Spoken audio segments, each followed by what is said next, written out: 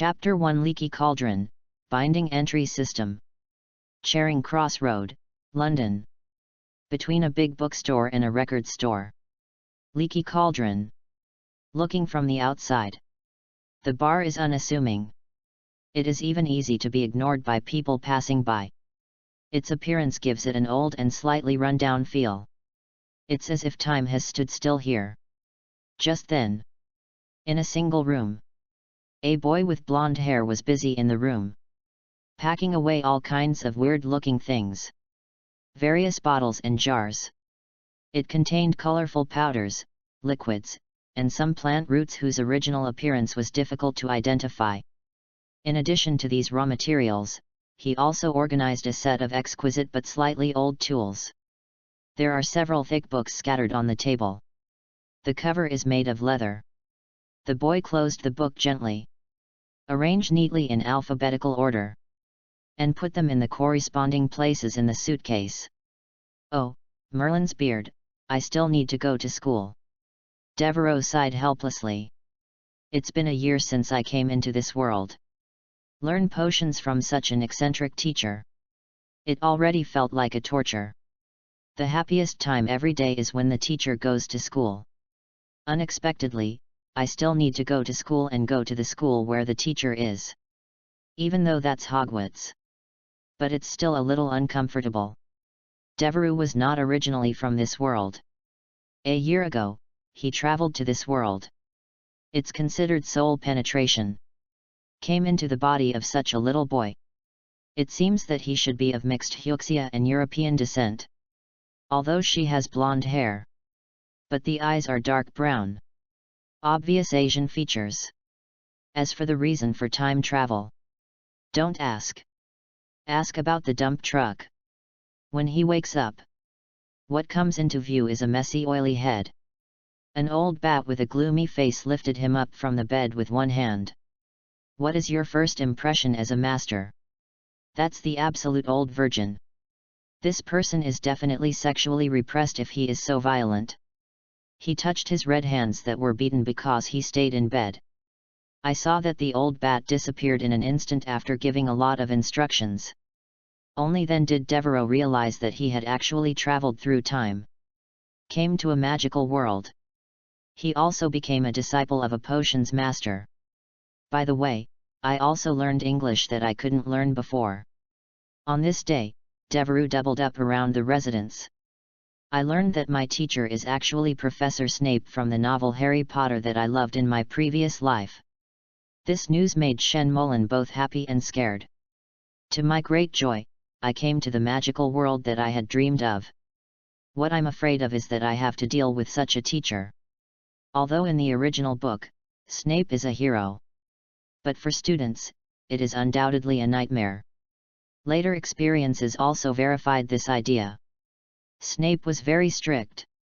When Devereux first arrived, the memory is not fully recovered yet.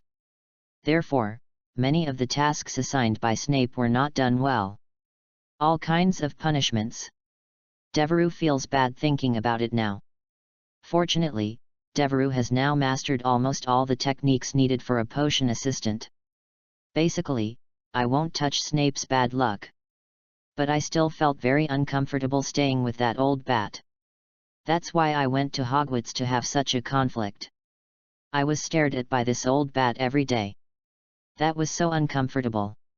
As for why Devereux became Snape's apprentice, it seemed that his mother had entrusted him to Snape. Then there was no news. Devereux had also wanted to ask Snape for information about his family before. But once the other party hears this topic, he immediately started finding fault with Devereux. As a result, Devereux didn't dare to get any information from him. Of course, Devereux didn't do nothing. When he first arrived, he made sure that he and Harry were from the same class. So I entered the plot as soon as I entered school. Alas, but currently working as a child laborer for this Snape. I guess life won't be easy after arriving at Hogwarts. By then, I don't know if I will have the opportunity to participate in those familiar plots. And now my body's magic talent is quite good. Although Snape didn't teach Devereux any spells, But in the process of making the potion, Devereux felt as if he had a real handle on these magical materials. Have good perception. That's why he was able to get started so quickly. And he looks pretty good too.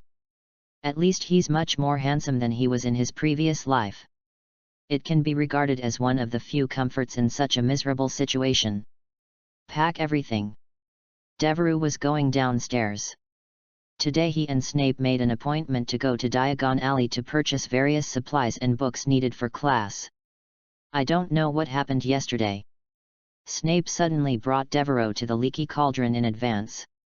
Let him stay first. He said that he would come and do some shopping with him the next day. That is now. He was carrying a suitcase 2/3 the size of himself. Devereux walked downstairs. Inside the leaky cauldron, Tom, the bar owner, is busy preparing for the day's business. The sound of slight footsteps came from the stairs. Tom looked up. It was Devereux. Her blonde hair sparkled in the morning light. Good morning, Mr. Devereux. Tom said hello. Did you sleep well? Devereux smiled. Although it looks a little nervous. But he nodded politely. Good morning, Mr. Tom. Thank you for your hospitality. I had a good rest last night. Tom noticed the large suitcase in Devereux's hands. He couldn't help but smile. It seems that you have brought a lot of things. Professor Snape didn't tell me much when he arranged you here yesterday. But he said that he would come over today to take you to purchase some materials. Devereux nodded. Relaxed a little. Yes, Professor Snape said he would take me to Diagon Alley. This is my first time going there, I'm a little nervous. Actually, he was nervous about meeting Snape. Don't worry. Tom reassured with a smile. He seems to have a good impression of this handsome kid. Completely different from Snape. Diagon Alley is a magical place, you will like it there. And with Professor Snape by your side, everything will go smoothly. He paused and then said. But before you set off, would you like to have some breakfast? I can prepare some freshly baked bread and hot tea for you. Hear this. Devereux's eyes lit up. Clearly attracted by the offer. That's great, thank you, Mr. Tom. Watched Tom walk towards the kitchen. Devereux couldn't help but sigh that this kid's identity was so good. Outside, you will always be taken care of. I don't know if it was Snape who told me. But think about it. I feel like this old bat can never do such a thing. Just waiting for breakfast. Click. Devereux's whole body stood on end. That familiar feeling came. Look back. One was tall and thin, with pale skin. A wizard wearing a black robe stood at the door of the leaky cauldron. Snape. Devereux's nightmare this year. He waved slightly, attracting Snape to look this way. To be honest, he was very reluctant to do this. After a while, Snape came over. His black hair was greasy and messy. Drape on the forehead and sides of the cheeks. Covering part of his face. Gives a feeling of being in the shadows. Devereux, let's get going. There's a long shopping list that needs to be done today. Devereux nodded slightly. He stood up to pick up his suitcase and leave with Snape. At this time, Tom came over with 2 breakfasts. Place it on the dining table. Professor Snape, let's have breakfast first. I've prepared one for you. Devereux looked at the breakfast eagerly. But he knew Snape wasn't that kind of person. Ready to go. Okay, eat quickly. Devereux was shocked to hear this. Snape actually sat down to start breakfast. Stunned for a moment. Devereux thought it might be because he was in a good mood. Sit down quickly. Start eating. At this moment, Snape suddenly took out a letter from somewhere and handed it to Devereux. Devereux was still a little confused. Take a closer look. It's an acceptance letter to Hogwarts. The moment of seeing. Devereux took the envelope immediately. although I wasn't that excited about going to Hogwarts because of Snape. But I was still very excited to get the acceptance letter I had dreamed of. But the moment Devereux opened the letter, Vite. Qualified host detected, entry system is being bound. Binding successful. What's going on? Devereux didn't react yet. Another voice sounded. This system is called the entry system. Everyone has their own exclusive entry, which represents potential, talent, destiny, etc. This system allows the host to view the entries of people within a radius of 3 meters and load and copy the other party's entries. Entry. Entry can be distinguished by color, from the lowest level to white, green, blue, purple, gold, red. In addition, there are special entries that cannot be divided by color, and the strength of special entries is uncertain. Chapter 2 Entry System, Magic Wizard. Devereux was stunned when he heard the noise. Is this the golden finger you prepared for yourself? It's too late.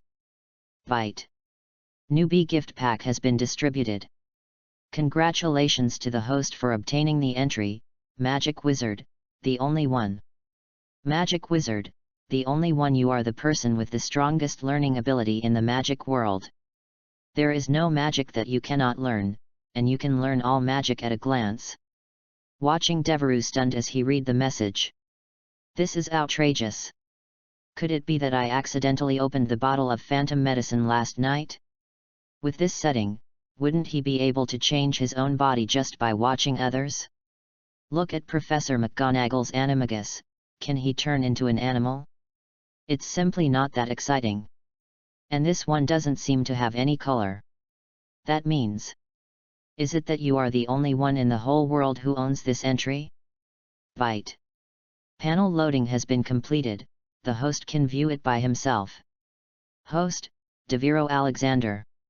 Age, 11 years old. Identity, Hogwarts freshman, potions apprentice. Spell library, none. Carrying entries, time traveler, only, magic prodigy, only, potion perception, blue.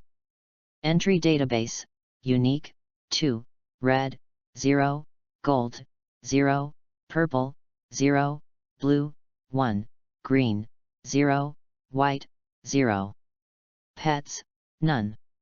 Props, none. Number of magical secret realm explorations, 0. Traveler, only you are the only traveler in this world, protected by the great existence. No one can see your past and future, and no one can view all your memories. Cause and effect cannot lock you. Magic potion perception, blue has a naturally keen intuition about potions and can basically distinguish the properties and effects of potions. This ability makes you more comfortable handling and identifying various potions. Can't view memories? A born master of occlumency. This time traveler's entry is too scary. Cause and effect cannot yet be locked. Doesn't that mean your future cannot be predicted? Talk about it. It turned out to be because I had an entry like potion perception. No wonder I can quickly identify various types of potions. Look at your own entries. Devereux was excited. Not even the contents of the envelope could be read. Snape frowned slightly. He grabbed the envelope. Okay, don't wait any longer. We'll set off after breakfast. Devereux was still in shock of getting the system. He looked up at Snape. Suddenly Snape's entry appeared in front of him. Name, Snape. Age, 32 years old. Spell library, occlumency, no one can match it, Shen Feng Wu Ying, proficient, comma. Entry, potion genius, gold, magic talent, purple, redeemer, purple. Potion genius, gold. Born for potions, he makes rapid progress in studying potions, and is destined to become a potion master. Magic talent, purple. Has magic talent that exceeds that of ordinary wizards, can learn spells faster than ordinary people, and has a certain degree of creativity. Atoner, purple. Carrying sins, living to pay for his sins every moment, with extraordinary will, which strengthens some of his spell effects to a certain extent. I bought it. Professor Snape truly lives up to his title as the youngest professor at Hogwarts. The entries you have are all purple or above. It also has countless magic reserves. If all these Professor Snape showed it in front of him. Hey. I can't even think about it. The entry for Potion Genius should be a completely superior entry for his potion perception. And this magical talent, purple, should be a subordinate entry of his own magical prodigy. As for speaking of the Redeemer. Nothing to say, if not for atonement. Snape probably couldn't make as great a sacrifice as in the original book. But the most important thing is, he can actually load and copy these 3 entries. Let's not mention the atonement entry for now. I don't want to bear such a heavy burden, but having said that, can this unique entry be copied? If it is copied, it won't become the only one, right? Of course, Devereux doesn't care about that right now. Load the other 2 entries immediately. Byte. Loading copied entry, Potion Genius, gold. Loading copied entry, magical talent, purple. Copy completed. In an instant, Devereux felt that his body was a little different than before. But I can't tell. It's like a perception. The potion knowledge he had learned before seemed to become more vivid now. Right. It's the same as when I got the magic wizard entry just now. He now also has a feeling of sublimation all over his body. And Devereux discovered that there is a cooling time for copying this entry. Entry copy cooling, gold, 6 days and 23 hours, purple, 23 hours. Devereux took a closer look. It turns out that he was loading other people's entries.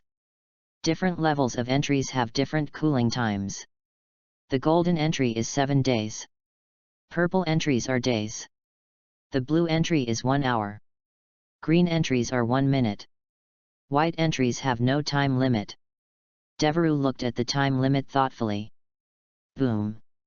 A moment of dizziness. Devereux covered his head in pain.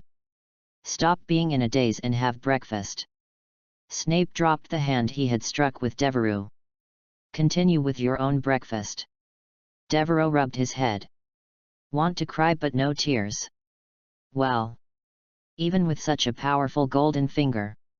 Do you still have to commit yourself to Snape? In emotions of excitement and distress. Devereux finished breakfast with Snape, who was confused. Hey, did you know that this is the day that the boy who lived goes to Hogwarts? Why don't you know? He will definitely come to Diagon Alley by then. I really want to meet him. If I can shake hands with him, I will faint with excitement. Yes, if he hadn't defeated the mysterious man, how could we have lived such a peaceful life? There are already some customers in the bar, discussing the hottest topics during this time. The Savior is going to school. Devereux has been listening impatiently for the past 2 days. He turned to thank Tom. The friendly bar owner smiled. Then Devereux picked up the suitcase, which was almost as tall as himself, and walked out. At this moment Snape suddenly took out his wand. Of birch wood. Tap on Devereux's chest. Suddenly, the box became very light. Even Devereux can easily lift it above his head. Of course he didn't dare to do this. Right now. Bite. The new spell has been successfully added to the database. The host can be viewed on the Properties panel. Devereux was stunned. It seems that many details of a certain spell appear in my mind. Instantly I was overjoyed.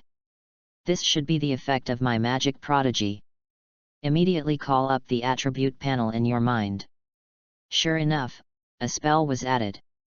Spell library. Floating spell, introductory/silent spell version. It's still a silent spell. Right. Just when Snape cast a spell. Just use the silent spell. Therefore, he should be able to instantly learn all the spells cast in front of him. Devereux couldn't wait to try it. But disappointed to find out. I don't have a wand. Snape just used the silent spell version. There is no wandless version of the spell. Devereux had no choice but to quickly follow Snape, who had already crossed the bar. Anyway, today I went to buy myself the items needed to go to Hogwarts. The magic wand is naturally indispensable. Come to the courtyard surrounded by walls. Devereux was also a little excited at this time. After all, Snape had never brought him to Diagon Alley before. It's very exciting to see this most famous commercial street in the British wizarding world. Snape expressionlessly pointed his wand at the third brick 2 blocks from the wall. Tap 3 times. The brick he had struck began to tremble and move. A small hole appeared in the middle. The hole is getting bigger and bigger, until a path is formed that can be passed by an adult male. Take a look at it. It is a winding, cobbled street. Bite. Discover the wizard's secret realm and trigger the exploration function. Current wizarding secret, Diagon Alley. Exploration progress, 0.1%. Chapter 3 Wizard's Secret Realm. Entry upgrade. Secret Realm. Devereux couldn't help but froze when he saw the prompt. But he hasn't had time to explore this new feature yet. Then he heard something that chilled his heart. Can you still remember the magic potions and potions I asked you to read before? Or has your incompetence erased it from your memory? At this time, the two walked into Diagon Alley. Devereux was still looking around curiously. Generally speaking, Snape asked. This means that the oral examination of Devereux will continue. In general. If Devereux said he didn't remember. After all, who can memorize a book with hundreds of pages? Not everyone is Hermione. Then Snape would use his signature tone. Ridicule Devereux. If Devereux replied that he remembered, then Snape will ask some extremely tricky questions. Devereux was left speechless. Then he continued with even more vitriolic sarcasm towards Devereux. To be honest, originally he thought Snape was only a complete jerk when it came to Gryffindors. I didn't expect him to be a complete a-hole. But this time he had no chance to be sarcastic. Remember, sir. Devereux answered very confidently. There is now an entry for Potions Genius. The potion books I have read before can be recalled immediately. Snape's brows raised under his black hair. He seemed a little surprised by this usually obedient boy. Why are you so confident today? But then he sneered again. Although this kid has some talent, he still knows how good he is now. Just ask casually and the secret will be revealed. Tell me, Mr. Alexander, what is the main difference between aconite and wolfsbane? Aconite and wolfsbane are actually different names for the same plant. They both refer to plants in the genus foxglove, specifically Aconitum napellus. In potions, this plant is usually used to prepare potions against werewolf transformation. The moment Devereux heard the question, he immediately gave the standard answer. Snape narrowed his eyes. Although this question is not a particularly difficult one, but this kid was able to answer so confidently and fluently. It was beyond Snape's expectations. But he was Snape, so how could he end up making things difficult just by asking a question? Just getting a correct answer by chance doesn't mean anything. Now tell me, if you were to prepare a peace potion, which ingredient would you add first and why? In the process of making the draught of peace, the first thing that needs to be added is valerian roots. This is because valerian roots are one of the basic ingredients. It helps calm the mood and lays the foundation for the subsequent ingredients. Go on, explain the importance of stirring clockwise 7 times when preparing a basic healing potion. Stir clockwise 7 times to ensure. 7 or 8 basic potion questions were asked in a row. Devereux can answer it very easily. Snape's expression gradually changed from impatience to shock. His mouth moved, as if he wanted to ask some more questions. But in the end he kept his mouth shut. Continue to lead Devereux towards Diagon Alley. Walk and talk. It seems that you have mastered this textbook, so should you continue to study the next book, or do you think this is enough? It was Snape's signature sarcasm again. Devereux has been suffering from it for a year and is immune. Of course not, sir. It would be great if I could buy a new textbook from Flourish and Blott's bookstore later. Devereux was very happy at this point. On the one hand, you can see Snape's stinking face. It's really cool to look like I've eaten a fly. On the other hand, he was really looking forward to buying new books. This potion's genius entry is really useful. Some of the potion knowledge I learned before has almost been forgotten. At this time, it suddenly appeared in my mind completely. Is this the real potion talent? He couldn't wait to learn new potion knowledge. Along the way, Snape stopped testing him. Instead, he led Devereux to various stores in Diagon Alley that all new students must visit. Purchase items needed for admission. But Devereux had no interest in teasing Snape with new entries at this time. Devereux took advantage of this moment to open the system. See what this so-called secret exploration feature does. I can't see why. I just asked the system to introduce myself. Byte. When the host enters a special place with a long history, the secret exploration function will be triggered. This function will reward the host based on the host's exploration progress of this location. When the exploration degree reaches 30%, the host can obtain the spell proficiency card X1. When the exploration degree reaches 60%, the host can obtain the entry upgrade card X1. When the exploration degree reaches 100%, the host can obtain the Wisdom of the Sages spell proficiency card. After use, the host's proficiency in a certain spell can be greatly improved. Entry upgrade card. Any entry except uniqueness and red entries can be upgraded to 1 level. The Wisdom of the Sages, an extremely mysterious power. Unless you get it, you will never know what it is. Wow! This system had brought him a lot of surprises before. In fact, some resistance has already developed. Items like spell proficiency card were really expected. General systems will definitely have this kind of thing. Not surprising. But I really didn't expect that there is such a god-level prop that can upgrade any entry. My heart really can't bear it. Think about it. Now the entry of this potion genius is so powerful. It can help Devereux instantly absorb all the potion knowledge he has learned.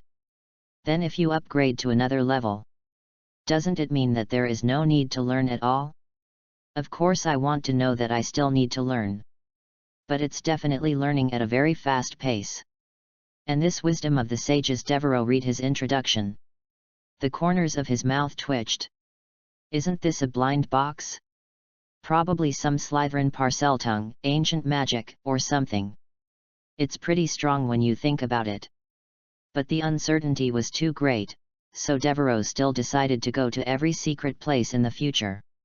First, ensure that the exploration reaches 60%, and get the spell proficiency card and the entry upgrade card first. Chapter 4: Diagon Alley Entry Fusion and Upgrade. Dragon's blood actually sells for 16 silver ounces per ounce. They are really crazy. Look. This is the latest Nimbus 2000. I really want one. Our basic crucible is made from the highest quality copper alloy, which is not only resistant to high temperatures but also corrosion resistant, ensuring that your potion remains in optimal condition during the brewing process. London. Diagon Alley. Another lively day.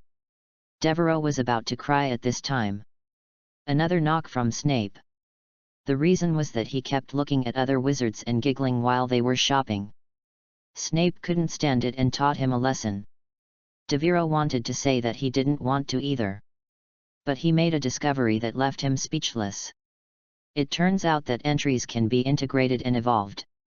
To be precise, the entries in the entry library can be integrated and upgraded. On top of Devereux's panel, there is something called Term Library. The number of entries at all levels currently loaded by Devereux will be recorded.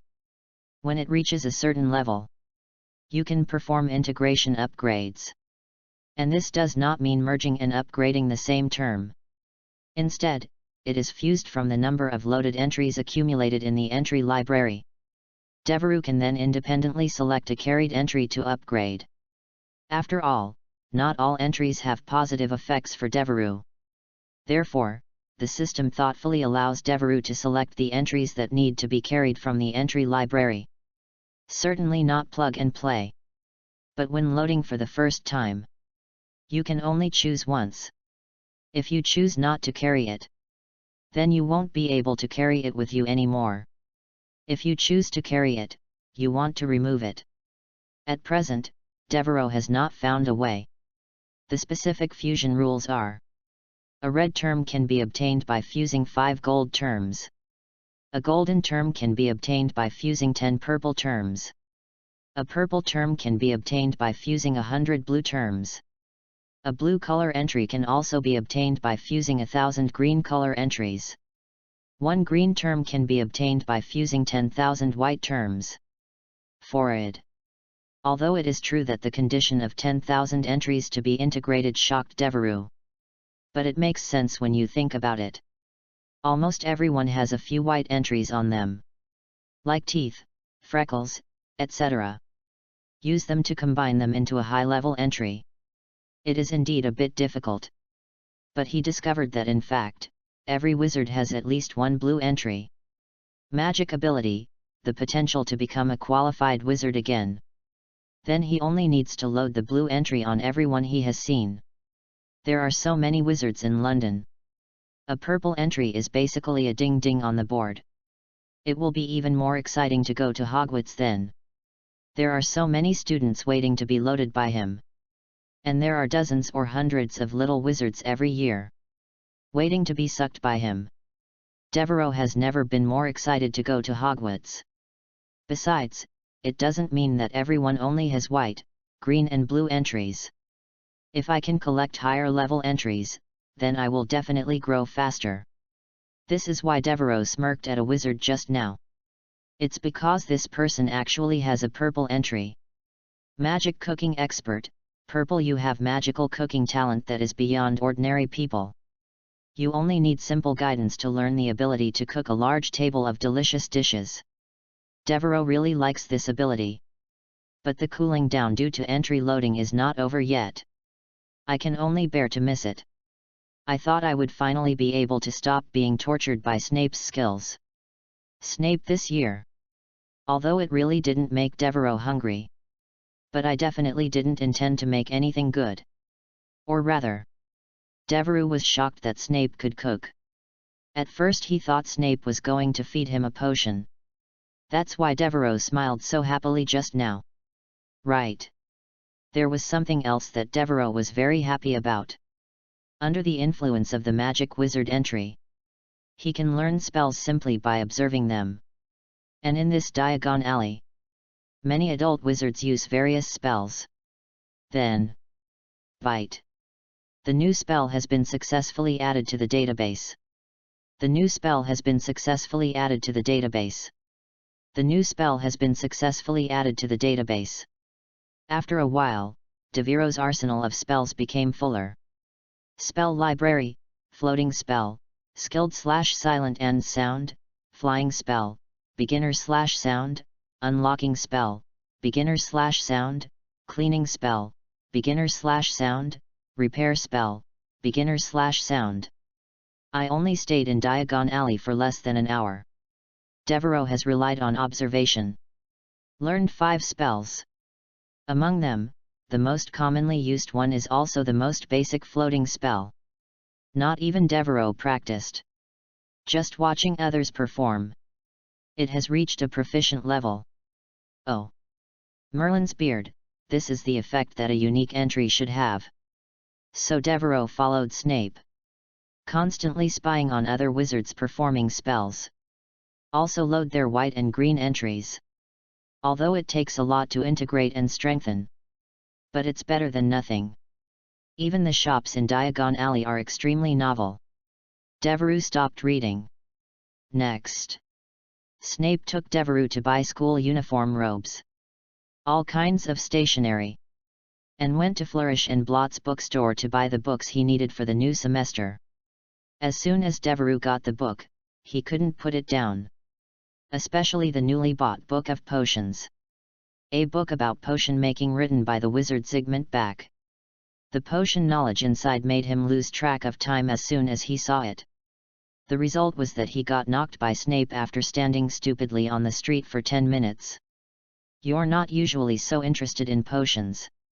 Do you want to put on a show to attract others' attention to you? Snape said contemptuously. Of course, Devereux knew that Snape hated arrogance the most.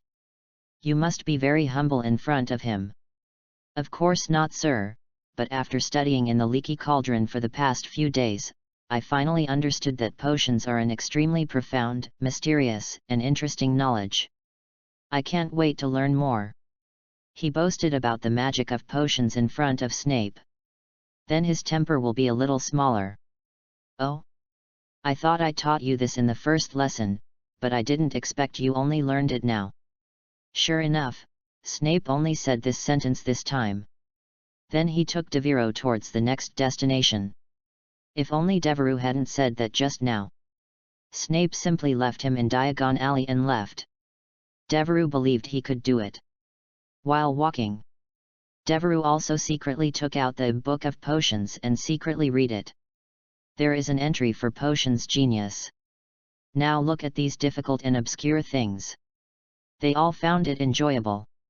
You must know that before, he only had the Magic Potion Perception entry. Reading that book Magic Potions and Potions is like going to jail. And this Book of Potions is even more profound. Think about it, Snape had such a talent when he was a child. I have been learning this way. I don't know how terrifying his potion level is now. Worthy of being the youngest professor at Hogwarts. Absolutely top level. With the last crucible bought, they walked out of the crucible shop. Bite. Your exploration rate of the wizard's secret land Diagon Alley has reached 30%. Rewards have been distributed. Devereux opened his panel happily. Name, Devereux Alexander. Age, 11 years old. Identity, Hogwarts freshman, Potions apprentice. Spell library, floating spell, skilled/silent and sound, flying spell, beginner/sound, unlocking spell, beginner/sound. Carrying entries, time traveler, only, magic prodigy, only, potion genius, gold. Entry database, unique, 2, gold, 1, purple, 1, blue, 3, green, 51, white, 235. Pets, none. Props, spell proficiency card. Number of magical secret realm explorations, 1. Secret Diagon Alley, exploration degree 30.1%. Although I really want to use this first prop immediately to see the effect. But Devereux held back first. Because basically all the supplies needed for school have been bought. In addition to the most important companion for every wizard, the wand. Chapter 5 Ollivander? The wand. After a while, the two of them came to a quaint store. Small and broken. The gold sign on the door has peeled off. It says, Ollivander has been making exquisite wands since 382 BC. That's right, it's him.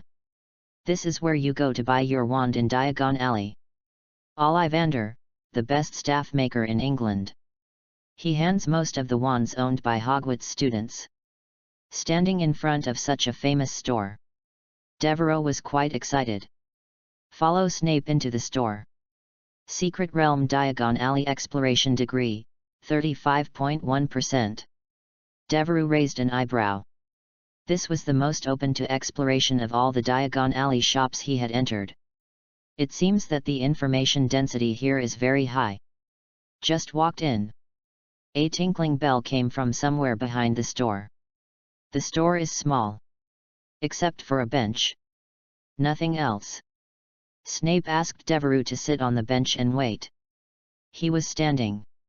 Devereux looked around curiously. The pile of long cardboard boxes almost reached the ceiling.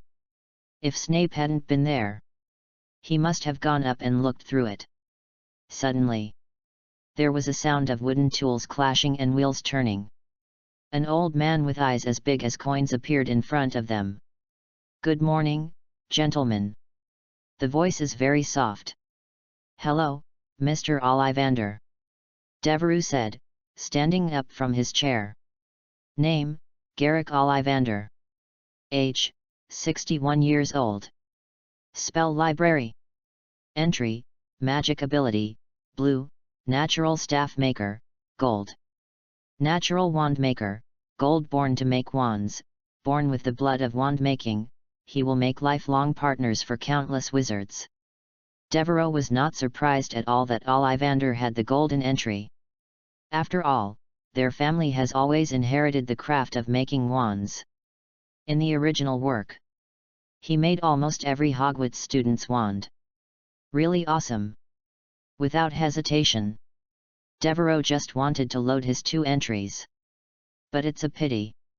He can only copy 1 blue entry. The golden entry is still in a cooling state. But when Ollivander appeared in front of Devereux suddenly had a feeling. It seemed that there were countless spiritual voices whispering in the whole room. "Well, I'm so unfamiliar. Maybe no one in your family has ever bought a wand from me." Devereux didn't have time to listen carefully. Ollivander walked up to the 2 of them. Those big eyes were fixed on Devereux. Without blinking, Devereux was heartbroken when he saw it. His name is Devereux Alexander. His mother is French and his father is Huxia, so he has never bought a wand here. Snape said in a low voice. Ollivander looked up and immediately recognized Snape. "Severus. Severus Snape. It seems like yesterday that I sold you your wand, white birch, 13½ inches long, right?" "Yes." Snape still maintained his dark voice. It seemed that seeing Ollivander made him feel uncomfortable. Of course, Devereux figured he wouldn't feel comfortable with anyone he saw. Well, birch twigs are used to drive away evil spirits throughout Europe. During ceremonies, birch sticks are also used to drive away ancient dead souls. It has a sacred and beautiful temperament at the same time. Ollivander seemed not to notice Snape's expression. "I started to learn some knowledge about birchwood with Devereux." Snape's expression became even more gloomy. He turned around and opened the store door and walked out. Devereux was at a loss at the bench. After a long speech, Ollivander smiled slightly. "I've always believed that the qualities of all people are reflected in the wand they choose, and oh, of course, the wand chooses the wizard." He set his sights on Devereux. "Okay, Mr. Alexander, which hand do you usually use?" As he spoke, several tape measures floated up. "Right hand," Devereux said. "Okay, don't be afraid, just cooperate with them." Several tape measures were quickly measured all over Devereux's body. In this process, Ollivander nodded frequently. He kept writing something rustlingly on a pamphlet. Then he turned around and walked into the pile of cardboard boxes. "Rummage around." A box was taken out. "Take a wand out of it. Pass it to Devereux. Here, this wand should suit you.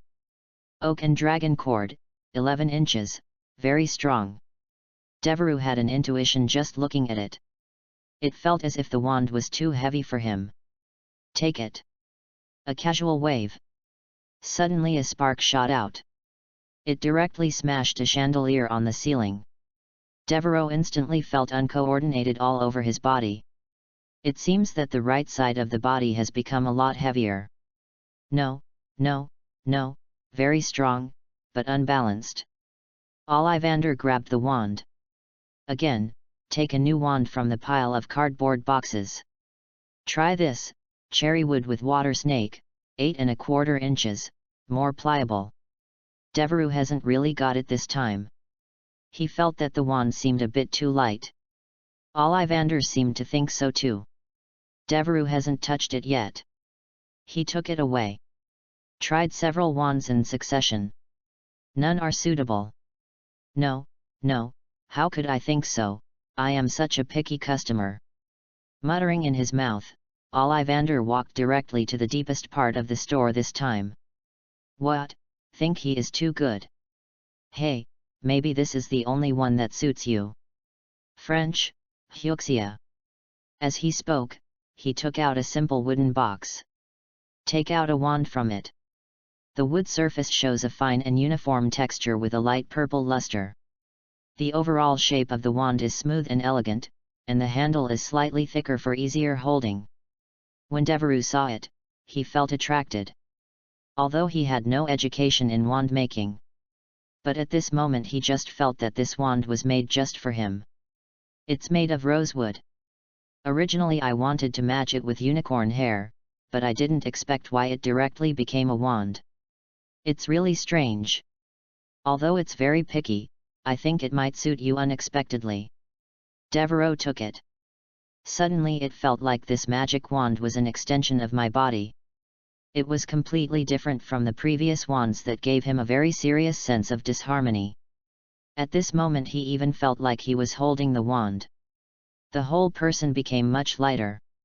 It seems that the body is stronger. A casual wave. The whole store seemed to be shaking slightly. Devereux suddenly had an idea in his mind. Recover as before. Devereux cast his first spell on the shards of glass on the floor. Suddenly, broken glass was scattered throughout the store. Fly into the air immediately. They quickly matched each other and turned back into the chandelier that had just been hung on the ceiling.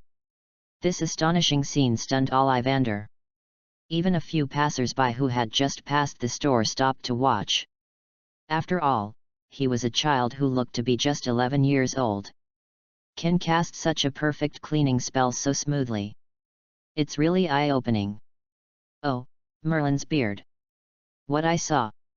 This wand will only recognize an extremely talented owner, and only if he is so talented in several areas, will he be willing to serve. It seems that Mr. Alexander, your future will be affected. The wand's approval. Ollivander after the initial shock. He said to Devereux after regaining his composure. Devereux was also very shocked at this time. Needless to say, this wand is quite good. Devereux is now a future star in the wizarding world, a magic prodigy and a potion genius. It's normal to be able to adapt to this wand. But Devereux's face was still full of uncontrollable excitement. After all, this was his first time using this spell. Moreover, it is shown on the system panel that he is just getting started with this spell. Could it be that this magic wand brought extra blessings to me? Can you increase your spell casting success rate? Thinking of this, he couldn't wait to open the spell textbook immediately. Try each spell on him. But he restrained himself, now was not the time. Sorry, Mr. Ollivander, I may have messed up your store. How much does this wand cost? Suppress your excitement. Only then did Devereux realize that Snape was no longer standing outside the store. So how should he pay?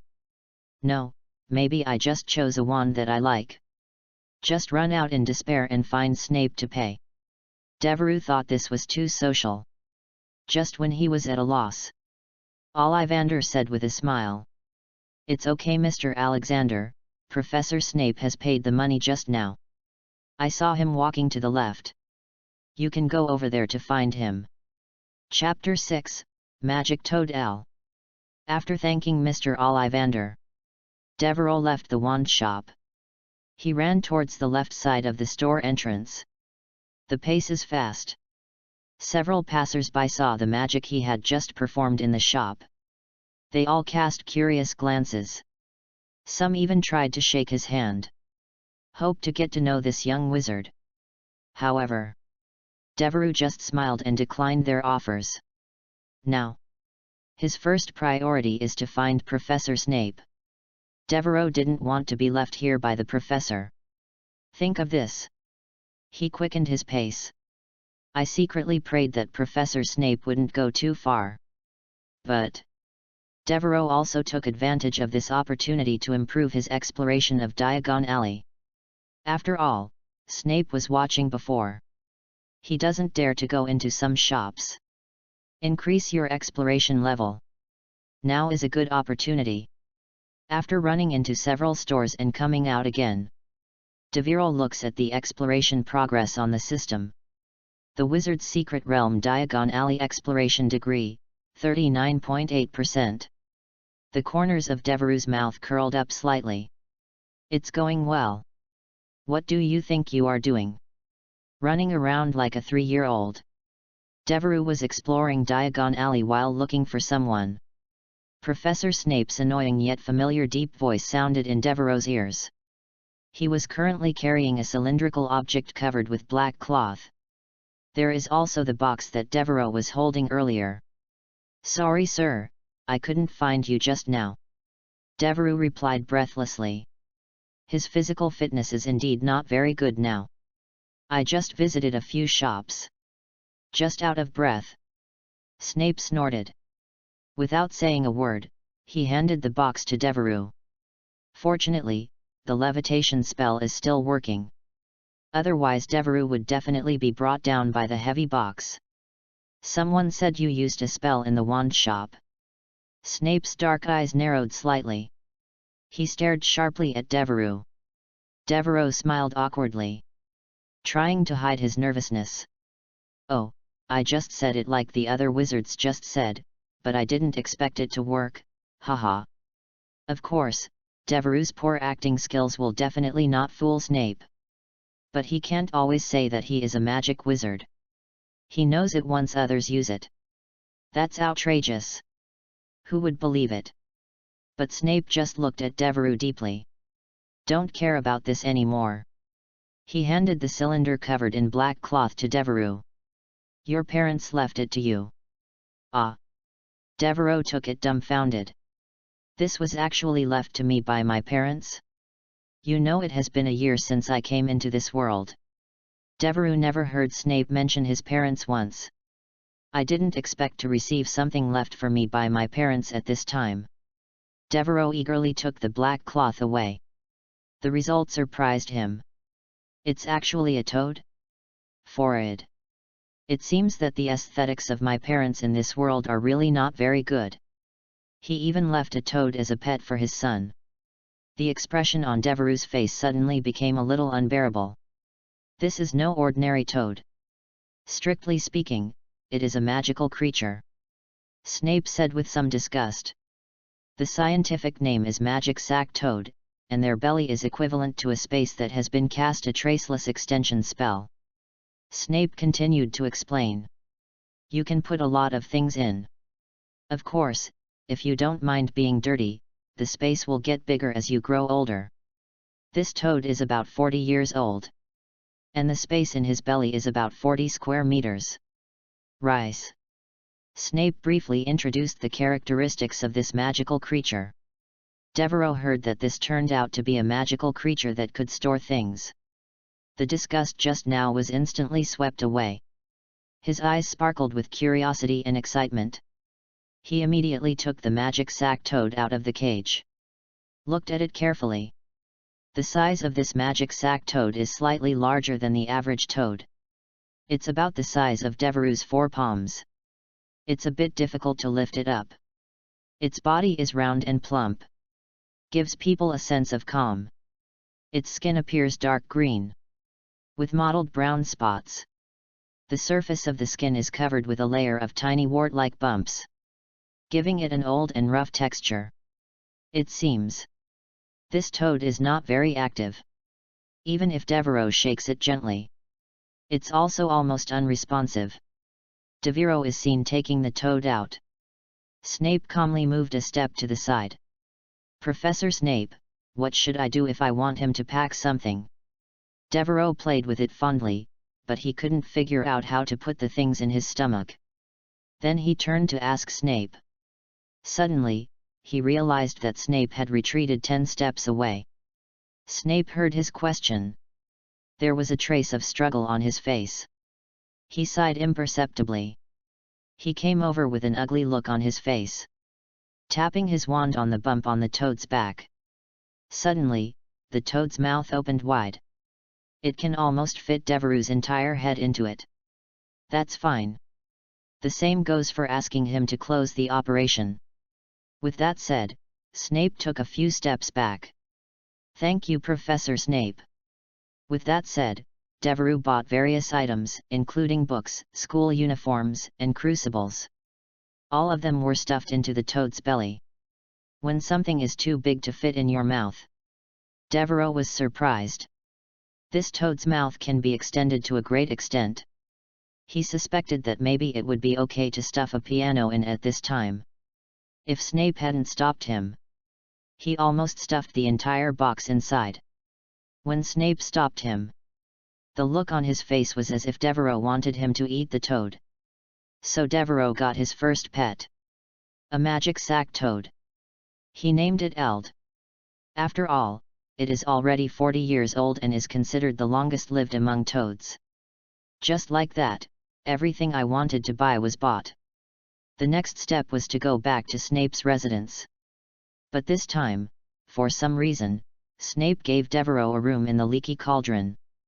Let him live on. Then he apparat and left. Bite. New spells have been added to the inventory. Oh yeah. Apparition is also in the inventory. Although it can't be used now. But it's good to learn it early. Devereux didn't understand why Snape didn't take him home with him. He guessed. Snape probably really hated toads. But Al is indeed a very quiet toad. But when Snape prepared potions, he would definitely come into contact with potions made of toads. Maybe Snape only wanted to be near dead toads? Or does he have something to do? He had placed Devereux in the leaky cauldron a week ago. It seemed like there was something that Devereux couldn't do with him. But no matter what, Devereux was still glad that Snape let him stay at the leaky cauldron. And now he has his own wand. This means he can explore Diagon Alley on his own. At present, the exploration level of Diagon Alley is already 40%. Devereux is determined to increase this number to over 60%. Chapter 7 I Have a Plan. London. Diagon Alley. At a counter in Gringotts. I've always been curious, what do you goblins think of wizards' magic? The goblin smiled, showing sharp teeth. We goblins have our own magic, which is different from that of wizards. Our magic focuses more on craftsmanship and metal processing, especially in making and protecting treasures. A blond boy listened with great interest. Apparently as a little wizard no more than 11 years old. The vigilance of goblins is not that high. Here they both had been chatting for almost half an hour. The boy continued to ask. So, how is your spell casting method different from that of wizards? For example, how do you cast those complicated spells? This issue is too sensitive. The goblin's eyes suddenly became wary.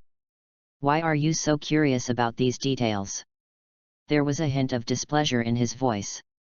Obviously the boy's problem touched their red line as a fairy. Realized that I might have asked too much. But the boy still tried to explain. I'm just very interested in different magic systems, especially the magic of fairies. The goblin's face became even more gloomy. Our magic is our secret and cannot be revealed casually. He said coldly. Besides, your question has crossed the line. Devereux felt embarrassed and apologized quickly. I'm sorry, I didn't mean to offend. I just...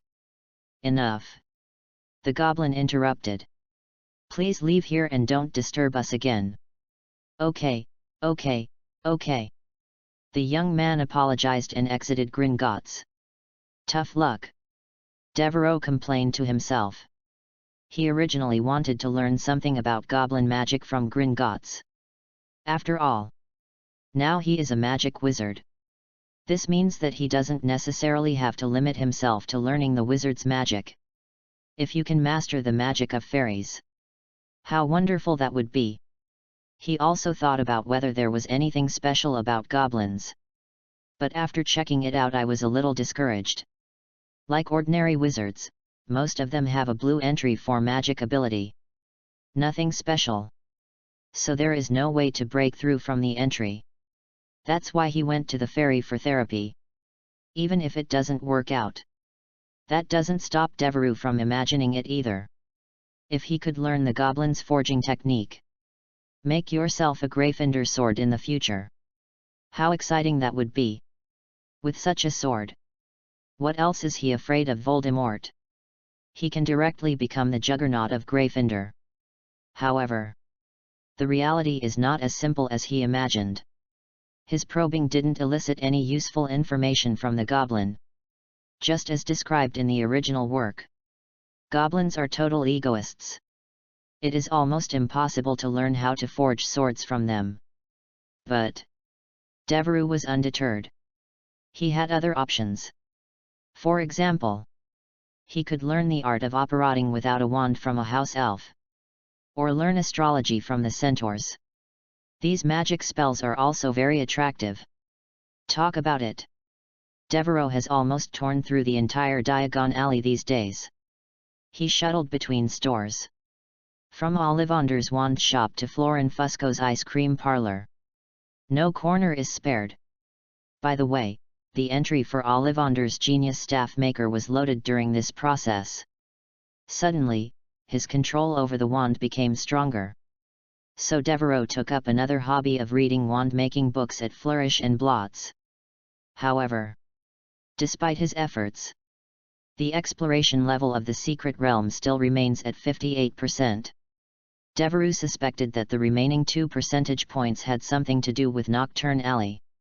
If only he could enter that dark and mysterious place. The remaining exploration points will definitely be collected quickly by observing other wizards casting spells every day in Diagon Alley. Plus a new wand that fits perfectly and guidance from the textbook. His spell proficiency has improved significantly.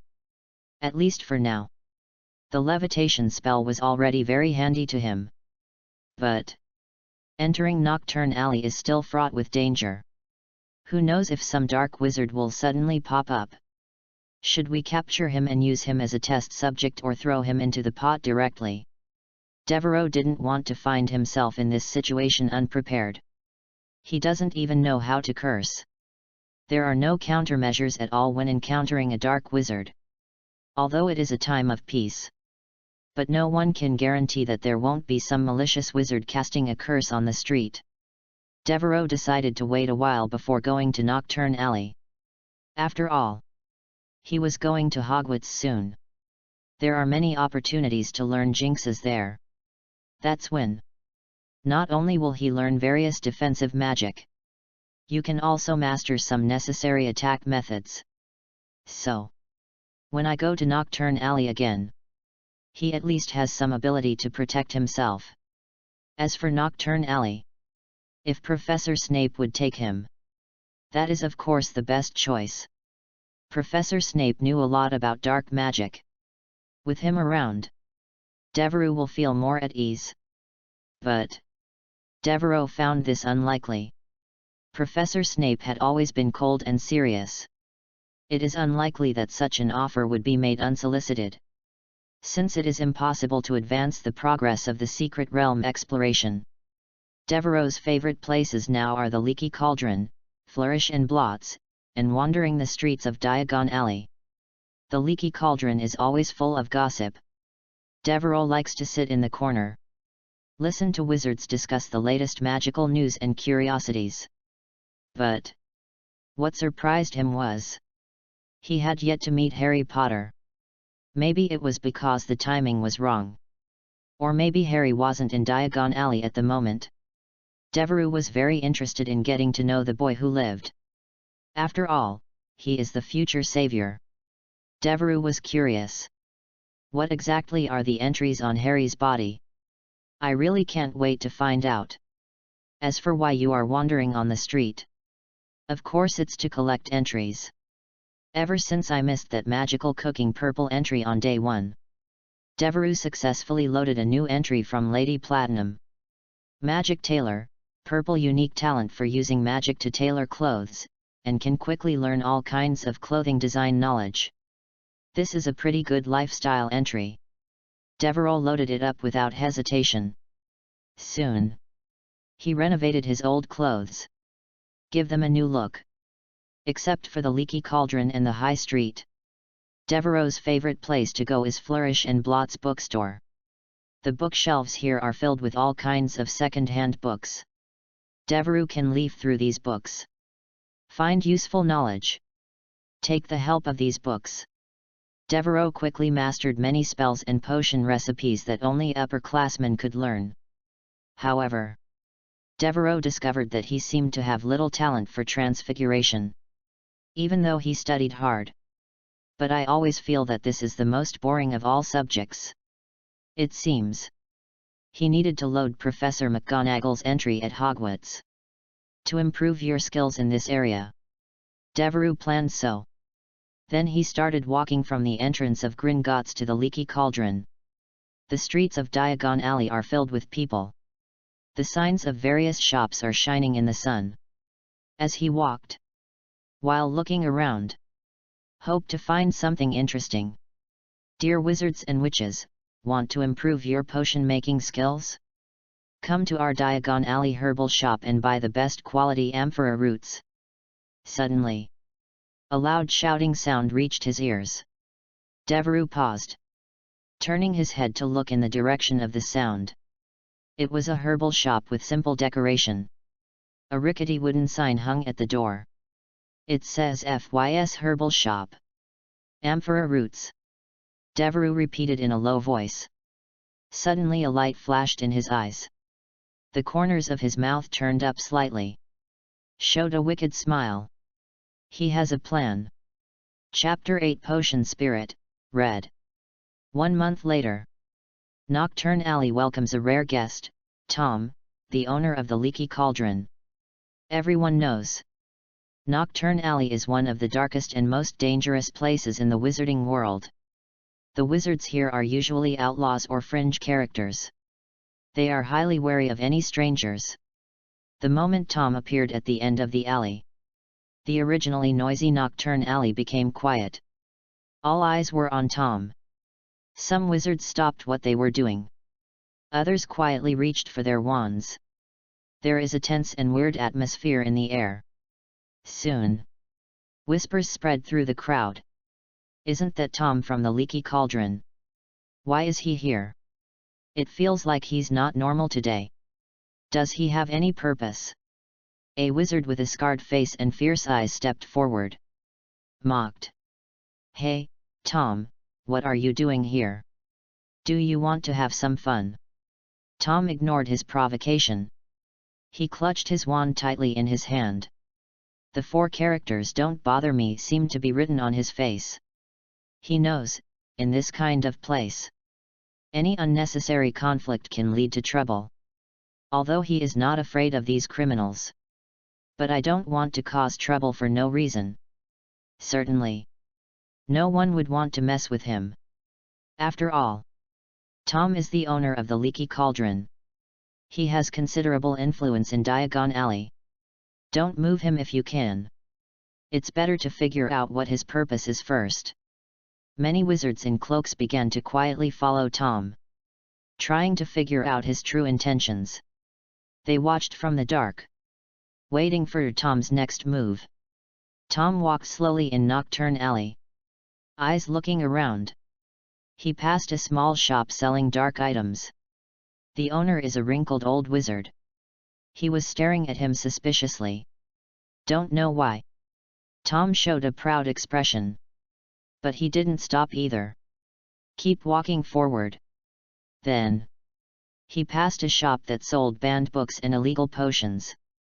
The shop door was ajar. There was a pungent smell inside. Tom glanced inside the store. Memorized this location. I thought it might be useful in the future. Sudden. Several dark wizards came out of an alley, blocking Tom's way. They had malicious smiles on their faces. One of them spoke. Tom, what is your purpose here? Tom looked at them coldly. He said in a cold tone. I'm just strolling around, no other purpose. Those dark wizards obviously didn't believe it. But they didn't dare to act rashly. After all, Tom's status in Diagon Alley cannot be underestimated. They exchanged a look. Finally decided to move out of the way and let Tom pass. Tom walked on. Go through the narrow alleys. Go around a few dilapidated houses. He doesn't seem to have a particular purpose. Just casually walked around the alley. After a few minutes, he found a hidden exit. Quickly left Nocturne Alley. The criminals were confused by Tom's strange behavior. They get together. They discussed in low voices what the purpose of Tom's arrival was. Woohoo! In the leaky cauldron room. Tom, oh no, Devereaux shouted. That's right. Tom, the owner of the leaky cauldron, appeared in Nocturne Alley just now. It was transformed by Devereaux after taking Polyjuice Potion. This Polyjuice Potion took him a month to brew. Now he finally made up for the remaining 2% exploration of Diagon Alley. Even more. It has now reached 70%. When he passed the first Nocturne Alley store, the system prompts him that it is completed. He is a bit greedy. I want to try it and see if I can increase the exploration level. Let's max out the exploration points together today. Unexpectedly, 2 people actually came out to stop me halfway. It's not easy to cheat the other party out. Then he ran out in panic. Never be so wasteful again. But what he can adjust is the morning. I figured the dark wizard wouldn't get up early. I didn't expect there were so many people. Devereaux thought they weren't getting up early. But not sleeping at all. But Haile has fully accumulated this exploration degree. Devereaux opened his property panel with a wave of his hand. Name, Devereaux Alexander. Age, 11 years old. Identity, Hogwarts freshman, Potions apprentice. Spell library, floating spell, proficient/silent and voice, flying spell, proficient/voice, unlocking spell, proficient/voice, apparition, introduction/voice, comma, full body binding spell, proficient/sound, with sound, stun spell, skilled/with sound, disarming spell, skilled/with sound. Entry, time traveler, only, magic wizard, only, potion genius, gold, magic cooking expert, purple. Entry database, unique, 2, gold, 2, purple, 2, blue, 55, green, 451, white, 8232. Pet, Al, Magic Toad. Props, Spell Proficiency Card X1, Entry Upgrade Card X1, Magic Wand, Rosewood. Number of Magical Secret Realm Explorations, 1. Secret Diagon Alley, Exploration Degree 70.1%. After this month of study, Devereaux has mastered several jinxes and disarming spells. When facing the Dark Wizard, it can be regarded as a bit of self-protection ability. Apparition, on the other hand, is a bit risky. He didn't dare to practice. If he got separated during the process, he would stop practicing. Right. There is also the issue of trace silk. In fact, Devereaux had thought of this when he first got the wand. After all, he is also someone who has read the original work. He didn't want to enter school yet. This got him fired. It has become the first thing when school starts. Don't forget that Devereaux has the entry of a natural staff maker. He simply spent a few days. Checked out several wand-making books. Easily without alerting the Ministry of Magic. Trace Silk's signal was blocked. Of course not taking it out directly. This would surely alarm the Ministry of Magic. Instead, a special structure is used. Block the trace information. Somewhere outside of Hogwarts. He will open it. While at Hogwarts. Just open it. This way no one can notice it. Of course, it would be impossible for any other 11-year-old wizard to do this. But this golden entry is indeed too strong. And the wand in his hand is also very cooperative. I didn't get any sons for him. This time he becomes Tom and enters Nocturne Alley. It was also the Potion Genius, Gold, entry that made great contributions. In fact, he was originally unable to find the formula and ingredients for Polyjuice Potion. But after all, I have read the original work. Based on a few quotes from the original work, there is also the potion knowledge that has been stored up so far, combined with some non-illegal herbs bought in herbal shops. Devereux mixed up a simplified version of Polyjuice Potion. Although the effect is short-lived, it may not be very restorative. For example, the Tom he just transformed into was much shorter than his original self. At least 10 centimeters shorter. The eye color hasn't changed either. And the cooking time is also shorter. But the guys in Nocturne Alley didn't seem to see the flaw. Anyway, the experiment was very successful. There are currently no side effects. Okay, let's upgrade this entry now. Devereux used the entry upgrade card directly with a look of excitement on his face. He chose Potions Genius. After all, he was now Snape's Potions Apprentice. Improve your abilities in this area. Whether you follow Snape or go it alone. No problem. Bite. The entry upgrade card is used successfully. Devereux suddenly felt a strange feeling appear all over his body. It's very similar to when I got the Potion Genius entry before.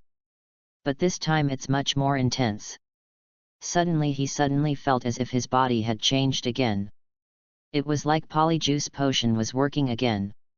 Devereux turned to look at himself in the mirror. It is obvious that I have grown taller. Ah? Are you helping me restore the effect of the potion to its optimal level? Devereux pulled up the new entry and took a look. Potion Spirit, Red. You have the talent to prepare any potion. As long as you take a look at any potion, you can know its composition and production process. As long as you take it, the effect of any potion will be doubled. Times. Chapter 9 Misunderstanding. Holy shit! Devereux exclaimed. This effect is too strong. The effect of any potion is doubled. No wonder the effect of the Polyjuice Potion that I tasted just now suddenly became almost the same as the finished product. And it's so powerful that you can know how to make a potion at a glance. Devereux decided inside. Going to the potions shop in Diagon Alley tomorrow. Read each potion once. And he should be able to pass the brewing methods of these magic potions. And reasoned out other ways. This works in conjunction with the entry effect of doubling the effect of his potion. That way he could cut some corners. Rely on cheap materials. Made a magical potion with extraordinary effects. Just like this time. Got excited. Devereux slowly calmed down. Well, now that I have this entry, I may be able to make money by improving the potion formula. After making money, I can go to more secret realms and continue to improve the attributes of the entry. He now has a perpetual motion machine. Devereux was happy. I looked at my inventory. Thinking about it, it seems that I still have a spell proficiency card that is useless. This experience of going to Nocturne Alley reminded him. There must also be a way to escape in time. So phantom disembodiment can be said to be an ability that must be mastered at present. But I said it before. He had doubts about the safety of his practice of this spell. So now use this proficiency card on this. It is the most cost-effective and appropriate decision. Therefore, Devereux no longer hesitated. This spell proficiency card was used directly. Bite. Spell proficiency card has been used. Devereux suddenly felt that a large amount of experience of apparition was poured into his mind. If it is an ordinary person, at this time, you may be overwhelmed by this huge flow of information. He was immediately overwhelmed and passed out. But Devereux is a wizard. This level is completely acceptable. It just took a while and it was fine. The replacement was a great surprise. Because he saw it on the spell library. Apparition, Mastery/Audio. Unexpectedly, I was directly promoted to Mastery. This is equivalent to a wizard who has passed the apparition license for about 3 years. That means he can basically go wherever he wants now. He is now an experienced driver. Suddenly, just when Devereaux was thinking about where to go for a stroll now, a voice came from behind. Tom. Devereaux turned back stiffly. Snape was seen standing at the door, staring at him sharply. Tom.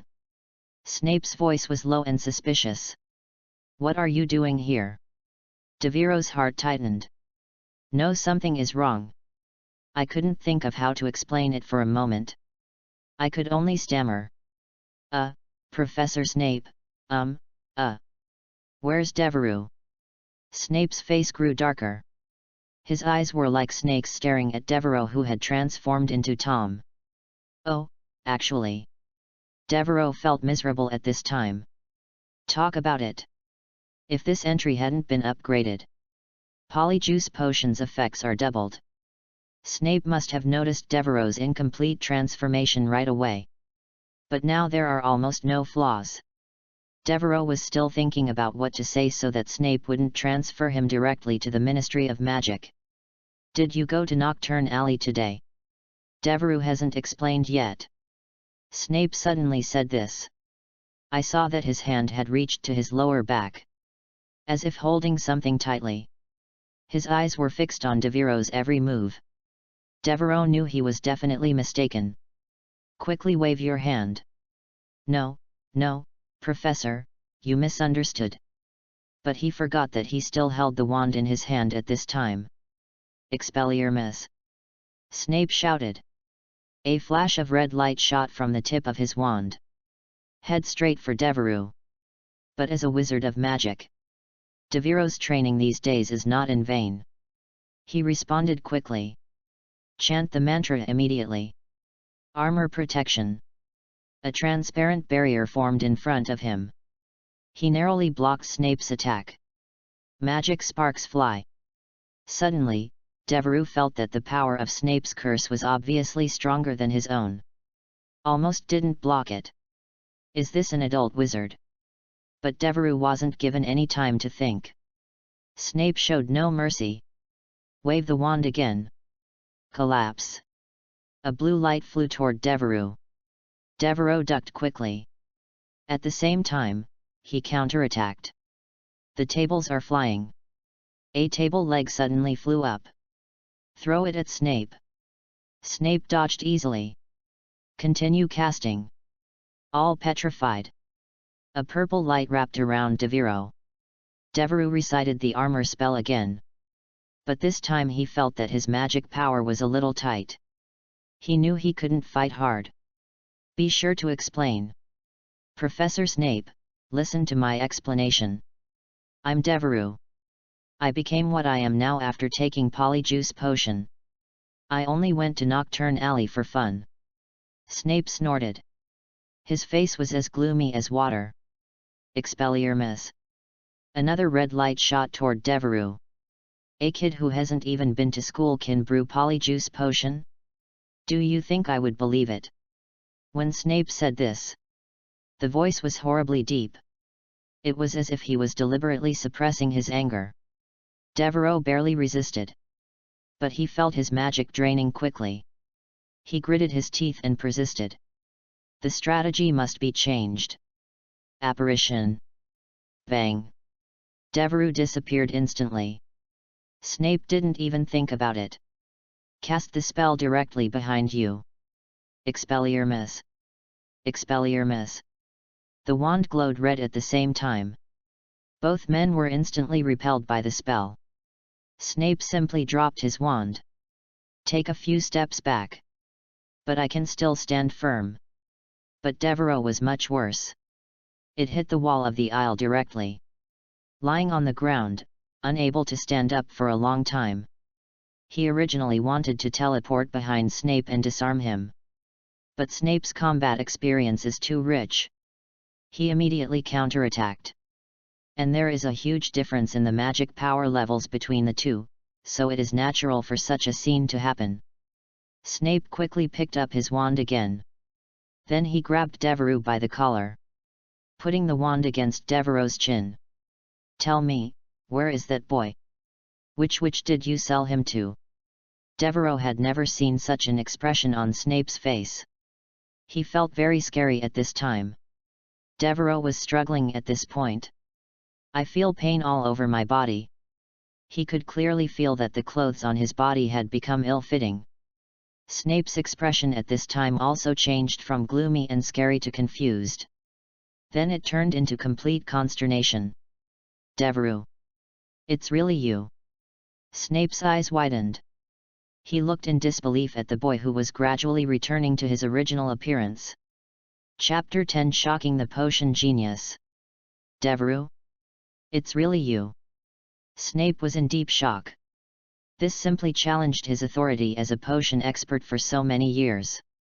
This kid actually relied on these trivial materials on his own. Made a polyjuice potion that even Hogwarts graduates might not be able to make. And it just seems that the effect is very good. There is no such thing as a defective medicine. Defects in height and physical appearance. This is simply outrageous. Even if it's myself.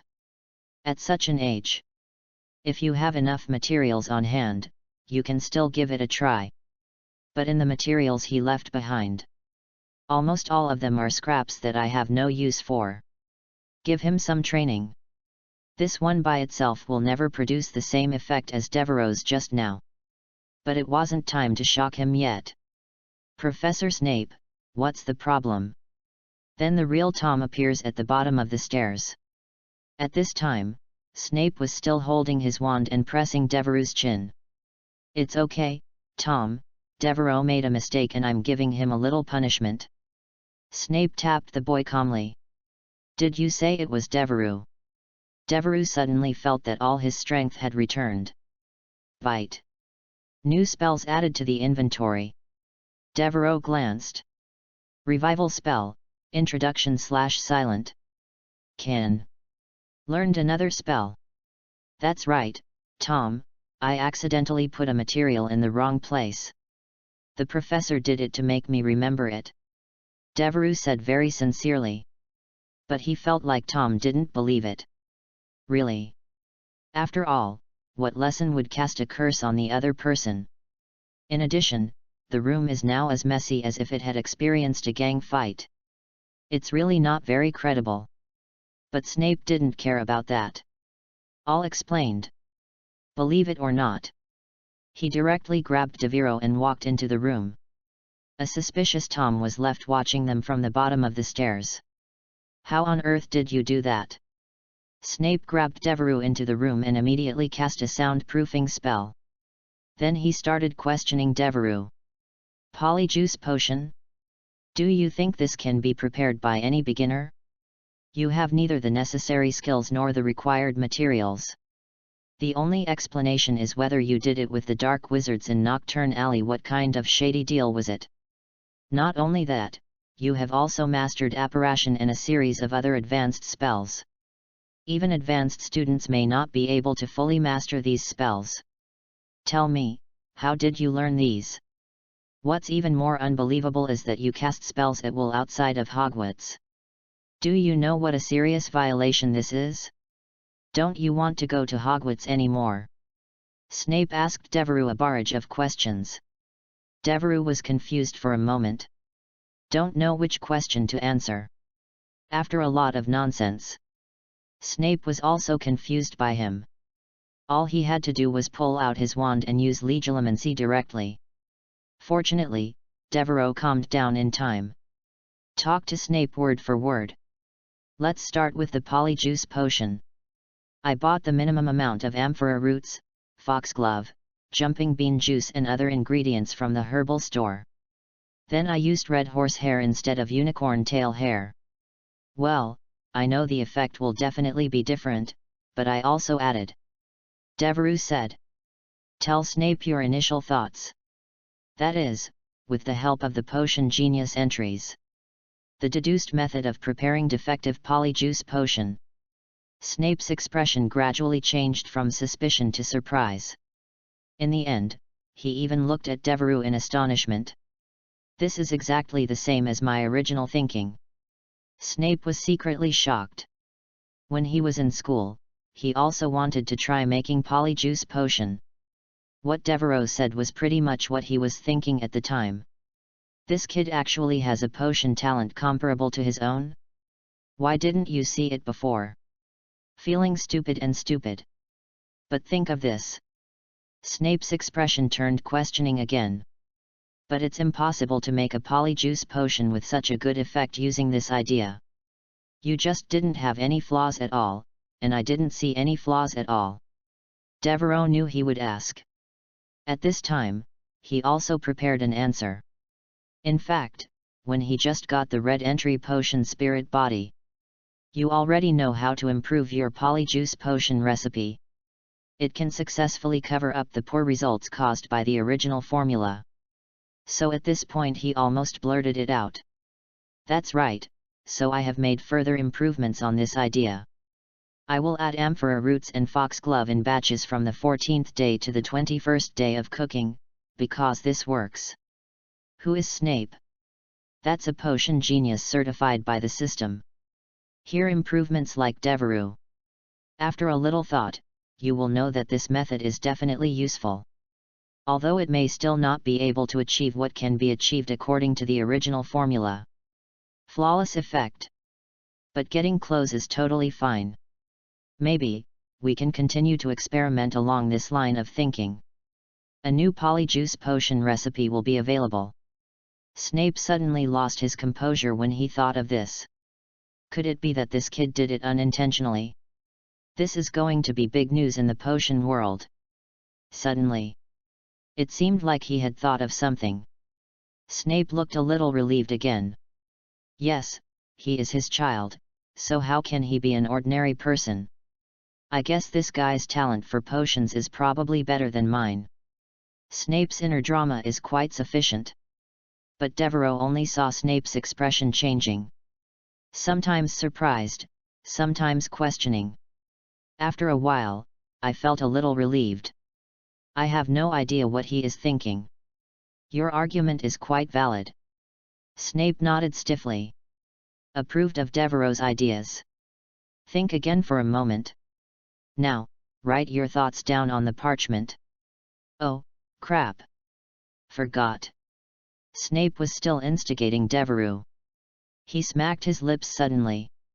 As if he remembered something. He turned around and cast a repair spell on the messy house.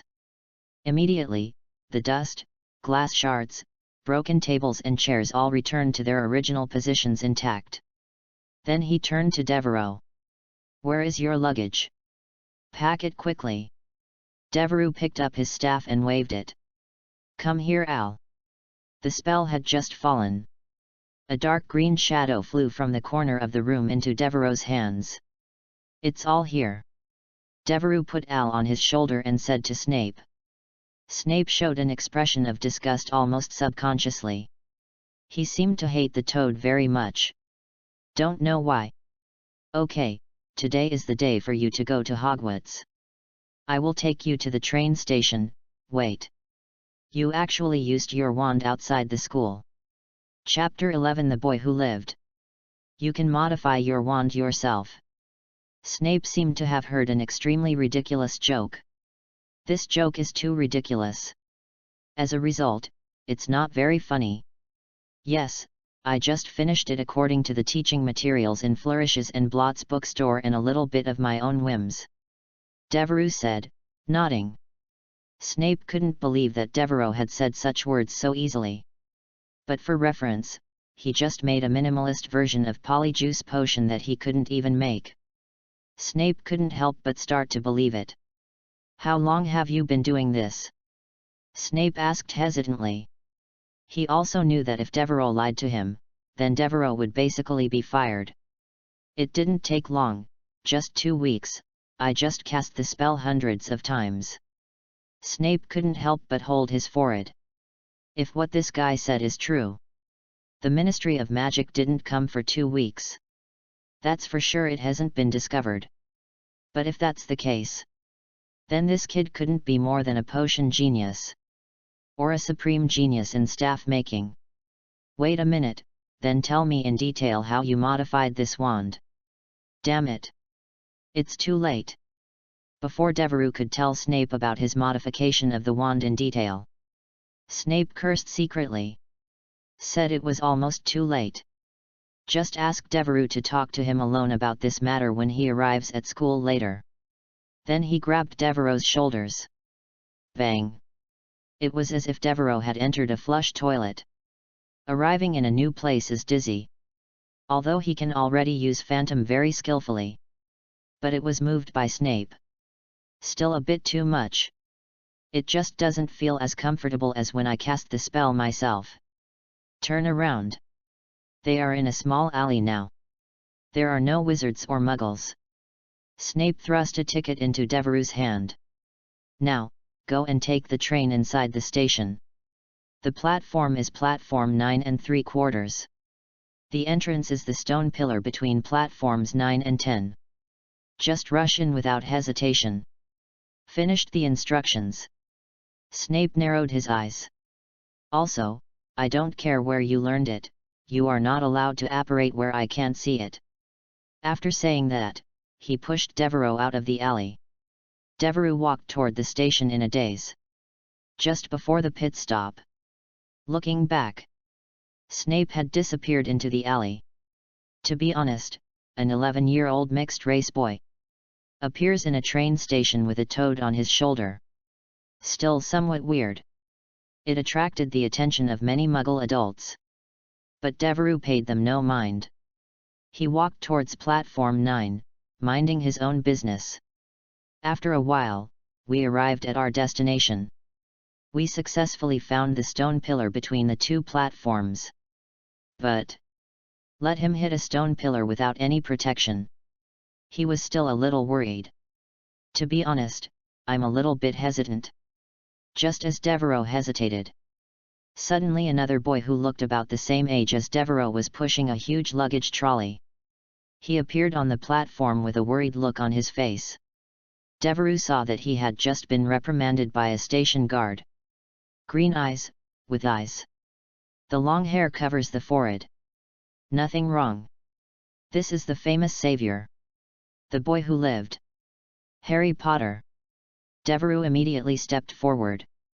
Hey, are you a new student at Hogwarts too? Devereux extended his hand in a friendly manner. Me too, my name is Devereux, Devereux Alexander, what's yours? Harry was startled at first by the sudden appearance of his peers. But I heard that the other party is also a new student at Hogwarts. A relieved smile suddenly appeared. Hello, I'm Harry, Harry Potter, how nice to meet you. With that, Harry took hold of Devereux's outstretched hand. However, looking at Devereux again, I don't know why. At this time Devereux was stunned. Devereux estimates that he will never forget the day he saw the Harry Potter entry. Name, Harry Potter. Age, 11 years old. Spell library, love, ancient magic / effective before 17 years old, currently in effect. Entry, Savior, red, Blessing of Love, gold, Horcrux, gold, Flying Genius, purple, Magical Talent, purple. Savior, red. Born with a very high reputation, you will definitely achieve extraordinary achievements in the decisive battle with your old enemy. But the path you will take in the end depends on your choice. Blessing of Love, gold. The protection brought by deep love. Before you reach adulthood, spend some time with your blood relatives every year, and no one can hurt your life. Horcrux, gold. Accidentally made into a Horcrux by a powerful dark wizard, inheriting this person's talents to a certain extent, including superior talents in black magic and Parseltongue. Flying Broom Genius, purple. A natural flyer with an innate ability to master flying props, mainly broomsticks. Even ordinary people who have trained for many years cannot match the feeling you are born with. Magic Talent, purple. Has magic talent that exceeds that of ordinary wizards, can learn spells faster than ordinary people, and has a certain degree of creativity. Oh, buy it. Except for myself. It was the first time that Devereux saw a person with more than one golden entry on his body. And it's the first time I've seen a red entry. And all of Harry's entries are on purple. Should I be called the savior? It's really not a good idea. Without saying a word, Devereux directly loaded the terms savior, blessing of love, gold, flying broom genius, purple, magic talent, purple, into his plan. Now directly loaded savior, red, blessing of love and magic talent, purple. As for Horcrux, well, he didn't want to do it when he was sleeping. She also exchanged dreams with a bald old man with no nose. Let Harry enjoy this blessing by himself. It is normal to choose to load 2 purple entries. It was also a matter of course that I didn't choose broomstick genius, purple, at the beginning. It doesn't matter if you load it again at school then. However, Devereux also had some ideas when he chose to load Asylum of Love. I also want to give it a try. Can I find my blood relatives through this method? After all, I have this entry.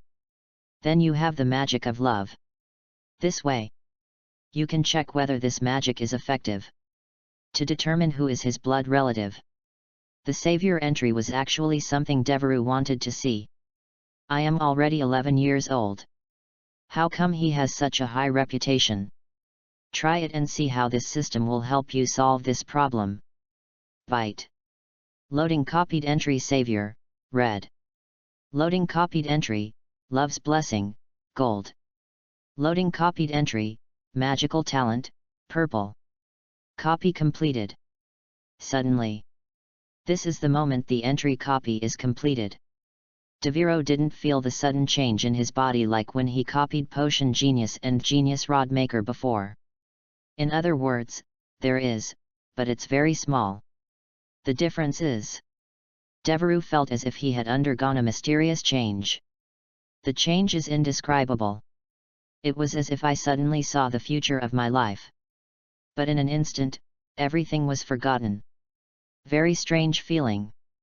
Devereux? Are you okay? Harry's concerned question suddenly awoke Devereux.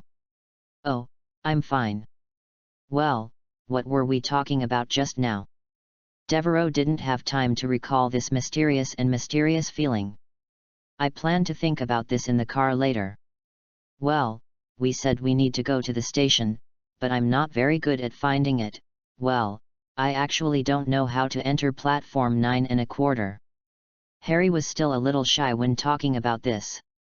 He probably didn't want his classmates to know that he, the savior, was actually an idiot who didn't understand anything. Devereux understands. Grinning. Then he took Harry to the stone pillar. Come on, Harry, don't think about anything. Go hit this pillar. Chapter 12 The Wisdom of the Sages. Ah! Bumped into it? Really? This seemed a little strange to Harry. There was obviously some hesitation. Devereux is very confident. Harry, believe me, we are all classmates, how could I lie to you or take advantage of you? Just focus on bumping into me. After hearing his words, Harry seemed to let down his guard again. A blonde 11-year-old boy with a toad on his shoulders. No matter how you look at it, he must be a little wizard, right? Take a deep breath. Follow Devereux's instructions. Rush towards the stone pillar. Bang!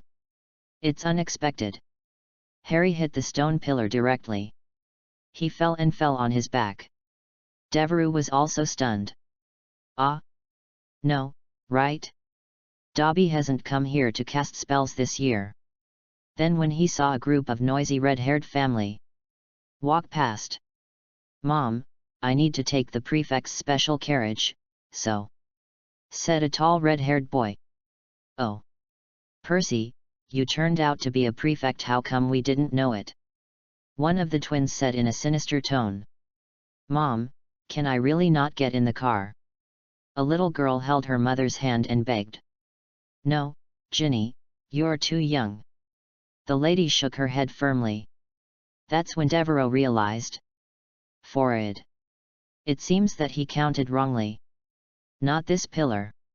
Devereux quickly stepped forward to help Harry, who looked resentful.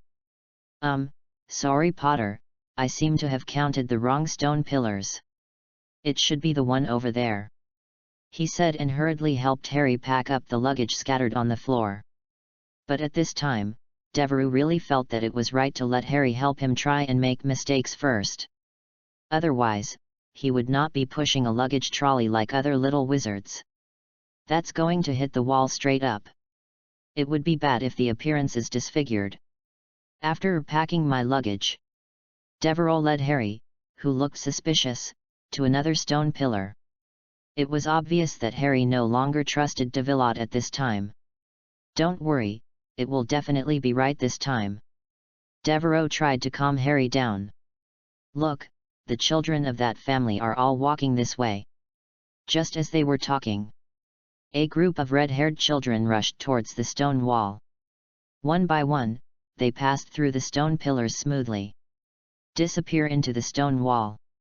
Harry saw this. The doubts in my heart finally eased some. "Oh, dear, are you waiting for us? You can go in now. Wait until the youngest boy with some freckles on his face also rushes into the wall." The fat woman in front of them turned around and saw them waiting. "Talk to them kindly." A warm smile spread across his face. "Move sideways to let them enter the station first."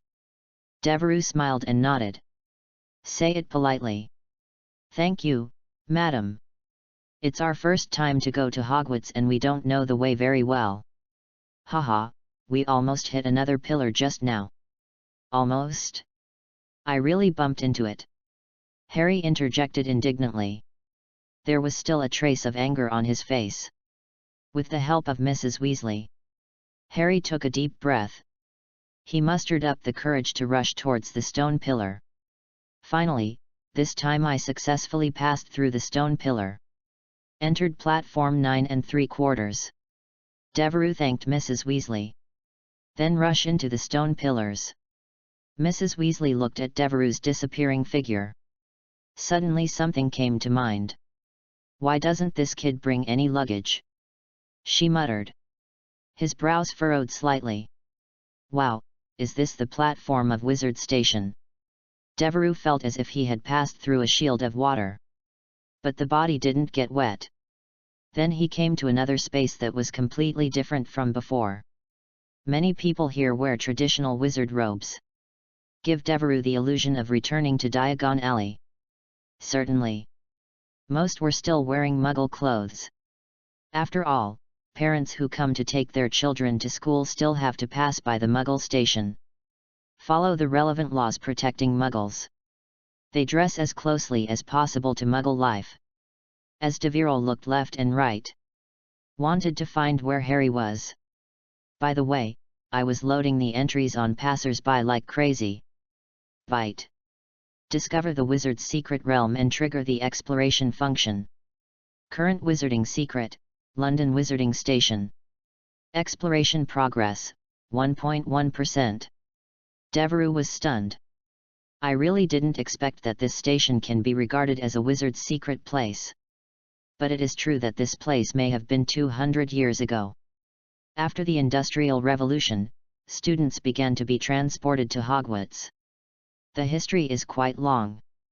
Thinking of this, Devereux suddenly became excited. This station is completely different from Diagon Alley. This place is so big, and there is no nocturne alley to suppress his exploration. That is to say, he may be able to directly increase his exploration level today. Devereux looked around. "I saw a lot of people on the platform. All kinds of people pass through it. Some parents are helping their children pack their luggage. The students are excitedly talking about the upcoming new semester. Some with owls. Some have cats. There are even ones with a toad like Devereux. That's probably Neville. There should be some good entries on it." However, Devereux didn't care about them at all at this time. This entry has plenty of time to load when it arrives at Hogwarts. Far away, a huge red steam train was emitting white smoke, waiting for the arrival of passengers. Devereux had no luggage in his hands either. He immediately started running on the platform. Immediately ran from one side of the platform to the other side. Focus on the system panel. Keep an eye on exploration. He took a step and jumped up suddenly at the speed of exploration.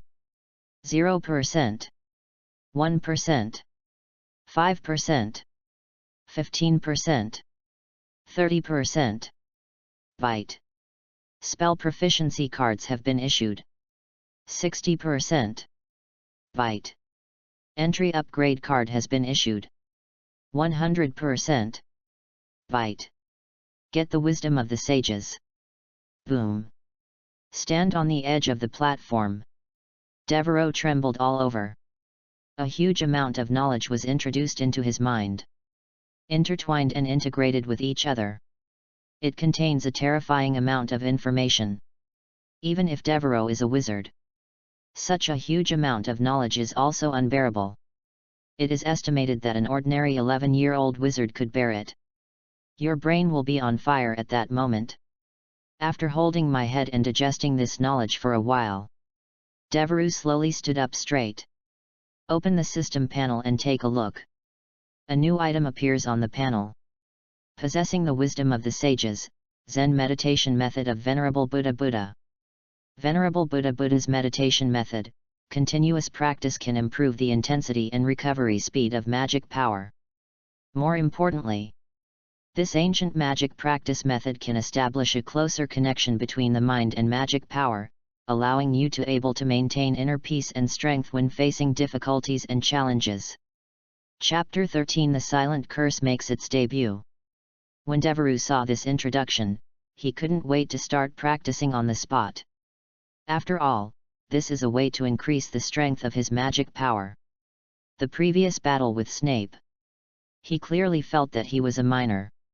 In terms of strength and reserves of magic power, they are all significantly inferior to adult wizards. This makes him a little insecure. And then in the safest school in the UK. But from time to time I have to fight basilisks and tear apart giant dragons.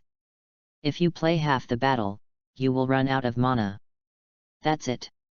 But now this meditation method can really solve his problem perfectly. Devereaux immediately walked inside the train. I want to find a quiet place to try the wisdom of this sage. See how it goes. But there are many people in the carriage now.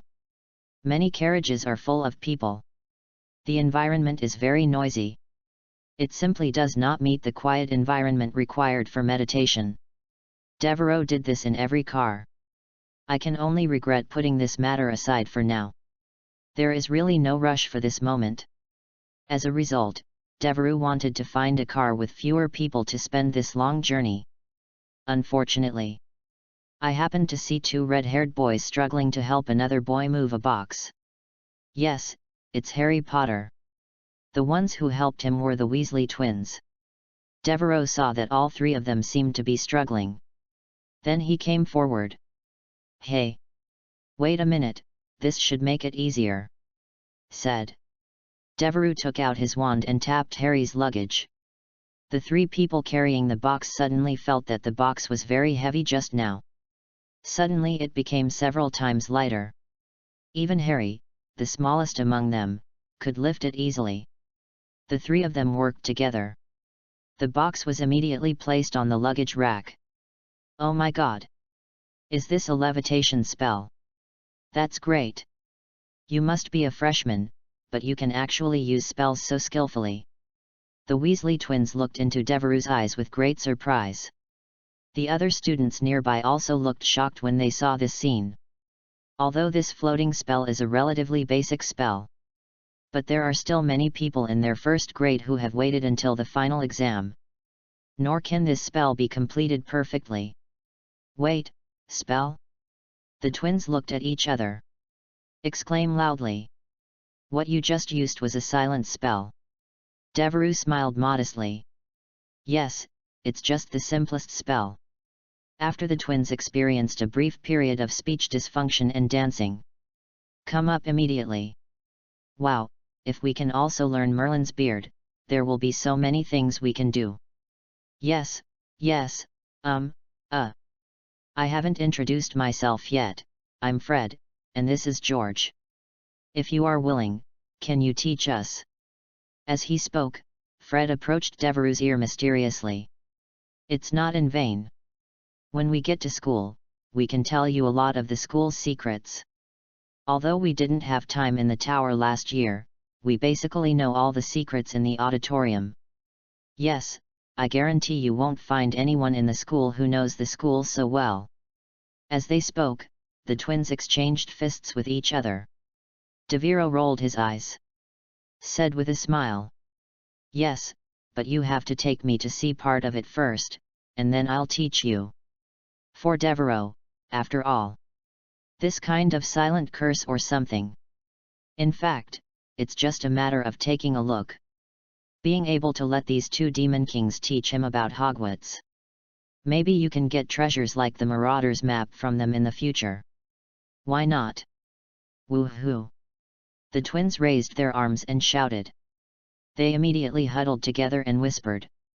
It seems that he is already planning how to use the silent spell to play a prank later. Devereaux turned to look at Harry, who was a little at a loss at this moment. Apparently they had just talked about some magic spells, silent spells, and the secrets of Hogwarts Castle, which sounded very strange to him. Can't get a word in. Naturally there will be some awkwardness. Devereaux stepped forward and put his arm around Harry's shoulders. "Come on, Harry, let's find a place to sit down first." Harry stood there blankly. Devereaux said this. He nodded quickly, indeed the car was about to leave.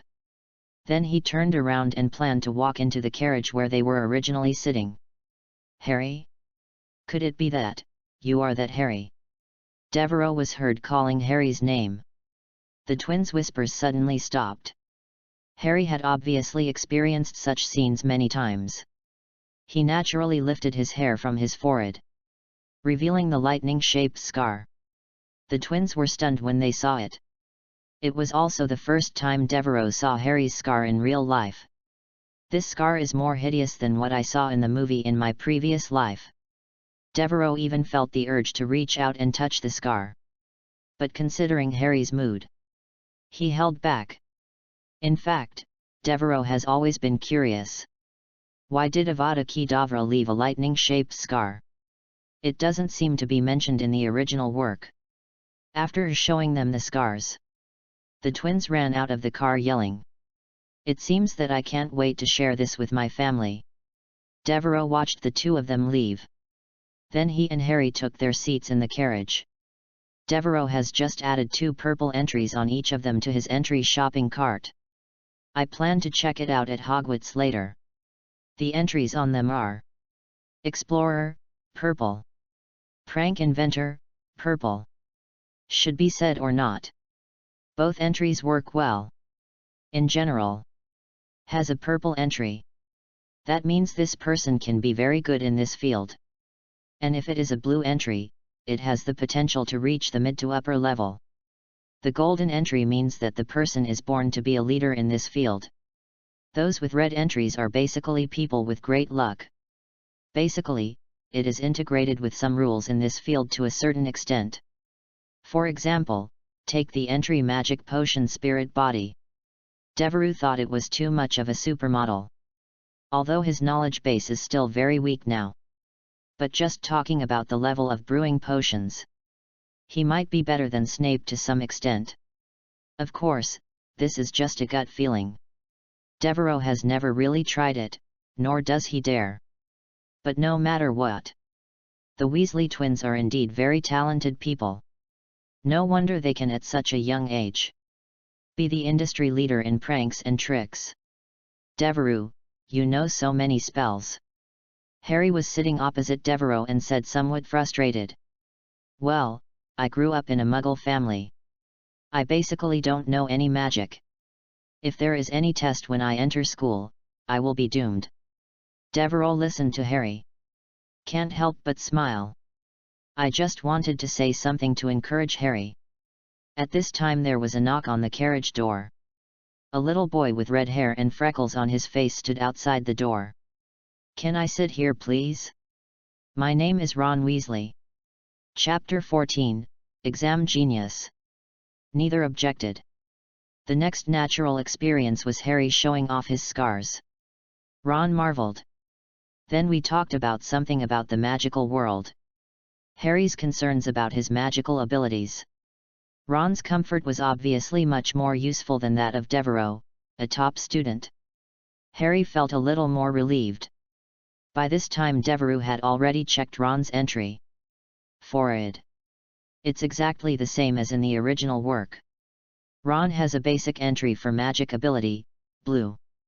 There are no valuable entries left. As the second male lead in the original work. Plus Harry's advanced vocabulary. Compare the two. It does seem that Ron is a bit shabby. At this time the snack cart was pushed in. Rich man Harry waved his hand. Devereux and Ron, two poor children, followed suit and ate happily. Ron's family is usually poor.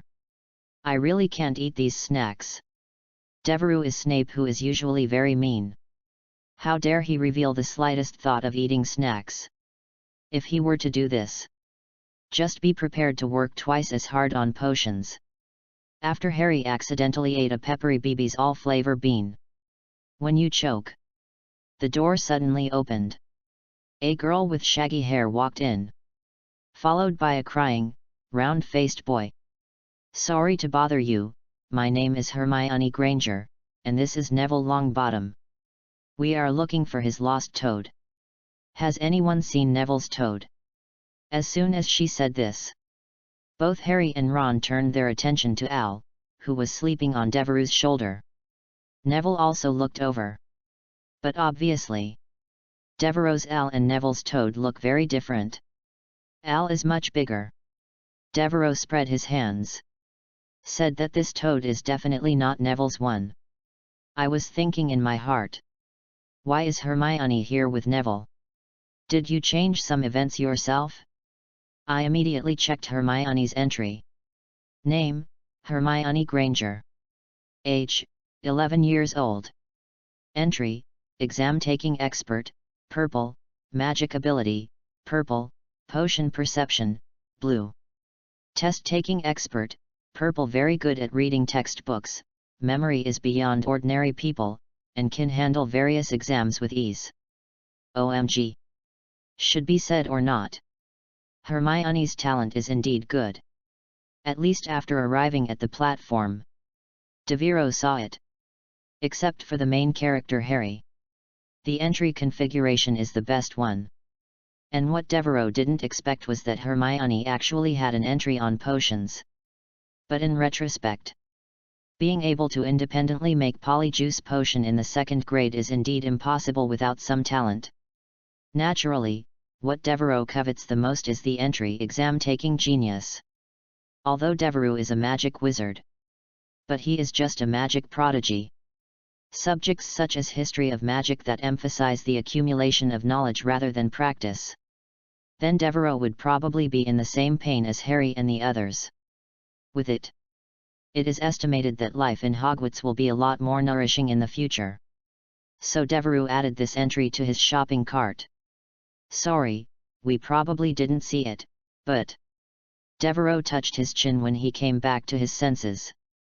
Something suddenly occurred to me. Then asked Hermione. What's that toad's name? I might be able to find it. Really? It's called LeFou. Hermione perked up immediately upon hearing this. Looking at Devereux with bright eyes. I want to see what methods he can use. Devereux nodded. He pulled out his wand and called in a low voice. Here comes LeFou. Fur. Just listen to the sound of wind as a heavy object cuts through the air. Not even a second. A toad flew from a distant carriage into Devereux's hands. Devereux caught it easily. Passed it to Neville. Neville took it very happily. Suddenly sadness turned into joy. Wow! What kind of curse is this? Why haven't I seen it in the book? Hermione immediately came forward. Staring at Devereux's wand in awe. This is the flying spell. It should be a level 4 standard spell, but it is more practical, so I learned it in advance. Devereux smiled casually. Ah! Then I just memorized the elementary level of standard spells, and my progress has been slowed down too much. What should I do when I go to school?" Hermione heard Devereux's words. His face immediately fell. He murmured a little sadly and anxiously. Others were stunned that Devereux was already studying 4th grade material. Neville almost lost his hold on his toad. Almost let it run away again. Harry's expression, which had been comforted by Ron, became even more nervous. Devereux saw their reaction. While marveling that Hermione was indeed a genius in taking exams, she had already memorized the 1st grade textbook. He couldn't help but smile bitterly. While talking, Hermione actually memorized the 1st grade textbook. "I am already far ahead of most of my classmates." But this comfort obviously didn't make Hermione feel better. Still obviously a little anxious. But when she looked up and saw Harry, his eyes lit up. He immediately ran to sit opposite Harry. "Get out your wand." "Hee, although I don't know much, I only have a few basic magics, such as this one." With that said, he waved his wand at the nose pads of Harry's glasses. "Avada eats the big melon." A green light flashed. The famous savior failed to escape the killing curse again. Killed by Death Eater Hermione Granger on September 1, 1991. Beeb. The above is purely Devereux's inner thoughts. Recover as before. Hermione's voice was firm and clear. The tip of her wand released a soft glow. Moment. Harry's glasses were perfectly repaired from the crack on his nosepiece. The 1st grade students suddenly showed expressions of surprise. Neville even cheered. He excitedly raised the towed rifle he had just found above his head. His face was filled with unconcealable joy. I don't know if he was impressed by Hermione's magical skills, or just happy to find a toad. Harry was happy too. He thanked Hermione gratefully. "Thank you, Hermione. That's amazing." Ron seemed a little eager to try. He tightened his grip on his wand. It seems that he also wants to show off his spell. "Hey, I actually know how to do it, but it's just a little bit awkward," he said confidently, although there was a hint of uncertainty in his tone. Hermione looked at Devereux with a big smile on her face. His eyes sparkled with pride, as if to say, "Look, I'm not bad at all, am I?" Devereux laughed and applauded her. Not in appreciation. Just then, suddenly, a pale boy with platinum blonde hair walked in with 2 honest boys. There was a hint of arrogance and disdain in this boy's eyes. He seemed to be dissatisfied with the noise they had made just now. He looked around at the students in the carriage. Finally his eyes fell on Harry. Chapter 15 Instant Kill. Draco Malfoy. The number 1 cub species in the original novel. It's not bad at all. Even if he said yes, he really couldn't be said to be a good person. The first fight at Hogwarts. Taking advantage of the fact that there are people at home, I can stir up trouble everywhere. In the early days, they believed in the supremacy of pure blood. Later, he was beaten repeatedly by Voldemort and Harry. The texture of the meat has become chewy and chewy. Only then did some anthropomorphic tendencies finally appear. Let go of the discrimination against Muggle-born wizards. But he was 11 years old. There is no doubt that he is still dead. Oh, it should be true this time. Malfoy looked at Harry with a bright look in his eyes. Clearly very interested in him. The whole train was talking about Harry Potter being here. Then it should be you. Harry felt very uncomfortable with his gaze. Said in a stiff tone. Yes. Devereux said nothing. Of course he knew what would happen next. However, he was also happy to see this guy suffer some losses. He didn't stop them. And what is said in the original work is really correct. Goyle and Crabbe really don't look like normal humans. They are probably the first and second ugliest looking people Devereux has seen since he came to this world. My name is Malfoy, Draco Malfoy, and this is Goyle and Crabbe. Malfoy introduced casually. Hermione looked at him, frowning slightly. Obviously he doesn't feel comfortable with this person's behavior. Neville huddled in the corner, Toad hugging him tightly, trying his best not to draw attention to himself. But Devereaux's eyes almost popped out when he saw LeFou. Ron heard Malfoy's introduction. I couldn't help but laugh out loud. Malfoy's expression suddenly darkened. What are you laughing at? Oh, I know. Malfoy looked at Ron. The sullen expression gradually turned into a sneer. I know who you are, red hair and freckles. As he spoke, the smile on his face became more and more unrestrained. As for the Weasley family, my father mentioned that there are too many children in the family to support. Listen. Ron's face turned red. Stared at Malfoy. But the other party obviously didn't come to mock him. So, Potter, have you noticed? There are also gaps between wizarding families. Different people will not help you to reach a new level, but I can help you. Malfoy said and stretched out his hand to Harry. But the result is obvious. Malfoy has already minimized his impression of the savior. Harry ignored Malfoy's outstretched hand. Thank you, but I can tell who is different. Harry's tone was as cold as if he had just taken it out of the refrigerator. Malfoy's expression changed several times again. Devereux watched and almost laughed. But I don't know if it's anemia or something. Malfoy's face was still pale. Potter, to be honest, you haven't appeared in the wizarding world for a long time. Malfoy said quietly. So you may not be able to judge clearly. If I were you, I would be particularly careful. If you continue to associate with some shady people, such as the Weasley family, such as Hagrid. As he spoke, Malfoy glanced at everyone present. Eventually it settled on Hermione. There was an obvious trace of disgust in his eyes. For example, Mudbloods. As soon as he said this, suddenly the three boys present stood up together. Neville threw the rifle directly to his feet.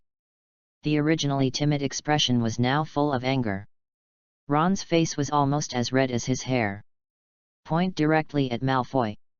Take that back. Harry glared at Malfoy as well. Hermione was the only one sitting there helpless at this time. She still can't quite understand why everyone is suddenly so angry. What? You want to fight? Malfoy looked at them with a sneer. There was a provocation in his eyes. Apparently he was confident. Because Goyle and Crabbe standing behind him were huge. He looked stronger than all the boys present combined. Even if it does get into a fight, they are also completely unafraid.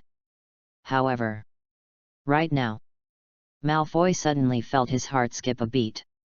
I couldn't help but take a step back. Put your hand on your chest. An inexplicable fear suddenly crawled up his spine. It was as if he was being stared at by some kind of wild beast. He didn't know why he felt this way. But the pressure made it almost impossible for him to breathe. Malfoy looked up in horror. I saw a red light shooting towards him. Expelliarmus. A firm voice sounded. Bang.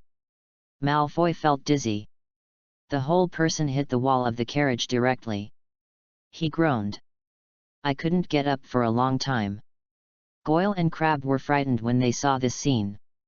Don't dare to move at all. Hermione screamed. Ron was so frightened that he sat down on the ground.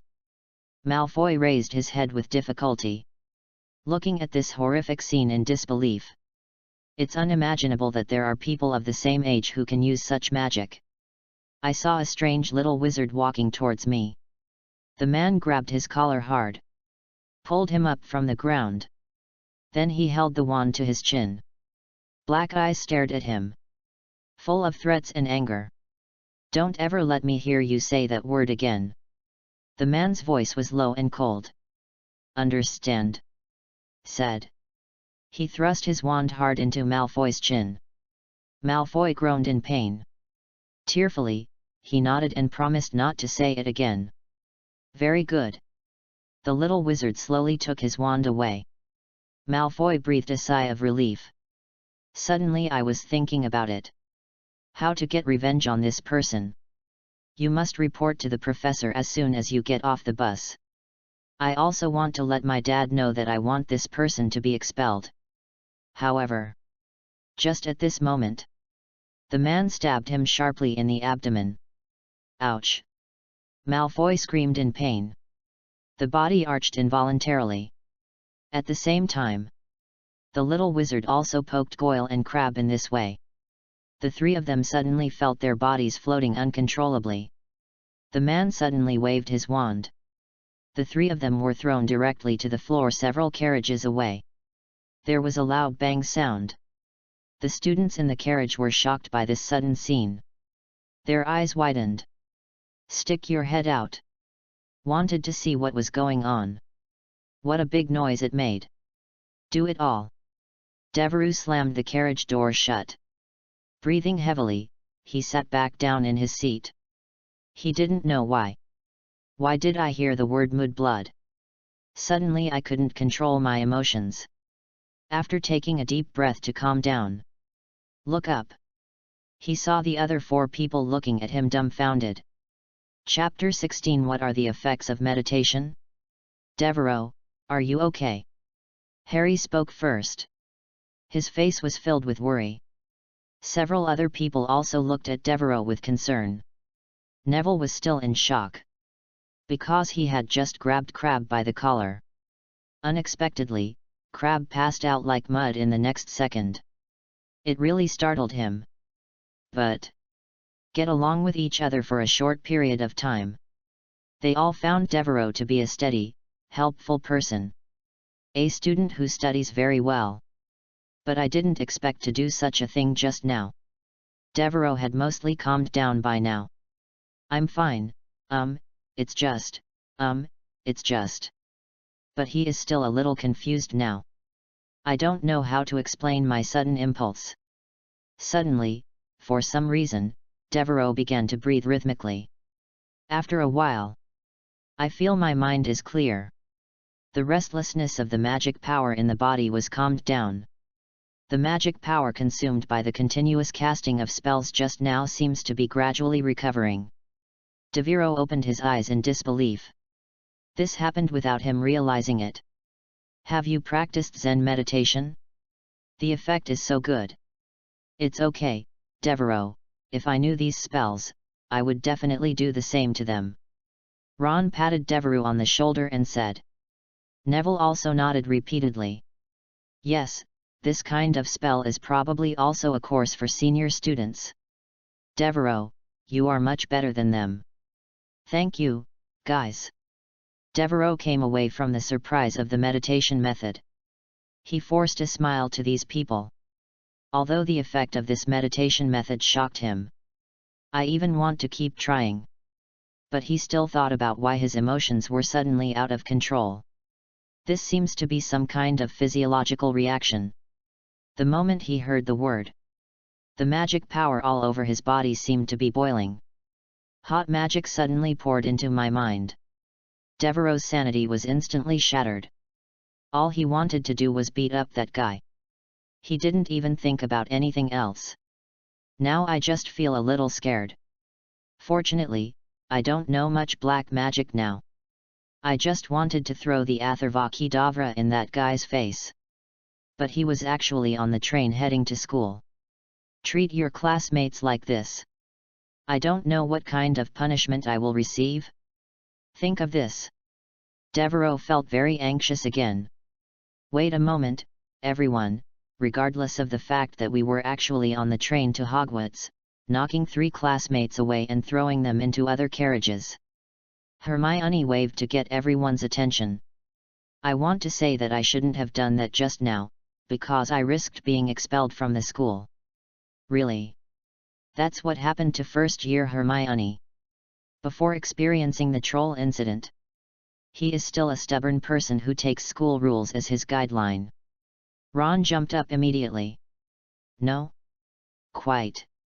Did you hear what he just called you? That word is equivalent to calling your whole family pigs. Do you understand? Ron was filled with indignation as he spoke. Neville also gave a rare serious nod. Like Paki, a popular British term that discriminates against South Asians. Hermione's expression suddenly changed. It seemed like I understood it all of a sudden. Why was everyone so angry just now?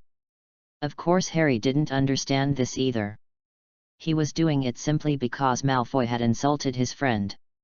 No wonder, he just asked me. Hermione lowered her head and muttered something. It should be in front of the Devereux carriage. I've already met Malfoy. Suddenly, she looked up sharply. His face was red and tinged with anger. Like a little lion with fried hair. He looked very angry. He stood up without saying anything. Open the carriage door and get out. Devereux stood up and stopped her. What are you up to? Hermione struggled to push Devereux away. I'm going to teach them a lesson, Devereux, get out of the way. But it was obvious that it was impossible for a girl like her to push Devereux. Calm down, as you can see, I have already taught them a lesson just now, and I will be responsible for the issue of being expelled. I don't want you to be held accountable by the school for this matter. Devereux spoke. I don't know if it was influenced by meditation. The tone was very sincere. He looked at Hermione firmly. It seems to be extremely persuasive. The stubborn Hermione in the original book. At this time, it turned out that he just pushed Devereux a few times. He looked at Devereux and puffed his cheeks. Then he stopped trying to take revenge on Malfoy and the others.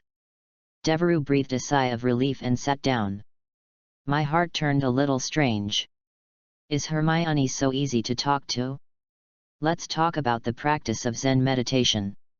Can it enhance my persuasiveness to some extent? Devereux decided he would have to give it a try later. At the same time, he really doesn't want one or two of the big three to be missing because of him. Besides, it actually doesn't matter whether he goes to Hogwarts or not. He is a top talent in wand making, potions, and magic. After that, it was certain that he would become potions master with Snape. Drop out of school or something. Just scare little ones like Harry and Hermione. Devereux can't be restrained. Even if he was expelled just after arriving at Hogwarts. He doesn't care either. It's just a pity that entry upgrade cards and the like can be obtained at Hogwarts. Moreover, there is no source of stable supply of 180 blue entries every year. Now he is comfortable living a simple life. After a while, this dull atmosphere disappeared in the carriage. Although 5 people sitting in a carriage is quite crowded. But there are little snacks from Harry. Devereux and Hermione perform spells from time to time. They had a great time chatting. After all, just like what was said in the original work.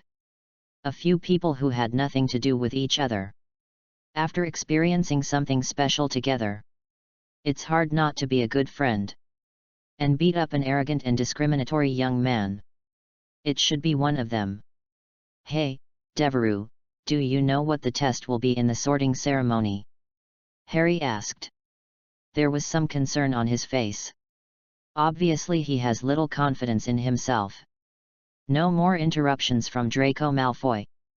The atmosphere in the carriage became much more relaxed. They naturally began to discuss their upcoming life at Hogwarts. Would the sorting ceremony be scary? There was a hint of uneasiness in Ron's voice. I heard it might cause a lot of harm to the body. Neville and Harry heard this. There were worried expressions on their faces. I don't know any magic right now. If I have to fight something, Hermione also looked serious. Apparently she was thinking about this too. Devereux laughed and said nothing. He thought to himself. What's the harm in wearing a hat? Ron, this stupid boy, has been tricked by his brothers. But he didn't say it. Just smile. Comforted. Don't worry, Ron, the sorting hat is just an ordinary magic item and won't hurt you. But obviously, the words of a young wizard who has never been to Hogwarts like them are not very credible. Then, They talked about which college they wanted to go to. Both Ron and Neville expressed their wish to enter Gryffindor House. There's a lot of courage and adventure there.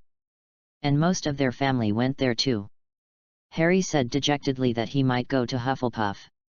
Hermione was undecided between Ravenclaw and Gryffindor. Her intelligence makes her a good fit for Ravenclaw.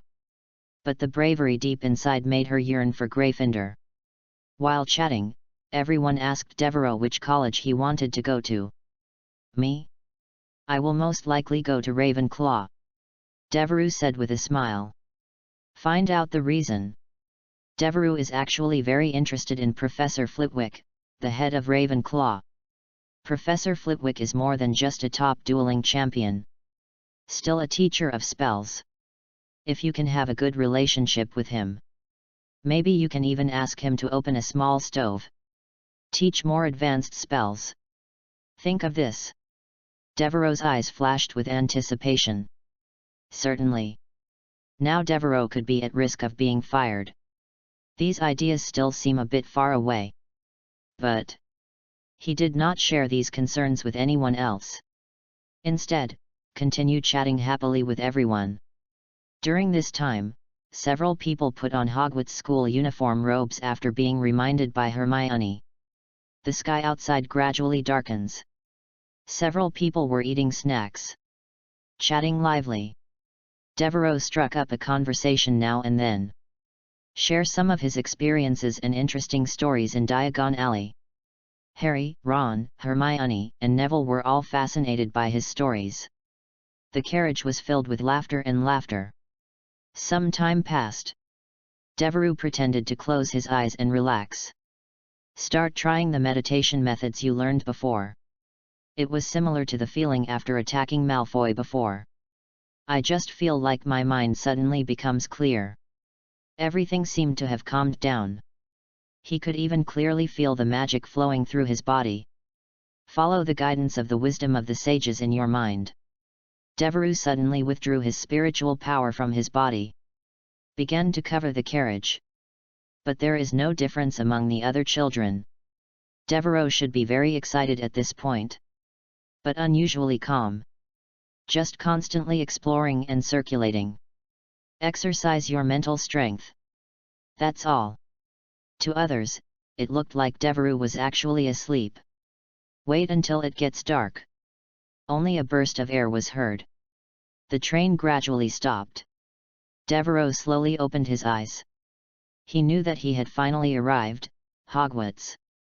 Chapter 17 Entering Hogwarts for the first time. The little wizards bustled out of the carriage. A mixture of excitement and nervousness. Harry, Ron, Hermione, Neville, and Devereux also squeezed out of the train with the crowd. Devereux directly loaded the entries on each little wizard at this time. He even saw a few purple magical talent entries. Add to cart now. Cool. This is the reason why he came to Hogwarts. Night has fallen. The Hogwarts Express stops at a small, remote station. It was pitch black all around. Only the street lamps in the distance gave off a faint light. Etc. Neville suddenly exclaimed. Suddenly I remembered that my luggage was still in the carriage. He turned quickly. I want to go back and get it. Devereux quickly stopped him. Comforted. Don't worry, Neville, the school will help us deliver our luggage to the dormitory. You don't have to worry. Neville hesitated. But I saw that everyone had already got out of the car. He nodded. Follow Devereux. They made their way through the crowd. Came to the platform. Many first-year students have gathered here. Everyone is looking around. Looking for the next step. First-year students, please go this way. A deep and powerful voice came. Everyone looked along the sound. I saw a tall and burly figure standing not far away. He held a bright lamp in his hand. Rubeus Hagrid. Keykeeper and gamekeeper at Hogwarts. Come on, follow me. Hagrid shouted. His voice echoed in the night air. The little wizards followed him one after another. Follow a winding path towards the lake. There are many boats floating on the lake. Each boat is lit with a small lantern. Light up the way ahead. 4 people in one boat. Hagrid commanded. Be careful. There are some little ones in the lake who don't like people disturbing them at this time. Devereux had Harry, Ron, Hermione, and Neville quickly jump onto a small boat. I boarded another boat with several other classmates. The boat slowly sailed away from the shore, heading towards Hogwarts Castle. The lake surface is sparkling, reflecting the stars in the sky. The whole scene is like a fairyland. Wow, is this Hogwarts? Exclaimed a little girl on the boat with Devereux. Looks very cute. Especially a pair of big eyes. Flutter and flutter. Looks like some South Asian features. Eyes looking at the castle sparkled with curiosity and excitement. The little boy sitting next to Devereux clung to the side of the boat, afraid of falling into the lake. Another boy curiously put his hand into the cold water. The sound of rushing water made him feel extremely comfortable. He smiled excitedly. He seemed to have completely forgotten everything around him. The girl next to me said worriedly, "Zacharias, this is too dangerous. Don't do this." But the boy kept splashing the water with his hands. Talk back. Hey, you are all cowards, what's there to be afraid of? I think you will only be sorted into Hufflepuff. His smile deserves a beating. Taunting everyone in the boat equally. Devereux didn't care at all. It's just a kid's trick to attract attention. Instead, he turned to comfort another boy who looked nervous. My name is Devereux, don't worry, I'll be there in a minute. Someone spoke. The nervous little boy felt relieved a little. Forced a smile. Thank you, my name is Stebbins. Devereux smiled and nodded. But I was murmuring in my heart. This kid seems to have no sense of existence. I don't even remember such a person. Wow! Sudden! The little boy playing in the water screamed, waving his hands wildly. Overturned in the bottom of the boat. He saw a small mermaid curled up on his finger. It has a Thumbelina-like appearance. The lower body is a fish tail. After the little mermaid was discovered, clearly very dissatisfied, he sprayed a jet of water in the little boy's face. The little boy continued to scream. The sound echoed in the night sky, alarming other little wizards around. Devereux has quick eyes and quick hands. He immediately stepped forward and inserted the boy's hand back into the black lake. The mermaid saw this, quickly removed his fingers. Swim back into the bottomless lake. Devereux comforted the frightened children. Said seriously, "This is a Scottish loch monster, a magical creature. When they reach adulthood, they can become as big as humans, and there are many of them here." He had seen this creature in the books he had read before, so know how to deal with them. Devereux continued to explain. These little guys usually don't hurt people, they just like to play pranks. As long as you don't mess with them, they won't attack you. The little boy slowly climbed up from the bottom of the boat. There was still a look of horror on his face, but no more screaming. He rubbed his eyes that were sprayed by water arrows. Somewhat embarrassing. "Thank you, my name is Zachary Smith," the little boy said stiffly. "Devereux Alexander." Devereux responded with a smile. "I was thinking. Oh yo. It turns out to be this guy. The one who kept contradicting Hermione in Order of the Phoenix. Not very good guy. Blacklisted." The other little wizards gradually calmed down. They looked at Devereux curiously, as if he were an expert on everything. "Devereux, you are so knowledgeable." The girl admired. "My name is Padma, where did you learn so much about magical creatures?" The little girl looks very cute. Not bad compared to Hermione. Devereux smiled slightly and replied, "I bought a lot of books in Diagon Alley and brought some from home. I have always been interested in these things," said. Then he started chatting with the children about the knowledge he had learned from the book. After a while, several children were watching his lecture with great admiration. Except for Zacharias. He seemed a little unhappy with Devereux. Even if he did himself a favor. Devereux, on the other hand, didn't care at all. Wait until the boat docks. The little wizards walked past the boathouse. Follow Hagrid up the long cliff stairs. Finally, everyone officially entered Hogwarts Castle, the entrance hall. They looked up. The sight before them took their breath away. Hogwarts Castle stands majestically on the top of the hill. Like a huge, ancient fortress. Guard this mysterious land. The outline of the castle looked particularly clear in the night. Countless towers and spears reach into the sky.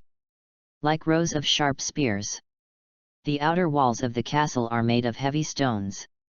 After hundreds of years of wind and rain erosion. Still as solid as ever. The walls are covered with ivy. There are also a few dim lights hanging in some places. Emits a warm and mysterious glow. Huge windows line the walls. A little light shines from inside.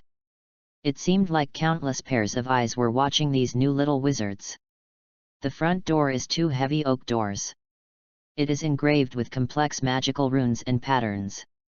In front of the door, stood an elderly but elegant lady who had been waiting for a long time. Chapter 18 Castle Exploration Plan.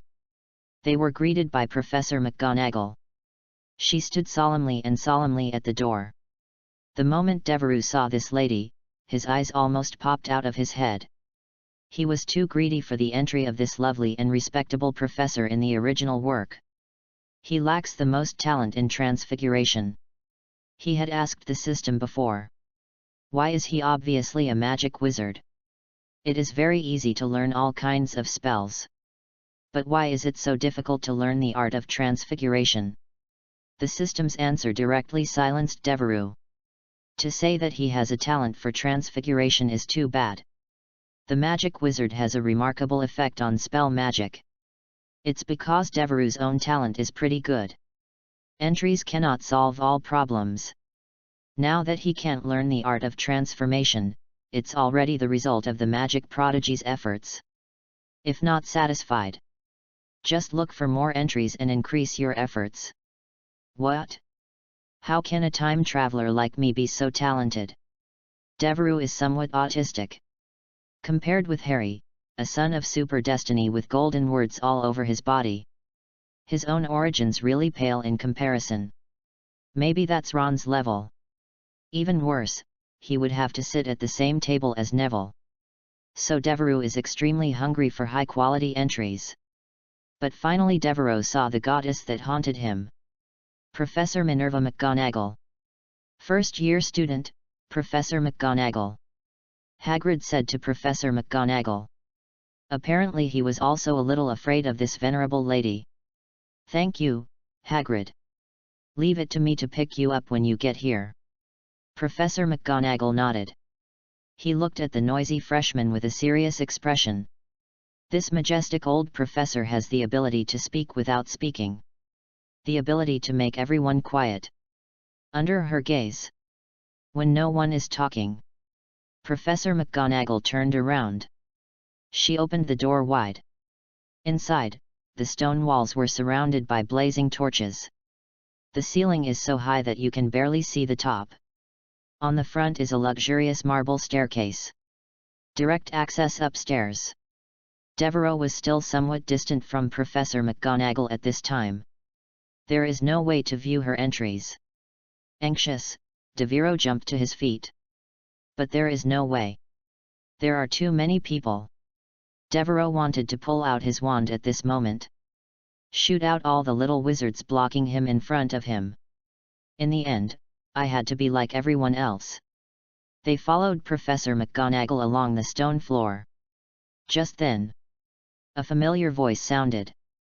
Bite. Discover the wizard's secret realm and trigger the exploration function. Current wizarding secret, Hogwarts School of Witchcraft and Wizardry. Exploration progress, 0.01%. Sure enough. Just as Devereux expected. Hogwarts is a secret place for wizards. But what he didn't expect was, this Hogwarts is too big. What does this 0.01% exploration rate mean? In other words, he just walked a long way. It can only be regarded as 1/10,000th part of this magic school? That's outrageous. Just coming up from the cliff stairs, Devereux was shocked by the size of the school. I didn't expect to judge based on the system. The size of this place is probably far beyond my imagination. No wonder the Weasley twins ended their first year. There is no way to fully explore the school. It is really impossible to complete this matter within one school year. Devereux had to be grateful for his wit at this point. Fortunately, before coming to school, the silent spell has been used as bait. Found Fred and George, the two demon kings in Hogwarts who were frightened by the news. Be your own tour guide. Otherwise, relying on himself, it is estimated that he can detect 30% in 7 years, which will be good. However, Devereux still felt that this was not enough at this time. Hogwarts has a rich history. There are probably many places like the Room of Requirement where even the twins have never been found. Just rely on their words. The progress is not expected to be very fast. You still have to rely on yourself. Devereux pondered. If you rely on yourself. As a freshman, he is still subject to many restrictions. It is impossible to go to many places. For example, the Forbidden Forest. Another example is the restricted book area and other places. In the original book, Harry's invisibility cloak is really a good thing. With it, then shouldn't the entire castle be left to one's own devices? But the invisibility cloak is one of the 3 hallows of death. Dumbledore must be keeping a close watch. Anyone who wants to borrow money here is probably under surveillance. Devereux frowned slightly. He didn't want to be targeted by Dumbledore. That would definitely be a constraint everywhere. After all, you have to rely on yourself. Devereux now has 2 options. One is the disillusionment curse that appeared in the original work. Another one is the animagus. However, there is currently no way to figure out where to learn the Phantom Curse de Viro. So now the only choice left is animagus. So said Professor McGonagall's entry. So important. Walked a while. The little wizards were taken into a small stone room. The space is too small. Many young wizards complained. But for Devereux, what a great place this is. He finally came within 3 meters of Professor McGonagall. Check out Professor McGonagall's dashboard immediately. Name, Minerva McGonagall. Age, 55 years old. Spell library, animagus, mastery, various transformation spells, mastery, comma. Entry, shape-shifting monster, gold, magic talent, purple, good teacher, purple. Transfiguration monster, gold. The talent for transformation is at its peak, and he is extremely rigorous and serious. This is the most important talent for transformation. You will eventually achieve something on this path. Magic talent, purple has magic talent that exceeds that of ordinary wizards, can learn spells faster than ordinary people, and has a certain degree of creativity. Good teacher, purple good at imparting knowledge and skills, and can also guide students' moral growth, stimulate their potential, and play a positive influence on students' personal development. It is very likely to become a beloved teacher. Wow! Devereux's eyes widened. He is indeed the future headmaster of Hogwarts. The level of this entry is not inferior to that of Snape.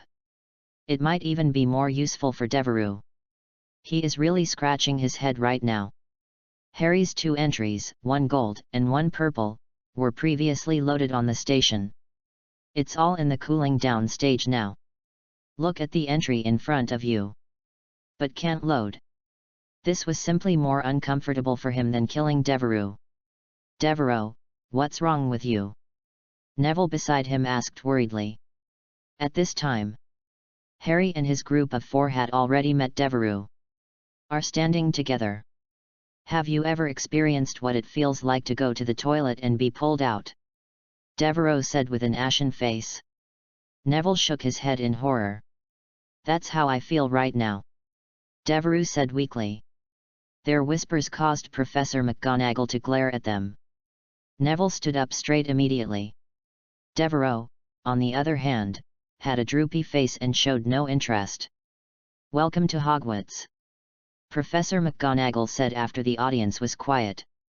The opening banquet is about to begin, but before you go to the restaurant to sit down, you must first confirm which college you will enter. What follows is a long list of words about the meaning of sorting. Devereaux didn't listen. Now he just wishes that time would flow faster. Why does the cooling time take so long? Chapter 19 Sorting Ceremony.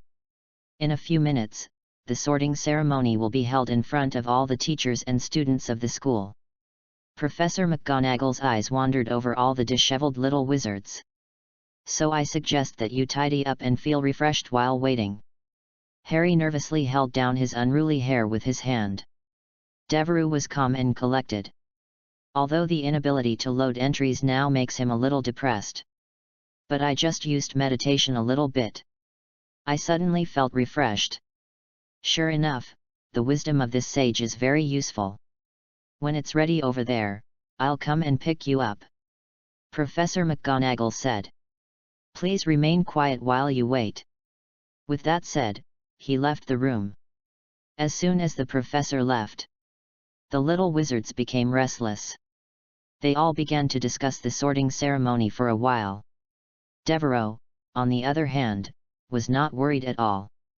It's different from these kids who don't know anything. He is a veteran Harry Potter fan who has read 7 original books and 11 movies. He didn't care about trivial matters like sorting into different schools. It would be nice to go to Ravenclaw, where he had always wanted to go. It's okay to go to Gryffindor and hang out with the protagonists. Even if you go to Hufflepuff, you can often get a lot of free snacks from the house elves. And Slytherin was the last place he wanted to go. After all, that was the college where his master Snape was. It somewhat put him in a psychological shadow. And just now on the train, Malfoy, who was definitely Slytherin, had offended a few people. He didn't want to spend the next 7 years with these guys. If the Sorting Hat thinks he's suitable, he could also emulate Harry's behavior in the original novel. Just say it silently. Don't go to Slytherin. Don't go to Slytherin. Don't go to Slytherin. It's probably no problem. The Sorting Hat definitely still follows one's will. Otherwise, how could the timid and despicable Pettigrew enter Gryffindor? So the plan works. Talk about it. Just got off the train. Devereaux saw the Malfoys who had been thrown into other carriages by him before. They were all bruised and swollen. I guess Devereaux's last throw. Let them fall hard. While walking on the street, I was constantly laughed at by other children. Malfoy, who has always been the most arrogant. They all lowered their heads to prevent others from seeing their injuries. Devereaux watched their performance. The mood is so good. Don't know why. It seems that the fear of being kicked out of school is gone. Devereaux took advantage of this moment. Start practicing some meditation. The little wizards next to them had no intention of talking or joking. All very nervous. Hermione muttered something. She was reciting the spell she had learned quickly. Devereaux calmly adjusted his breathing. Meditation can also be practiced while standing. Of course the effect is not as good as sitting down. With the adjustment of breathing rhythm, Devereaux relaxed his whole body. Suddenly I felt as if the world was getting further and further away from me. Hermione's recitation became quieter and quieter. I know I can't hear it at all. At this time, even if there was a ghost, many little wizards would be scared to death. Devereaux couldn't be bothered anymore. Devereaux suddenly entered a meditative state. It was as if he and his own magic were the only ones circulating in the whole world. There was only a grey mist all around. Devereaux felt nothing but a deep sense of calm. Gradually, He felt as if his control over magic had become stronger. The direct reason for Devereux's feeling is the grey mist surrounding his body slowly retreated. Devereux could be seen slipping past him now. A little wizard who wants to avoid the sudden intrusion of a ghost. But it seems that this kind of viewing is a kind of third-perspective viewing. He can even see herself. Not from his eyes. Devereux can't describe what it feels like. It's like getting up in the morning and looking in the mirror. The reflection angle of the mirror suddenly changed completely. Suddenly I found that I looked weirder than before. Devereux tried to keep flowing the magic. I want to try to see if I can push this grey fog away to a greater extent. But gave it a try. Nothing effective. It is estimated that his current magic level is not high enough. So Devereux once again entered into regular practice. After running it twice again. Withdraw from practice. Open your eyes slowly. I only feel that my ears and eyes are clear, and my mood is extremely calm. It was as if nothing that happened would disturb his heartstrings. At this time, the ghosts just finished greeting the new students. All gone through the walls. Oh my God! Devereux, you can't believe what you just missed.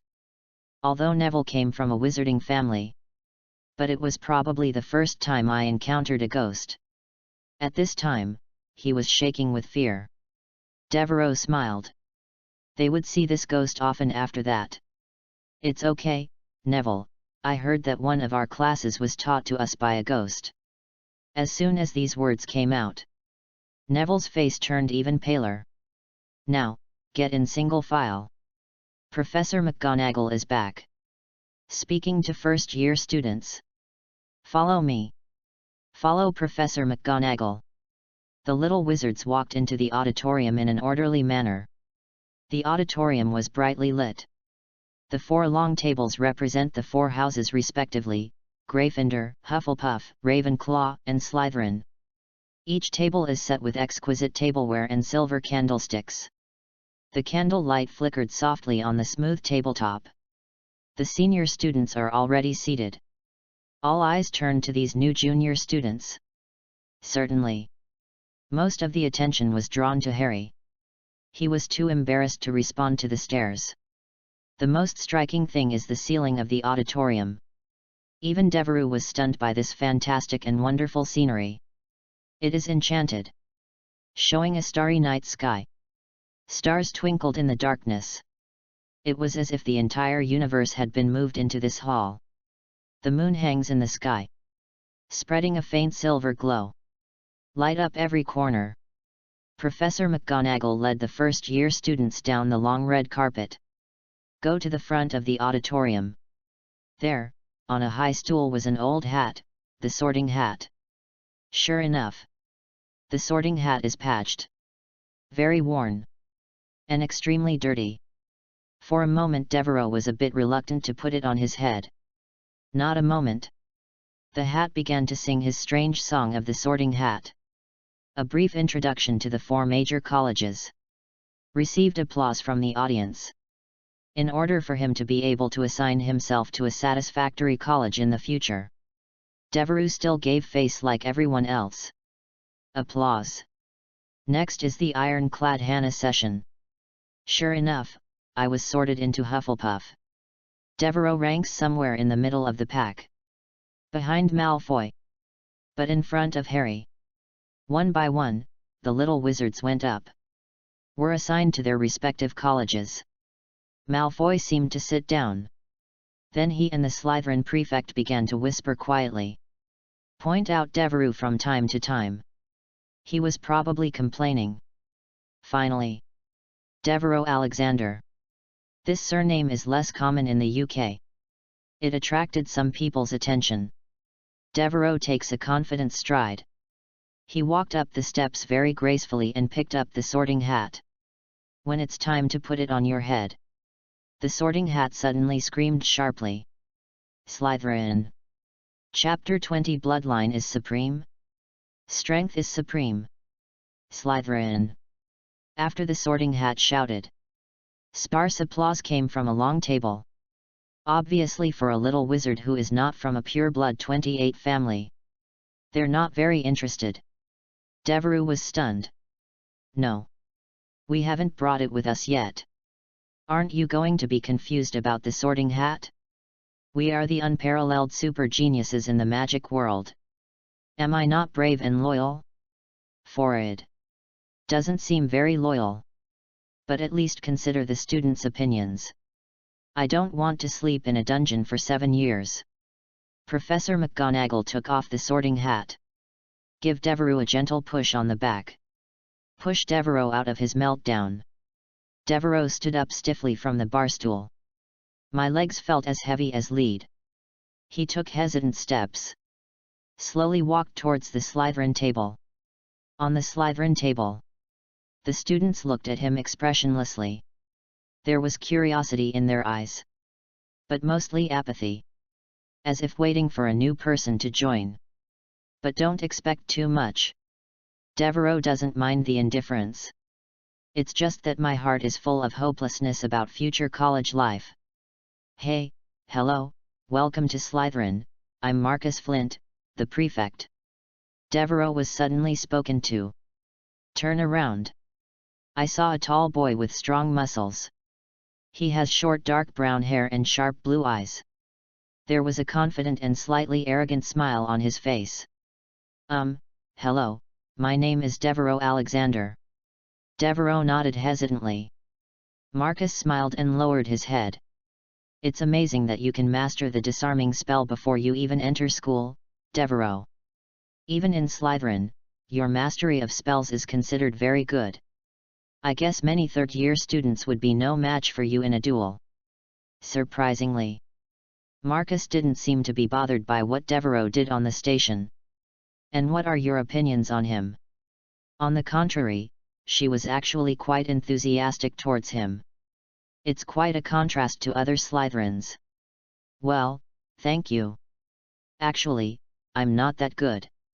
The spells I master are definitely not as good as those of my third-year seniors.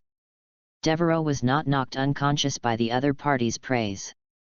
Still very humble. By the way, load the other party's blue entry. Don't be modest.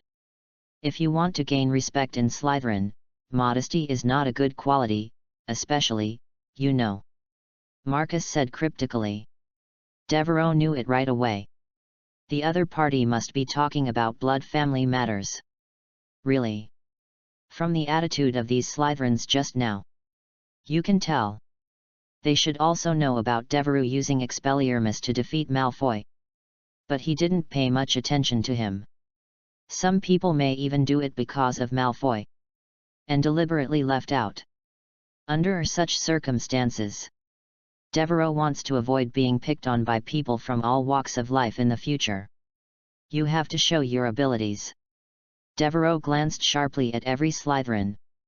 Most of them have cold eyes. Only Marcus is relatively friendly. Of course there was Malfoy who hated him. Do nobles have sophistication in their relationships? Haha, it seems that before further learning the art of transfiguration, we need to solve the problem of interpersonal relationships. Devereux's eyes flashed coldly. Then what should I do? Can duels happen within Slytherin? Devereux asked Marcus eagerly. As a result, Marcus was confused by this problem. Duel? What duel? Devereux was stunned. Forward. Those fanfics from past lives and so on. Isn't it written that Slytherin has some sort of duel between prefects of each grade? We Slytherins definitely don't see a person's value in a duel. What era is this? The war has ended a long time ago. Devereux wanted to hold his forehead at this moment. It seemed that his fighting nature had been exposed just now. Fanfiction is harmful to people. Marcus said with a weird look on his face. What I said about not being humble is to encourage you to work hard to achieve results in your studies. You have a good foundation in spells. If you work hard in this area, if you can reach the top of your grade in total, then Slytherin will also give you rewards. Award. Award? Devereux's ears perked up when he heard this. Excuse me, what does this so-called reward refer to? Devereaux pressed on. You can let freshmen go to places they can't go, right here in Hogwarts. Marcus smiled mysteriously. A place you can't go to? Then Devereaux must go. This is a major event related to the progress of his exploration. Devereaux was immediately motivated. Okay, Prefect, then this year's number 1 in the grade will be mine. Devereaux assured, patting his chest. Phew. Hear him say this. Malfoy, who was sitting across from him, laughed out loud. Even many Slytherins laughed. Oh, Alexander the Frenchman wants to be first in grade? This is really possible, if he can recognize all the English letters. Malfoy said in an extremely exaggerated tone. His 2 followers followed him in laughter. Many Slytherins also laughed. Even though they may not find the joke funny. A bunch of people who follow the trend. Devereaux glanced over at the smirking men. He was secretly blacklisted in his heart. Of course Devereaux didn't mind the joke at all. He didn't feel like he was French. So this kind of vulgar joke can't hurt him at all. Seeing Devereaux's expression unchanged, Malfoy's laughter gradually faltered. His eyes became more and more evil. By the way, Devereaux, your surname should be French, why don't you go to school at Beauxbatons? Marcus didn't smile either. To change the subject. Pretending to be casual, he asked Devereaux other questions. Well, actually it was my mother who entrusted me to. Woohoo! We have Potter. Crackling. Before Devereaux could reveal that he was Snape's potions apprentice. Suddenly a burst of cheers sounded from another long table. It was accompanied by a loud slamming of the table and a stomping of feet. Harry Potter was sorted into Gryffindor. Devereaux stopped mentioning the matter. Marcus didn't seem very interested in this matter. So they went on to talk about other things. For example, the structure of Hogwarts is what Devereaux is most concerned about. At this time, the last remaining member, Blaise Shabani, was sorted into Slytherin. Professor McGonagall rolled up the parchment, picked up the sorting hat and left. At this time, the one who is the most powerful in the original. He was also the most unfathomably arrogant and stood up with a smile. Albus Dumbledore. He said, spreading his arms. Welcome everyone to Hogwarts to start the new school year. Before the banquet begins, I would like to say a few words. That is, idiot. Cry. Residue. Screw. Thank you everyone. He sat down again. Everyone clapped and cheered. Including Slytherin students. It can be seen that they still respect the powerful wizards. Next up is the back-to-school dinner that Devereaux is looking forward to. He dared to say that this was definitely the best dinner he had ever had. If Snape hadn't pulled him away midway. Chapter 21 The Shock of the Half-Blood Prince. Overall, Devereaux was very satisfied with the banquet. But it's not perfect. There are 3 points in this. The first point is that other students except Marcus don't pay much attention to me. It was probably Malfoy who guided me. There was a tendency to isolate Devereaux. Of course, Devereaux didn't care. He is only interested in the castle, or in other words, the entry upgrade card. He completely ignored the tricks played by these underage brats. The second point is that Bloody Barrow sat directly diagonally across from Devereaux. Forehead. A man covered in blood sits across from you. It will affect people's appetite to some extent. Devereaux didn't touch red food all night. But it was Malfoy who had more opinions than him. He barely ate a bite. Devereaux looked at him with a gloomy expression. My appetite is getting better. The third point is that Snape suddenly appeared and interrupted his feast. Alexander, follow me. Devereaux hadn't waited until the last dessert was served. A familiar and deep voice sounded. Devereaux's hair stood up at the sound. It's not good to scream secretly. Turning back stiffly. Then he saw Professor Snape, who was wearing a black cloak and his eyes were as sharp as snakes. I have to solve your problem." When Devereux heard this, he immediately frowned. "Put down the pudding that you have been craving for a long time." He stood up and followed Snape. Draco Malfoy's eyes lit up, whispering excitedly to Goyle next to him, pointing at Devereux. Crabbe said a little silly. "This guy was sent away by the teacher. Ha ha ha, I thought my dad was going to take action. Now that Professor Snape knows, he has a good relationship with my dad and he's been very kind to me. Alexander will definitely be expelled." Draco's tone was filled with schadenfreude. "Yes, you said that if you want to be first in grade, you will be expelled now that school starts," Goyle echoed. The three of them laughed more and more proudly. Marcus looked at their leaving figures with some concern. Probably not, but Professor Snape actually came to call him in person. "Sigh. I guess the situation is not good," he whispered. As a result, all Slytherins thought that Devereux was about to be expelled. Dumbledore, who was in the classroom seat, looked in the direction of Slytherin. The clear blue eyes narrowed slightly. Devereux followed Professor Snape through the dark corridors. "I have mixed feelings." He had no idea where Professor Snape was taking him. "But I felt a little uneasy. The main thing is the fear of being fired. After that, it will be difficult to contact the professors at the school." Snape's footsteps echoed in the empty corridor. Devereux followed. "I silently prayed that everything would be resolved smoothly." Snap! Snape placed a huge piece of parchment on the table. "First write down your simplified recipe for Polyjuice Potion and the corresponding configuration ideas here." After Snape took Devereux into his office. After using the wand to get Devereux a chair. Then he sat down on his seat. He stared straight at Devereux. This made Devereux relieved. It's not just about him hurting people on the train. "Sit down, take Snape's quill and write." Although the idea this time was after he obtained the magic potion Spirit Body. Just thought of it. It has not been tested experimentally. But Devereux had a gut feeling. It's okay to do this.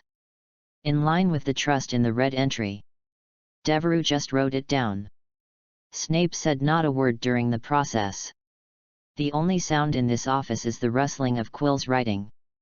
Less than a quarter of an hour. Devereux wrote it all out. The speed was so fast that Snape raised his eyebrows slightly.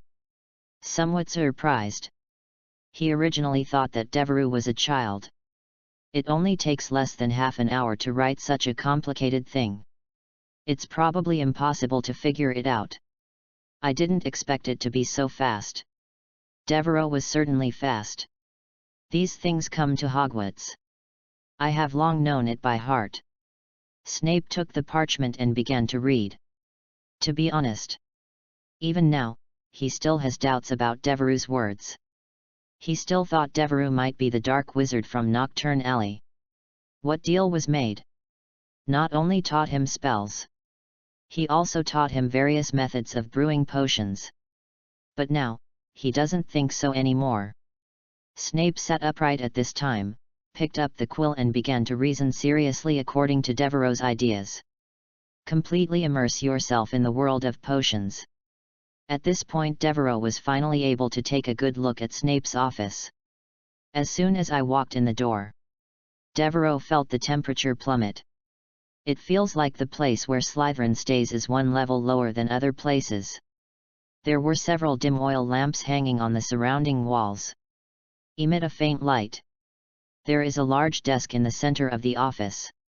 The desk is piled with various books, parchment paper and bottles and jars. Bottles of different colored liquids shone strangely under the light.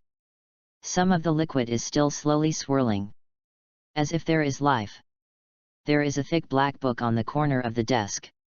It had some illegible words written on it in silver ink. Behind the desk is a high-backed chair. The chairs were covered with soft black velvet cushions. Professor Snape sat there. His black robe looked even darker in the dim light. The face is shrouded in shadow. Only a pair of sharp thinking eyes shone in the darkness. Behind him, there is a wooden door. The paint peeling off the bronze plate on the door has words vaguely engraved on it. Storage room. Devereaux's eyes lit up. This is a great place. In the original book, the protagonist group relied on stealing herbs from Snape's storage room several times. Only then were we able to overcome the difficulties.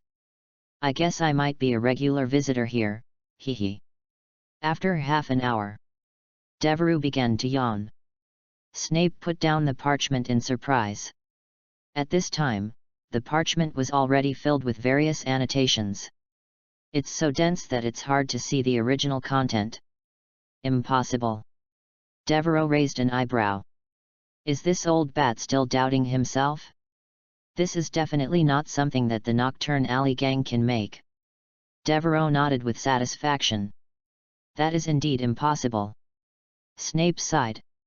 Leaning back in his chair, he held his forehead and looked at Devereux. That look was like looking at a monster.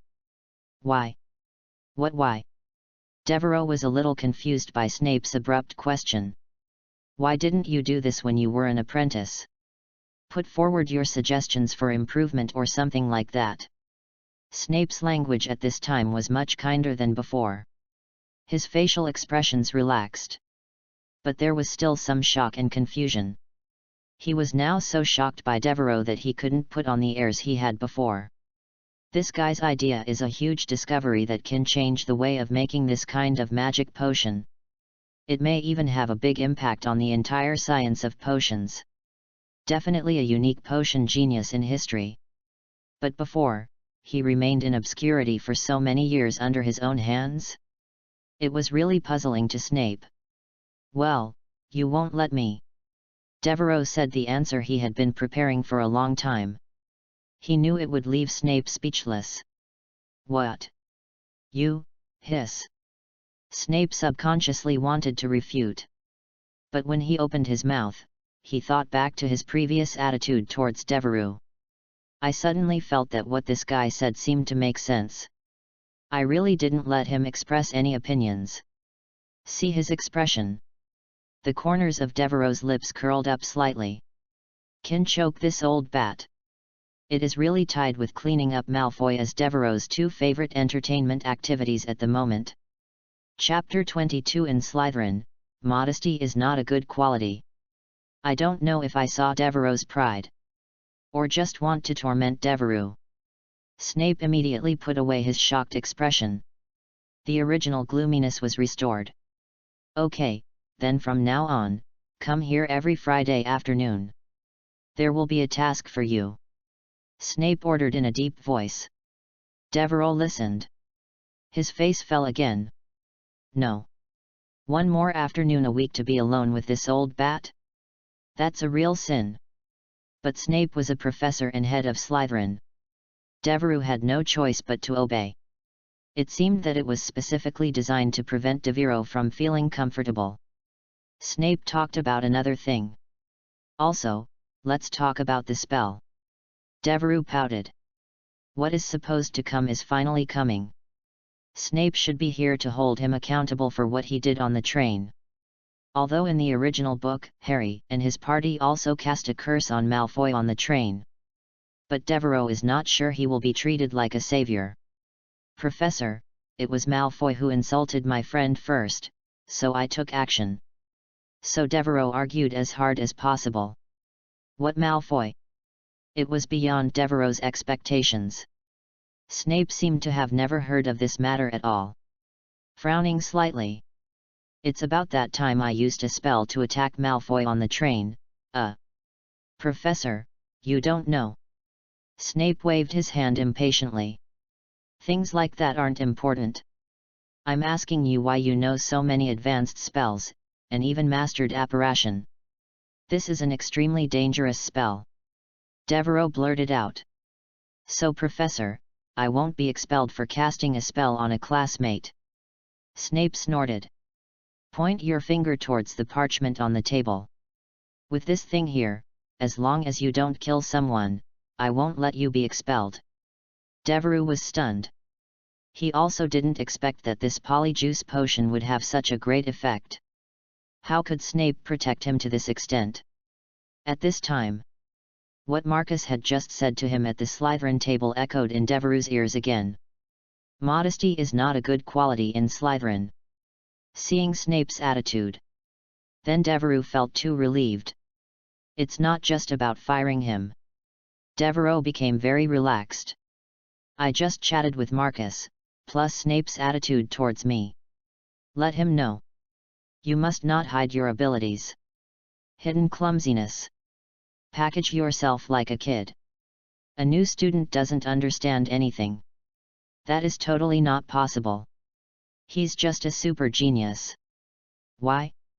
It's because in schools, there are many places where there are only good enough people. For example, being able to get first place in grade or something like that. Or a place where only people with outstanding performance in other aspects can go. And, as long as you are good enough, then the school leaders will take some actions against him. Turn a blind eye. Just like the original Voldemort. So in order to be able to explore Hogwarts in all directions without blind spots. Also in order to be able to get more care and privileges in school in the future, I have to show my sword to these old men in the school. Anyway, I have an entry for a time traveler. Not afraid of legilimency. So what are you worried about? Let them see what absolute genius means. Think of this. Devereux sat relaxed in his chair. It was like returning home. Snape's frown deepened.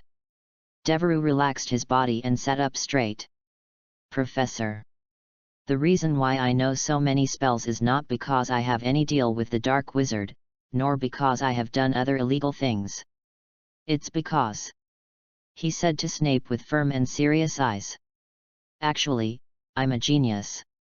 I can learn all the spells instantly. For example, if I watch someone else do apparition once, I roughly know how to do it. After watching it a few times, I can use it skillfully, and the same goes for other spells. Devereux finished. There was a long silence. Snape crossed his arms. Cover half your face. Plus black hair cover. Devereux didn't know what he was thinking. Maybe you're suppressing a laugh? Or maybe he was thinking about the credibility of Devereux's statement. Of course Devereux thinks the former is more likely. You can learn it yourself just by watching others cast spells. Snape repeated the words. I haven't experienced any training or any systematic guidance, and it's only been a month since I got my own wand. There was no emotion in his deep voice. With just a few glances, you can master spells that even senior students cannot master. Devereux nodded repeatedly as he listened to the other person's story. Indicates that it is indeed the case. Snap. Snape slammed his hands on the desk. The books on the shaking table shook. Do you think I'm a fool? The dark figure suddenly stood up. Lean forward. Pressing on Devereux. Snape's eyes were fixed on Devereux's. There seemed to be anger about to burst out in his eyes. The two were now very close. Devereux could smell Snape's shampoo. Forehead. Well, it should be the smell of grease. Devereux completely understood Snape's behavior. After all, he and Snape had lived together for a year. Same with potions. There was really no sign that he was a peerless spell genius before. Then Snape didn't believe him so much. It is indeed understandable. But it is true that he knows all kinds of high-level magic. In addition to the previous matters of brewing polyjuice potion and modifying the wand. It must have shocked Snape quite a bit. Now here comes another wizard in magic. He should have some resistance, right? And he didn't tell a single lie. So he wasn't afraid of Snape testing him later. Devereux just wanted to say something more. But Snape ignored him. Walked out of the office directly. Devereux was also warned not to leave. No entry into the storage room or anything like that. So now he was alone in Snape's office. To be honest, he was really itchy now. I want to go to the storage room and get a good perspective. But I always felt that Snape might be back in the next second. Devereux struggled in his heart countless times. Just like in the previous life when my parents were away. It feels like I want to secretly play with my mobile phone. Finally. After countless internal struggles. Devereux is going to give it a try. Jump off the chair.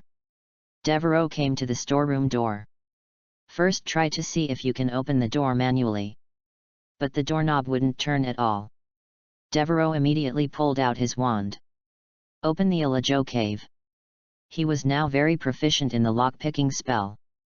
And Snape's storage room has not yet been visited by Hermione, Dobby and others.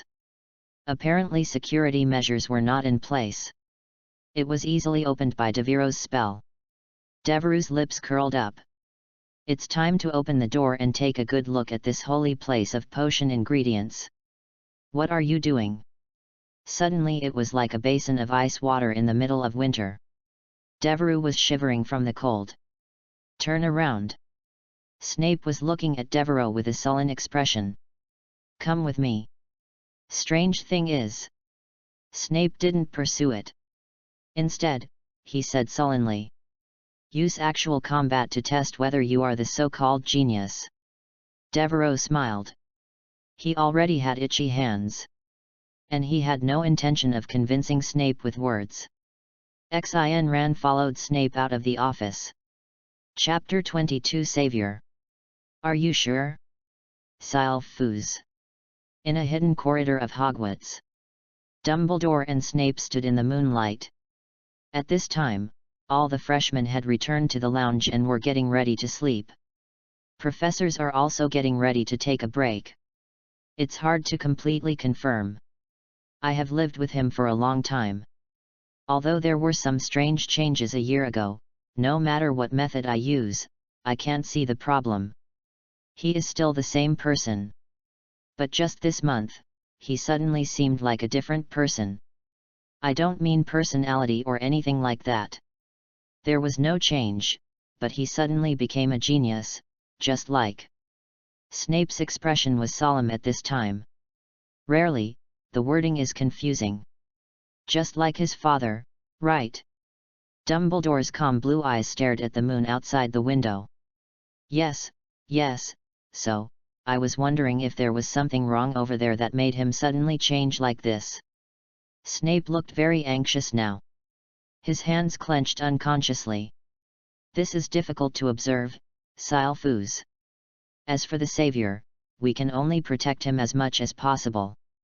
Dumbledore was still looking at the moon in the sky. Responded to Snape without changing his tone. Savior? Do we still need a savior now? The incident 7 years ago has fulfilled the prophecy. We no longer need a savior. Snape suddenly became emotional. He said with rare gritted teeth. There was a little sadness on his face. As if recalling something painful. I'm sorry, Silforth, for not telling you right away. You hadn't come back yet. This morning, Sybil made another prophecy, just before the train departed. Dumbledore finally turned back to Snape. There was endless sadness in his blue eyes. It also reflected Snape's face as pale as paper. Go through the long corridor. Professor Snape pushed open the heavy wooden door. A cold wind blew in my face. Devereux couldn't help but shudder. This is a classroom. There is a large and open space. There are several tall bookshelves lined up around it. It is filled with various spell books and magic props. There are several dummies placed in the center of the classroom. They were wearing shabby robes. The face is blurry. It was as if he had been hit by countless spells. But what caught Devereux's attention the most was in the classroom at this time.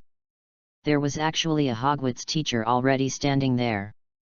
Headmaster Dumbledore. Devereux was suddenly at a loss. Professor Snape didn't care about that. Go to the podium. Turn around. The sharp eyes looked even colder in the dim light. Now, let's see if your so-called genius is worthy of the name. He said coldly. I cast the spell, and you watch. When you learn it, say, let me see if you can really do this. The headmaster and Headmaster Flitwick are very interested in your talent, so you'd better do what you say you'll do. Only then did Devereux realize that Flitwick, the head of Ravenclaw, was also there. Forward. I really didn't notice it just now. After all, the Dean of the Ying Yuan is really a man as tall as his waist. Devereux nodded slightly. He looked uneasily at Dumbledore and Flitwick beside him. This is the big boss in the magic world. Although I had previously made up my mind to be popular in school. He also expected Dumbledore's attention. But I didn't expect it to come so quickly. Dumbledore felt his look. Smiled slightly. As if to encourage him. Devereux took a deep breath. Pulling the wand from his waist. Walked to the middle of the classroom. Nodding to Snape. Signal that you are ready. Snape nodded imperceptibly. A wave of the magic wand in his hand. Squeak. Quack. Suddenly the family members in the classroom seemed to come alive. They all pupated on the ground. Each one becomes plump and plump. The scarred cloth skin was resutured. In the end, every figure is like new. He stood in the classroom like a real person. You can even move around. Devereux looked at this magical scene. Gradually I became excited. Shooting a fixed target is definitely not as exciting as shooting a moving target. Professor Snape said nothing. Then he raised his wand. Aim at a dummy. Collapse. As the spell falls. A red light shot from the tip of the wand. Hit the dummy. The latter immediately fell to the ground. Not moving anymore. Devereux immediately raised his hand. Indicate that you have learned it. So fast. Dumbledore and Flitwick looked at each other. They all saw that the other party was a little surprised. Snape stared directly at Devereux. His eyes were a little confused. A mixture of emotions. Devereux memorized the pronunciation and movements of the spell in his mind. In fact, he learned this trick early in the Leaky Cauldron. Just never used it on Snape. However, the difference is actually not big. It's the difference between watching it once and watching it twice. Okay, now, it's your turn. Professor Snape said coldly. Devereux raised his wand. Take a deep breath. Aim at the other dummy. Collapse. He spoke the spell clearly. The tip of the wand glowed red. Bang. Hit the dummy. The dummy fell down. Bang. Bang. Bang. Flitwick and Dumbledore couldn't help but applaud. Especially Flitwick. His face was full of appreciation. Obviously, Devereux is very surprised that a freshman can do this to such an extent. Professor Snape's expression did not change. Then, he began to cast more complex spells. From simple life spells to more complex hexes. Devereux watched intently. Every time Professor Snape finished casting the spell, he imitated them immediately. Encountered an unseen spell. He just watched it a few more times. Comes with a wand that fits you perfectly. Basically there are no mistakes. Every time he successfully casts a spell. Principal Dumbledore and Dean Flitwick were both generous with their applause and cheers. To the end. Professor Flitwick even wanted to shake Devereux's hand. And Devereux expressed his deep regret that he could not come to Ravenclaw. Devereux regrets this too. At this moment Devereux opened the Dean's panel. Name, Phileas Flitwick. Age, 56 years old. Spell library, silent spell, unmatched, banishing spell, mastery, comma. Entry, magic genius, gold, duelist, purple, fairy bloodline, purple. Magic genius, gold. The speed of learning magic is much faster than that of ordinary people. He is extremely creative and is destined to become a magic master. Duelist, purple. Has a strong sense of battle and is almost invincible in a one-on-one duel. Fairy bloodline, purple. As a hybrid between a wizard and a fairy, you have unique physical characteristics and magical talents, and are uniquely talented in protecting and forging magic. Can be good. Devereaux immediately added these items from Professor Flitwick to his shopping cart. It's time for charms class. Just load them all. Come to your senses. Devereaux smiled and said that the 4 major colleges are all very good. I like it very much. But Snape's expression became increasingly gloomy. Devereaux thought he might have seen him and Professor Flitwick getting too close. They will take away this piece of cake from themselves. In an instant, Devereaux felt extremely smart about his decision to show off his strength at full power. Snape couldn't be nicer to himself after that. Bang! Bang! Bang! You did very well, Devereaux. Devereaux Dumbledore approached. He said while clapping his hands. What a rare magic genius! The last time I met a student as outstanding as you was more than 20 years ago. Dumbledore looked at him with a smile. Devereaux spent a year in Snape's repressive education. Such a compliment! His affection for Dumbledore immediately doubled. Thank you, Principal, for the compliment. I am indeed a genius. Devereaux said without hesitation. Haha, when you say that, I think you are indeed more of a Slytherin. Flitwick said with a smile. Dumbledore had a smile on his face when he heard this. Yes, modesty is not a virtue for Slytherin.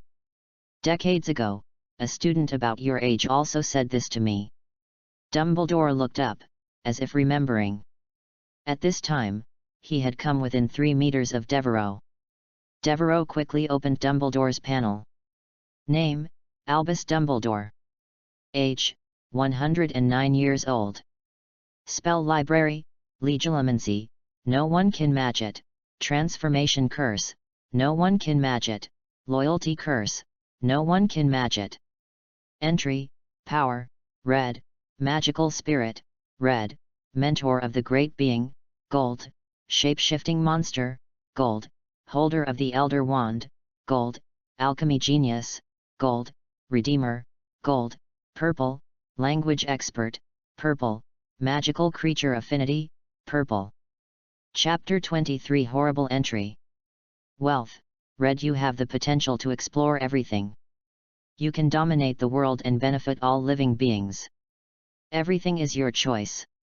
Magic spirit, red. You have the talent to cast any magic.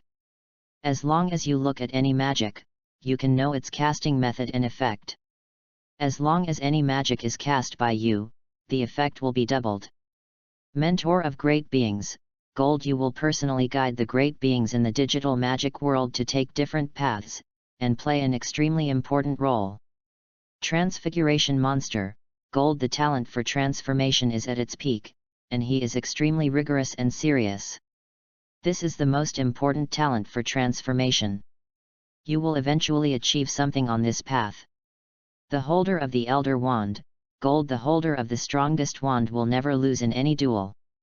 Alchemy genius, gold. He has extremely high talent in alchemy, and can even see into the secrets under the laws of alchemy. He is bound to become a master of alchemy. Atoner, purple. Carrying sins, living to pay for his sins every moment, with extraordinary will, which strengthens some of his spell effects to a certain extent. Language expert, purple. Has an extraordinary talent for learning various languages, including cross-racial languages. Magical animal affinity, purple. Born with a strong affinity, making magical animals willing to get close to you. This. Devereaux looked at this panel and was speechless. He knew that Dumbledore should have many powerful entries. There will definitely be golden entries. There might even be red entries. But he really didn't expect that Dumbledore's advanced term would have so many ellipses. He is the only one with the golden entry. That's almost as many golden entries as Devereaux has seen so far. Not to mention, this is a red entry I have seen elsewhere. He actually has 2 of them. There are so many purple entries that I can't even count them. He truly is the greatest headmaster in the history of Hogwarts. So powerful. Devereaux said nothing. Directly load and copy the magic spirit body, red. He has never copied this kind of red entry with added examples before. Devereaux was extremely excited. Magic potion spirits have had this effect before. Then this magical spirit is not allowed to take off. Byte. Loading copy is in cooling down state. Cooling time, 29 days, 26 hours, and 27 minutes. The imagined physical evolution did not come. It turns out that the entry copy is still cooling down. Devereaux wants to cry but has no tears. How so? He actually wanted to copy Harry's useless savior entry. As a result, the Dumbledore entry that is so close at hand cannot be copied. Devereaux's mood quickly dropped. Dumbledore is still reminiscing about something. Didn't see Devereaux's strange behavior. Oh, as I get older, I just like to look back on the past. Let's talk about you, Devereaux. As he spoke, Dumbledore pulled out a roll of parchment from his sleeve. You know, Devereaux, the contents of this piece of paper alone will prevent you from having to take potions classes for 7 years at Hogwarts. As he spoke, Dumbledore glanced at Snape. But he was so sullen that he didn't notice at all. Yes, including the display just now, I am convinced that you don't have to come to my magic class. Of course, I still hope you will come. Flitwick echoed loudly. So Devereux, I think that the ordinary courses of the same grade may not be enough for you, so. Dumbledore suddenly looked serious. I think you don't need to go to the charms and potions classes that have been assigned to you in the class schedule. Ah. Hear the news. Devereux was shocked. No need to go to class? No need for a potions class. Wow. That's great. The joy was immediately palpable. The disappointment of not being able to copy the red entry was immediately overtaken by this good news. Devereux nearly jumped. However, Dumbledore's next words were like a bucket of cold water poured over his head. But that doesn't mean you really don't have to go to class. Dumbledore continued. Rather, you can choose not to take the courses currently assigned to you, but to take the upper year courses. After all, we are a school at Hogwarts. Dumbledore explained kindly. Devereux nodded slightly. Although I felt a little disappointed that I still had to attend Snape's class. But he realized it would actually be better for him. After all, he is a super genius in potions and spells. Taking classes with lower grade classmates does not help you improve very much. Learn advanced things directly with senior classmates. It is indeed the best choice at the moment. However, this brings up a new problem. Professor, which grade level should I take? Devereux as a freshman. It is not clear at all what the difficulty and progress of the courses are at each grade level. Don't worry about this. The two professors will show you their lesson plans, and then you can make a decision. The time will be set next week. After you get familiar with campus life, you can decide which grade course you want to take. Dumbledore said to Devereux pleasantly. Professor Flitwick next to him also nodded repeatedly. He added. When you come to class tomorrow, I will give you the lesson plan I prepared this year. Professor Snape remained silent. He just looked at Devereux coldly. Devereux immediately felt reassured. After all, there is a week's buffer. Pretty good too. He bowed and thanked the two professors. Thank you, Professor. Well, Devereux, do you have any other questions? Dumbledore accepted Devereux's thanks with a smile. Asked patiently. Devereux looked down and thought. I found that I really had a question that I didn't understand. Professor, I'm not asking this because I don't like Slytherin. Devereux looked at Snape guiltily. Stack in armor first. It's just that I don't quite understand why the Sorting Hat sorted me into Slytherin. And it didn't take my opinion into consideration. Ask this question. The three professors all fell silent in unison. Dumbledore smiled. Blue eyes looked at the defeated dummies. How should I put it? Maybe the Sorting Hat thinks that you are a born Slytherin. Okay, Devereux, how about letting Professor Snape take you back to the lounge? I took the train and took the test today. You should be tired. Go and have a rest. Devereux didn't wait to ask. Dumbledore still said in his calm tone. It was impossible to hear any mood swings on his part. The decision was made to end today's testing. Professor Snape walked to the door. Turning back to Devereux. Follow me. Then walked out the door. Although I was a little confused by the principal's answer. But Devereux hurriedly said goodbye to the two professors. Then he chased after him. I did not continue to dwell on this issue. When the door closes, Dumbledore and Professor Flitwick looked at each other. It's very similar, even beyond. This talent can be said to be unprecedented. Professor Flitwick lowered his hand to say goodbye to Devereux. I looked at the back of this magic genius with both nostalgia and shock. Yes, it's hard to imagine that such a genius will come back again, and in two fields. Dumbledore unfolded the parchment in his hand. The eyes flashed. His father is just a magic wizard. Devereux is actually so talented in the field of potions. Maybe we don't need to worry too much about him. Dumbledore said thoughtfully. Snape walked quickly. Devereux couldn't catch up as he followed behind. But just around the corner, he slammed into Snape's thigh. Devereux rubbed his sore nose with his hand. Snape suddenly stopped for some reason. I saw the professor's dark eyes staring at Devereux. He suddenly broke into a cold sweat. No way.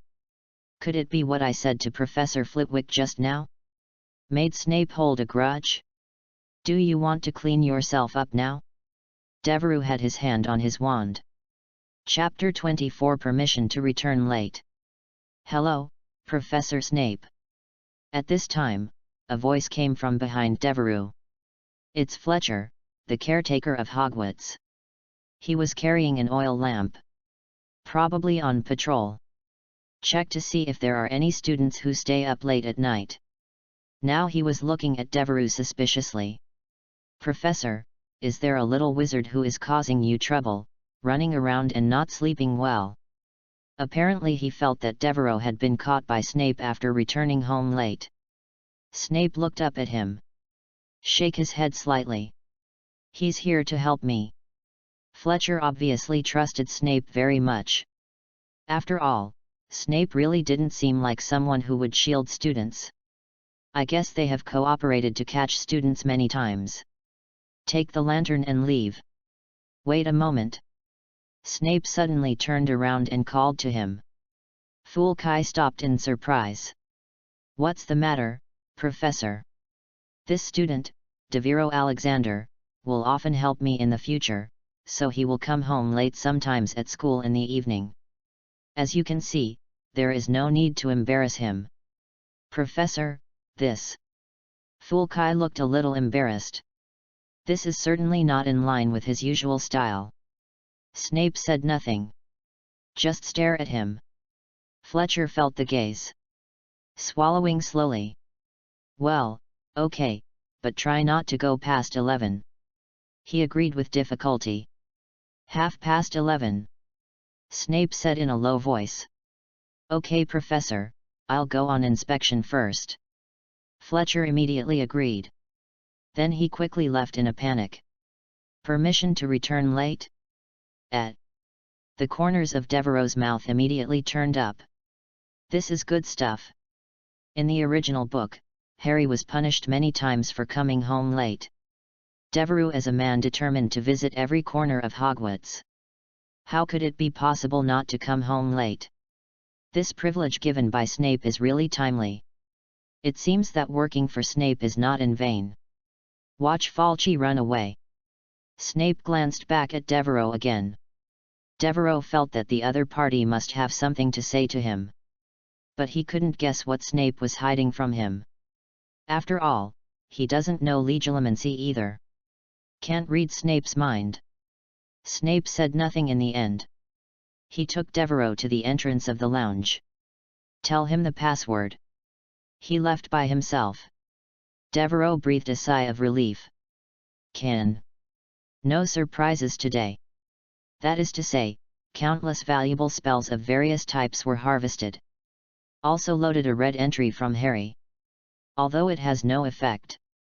Let's study it in bed later. Devereux thought so. Then he got into the passage of the lounge. At this time in Snape's office. Snape sat in his large chair. His eyes were fixed on the parchment spread out on the desk. His fingers drummed anxiously on the armrest. He murmured in his mouth. Forget it, give him a year and don't tell him so early, right, that's it. The entrance to the Slytherin common room is behind a stone wall in the dungeons of Hogwarts Castle. After Devereux read out the password. Entered into rest smoothly. To be honest. He sees where he wants to be for the next 7 years. I couldn't help but feel a little crazy.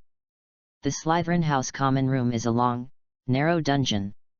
A round, glowing green lamp is tied to a chain. Hang from the ceiling. Carved chairs are placed here for students to rest. There are also some skulls as decoration. Part of the dungeon extends to the bottom of the lake. Hence the green tint in the room. The walls and ceilings here are made of rough stone. A fire burned beneath a beautifully carved mantelpiece. Despite this, the common room still looked dark and cold. Seriously. Devereux feels that in comparison, living at Snape's house wasn't so unacceptable anymore. At least I can see the sun. This is like a ship sinking at the bottom of the sea. Would anyone really like this kind of place? Devereux felt like he was going to have gout. Well, there is nothing to complain about now. You can only hypnotize yourself, just like Dumbledore said. He must be a born Slytherin. Devereux walked across the lounge. On the way, we even saw giant squid swimming at the bottom of the lake from the window. There are also some strange creatures whose appearance is unclear. Although Devereux didn't like the feeling at the bottom of the lake. But the sound of water waves hitting the shore from time to time outside the window is quite relaxing. Devereux dragged his tired body. Slowly walk up the stairs to the boys' dormitory. What a wonderful day. He did too many things. First, he took Polyjuice Potion and headed to Nocturne Alley in the early hours of the morning. He almost got into a fight with the Dark Wizard inside. Afterwards, the Potion Genius entry was successfully upgraded. Then there was the fierce battle with Snape in the Leaky Cauldron. This was Devereux's first time fighting an adult wizard. Almost ran out of magic power. It also made Devereux notice the importance of magic. After finally being clever and defeated by the professor. The homemade potion recipe first shocked Snape's face. But this PSY is not finished pretending yet. I packed my bags and ran to the station immediately to go to school. Met the famous savior at the station. The third gold entry and the first red entry are loaded. He also became the savior, Fog. Then he met several of the Weasley children. I also explored the entire 9 3/4 station and obtained the wisdom of the first sage. I have to say, this venerable's meditation method is so useful. It helps me a lot. I haven't been practicing for long. Devereux felt that his magic power had increased a lot. If it hadn't been for this meditation method to continue functioning just now. Continuously help Devereux restore his magic power between spells. It is estimated that he will not last until the end of the test. By the way, Devereux remembered this. I still have an entry upgrade card that is useless. But Devereux is in no rush. He now wants to load Professor McGonagall's entry on the transformed monster. Upgrade it. Let yourself become an absolute genius in the 3 fields of potions, magic, and transformation. And after exploring the station, get to know Harry, Ron, Hermione, and others. By beating up Malfoy, developed good friendships with them. It is estimated that there will be a chance to follow the main plot in the future. Later, he came to Hogwarts and experienced a relatively unsuccessful sorting. Eat a big meal. Finally he was called away by Snape. Show off your skills in potions. Shocking Snape again.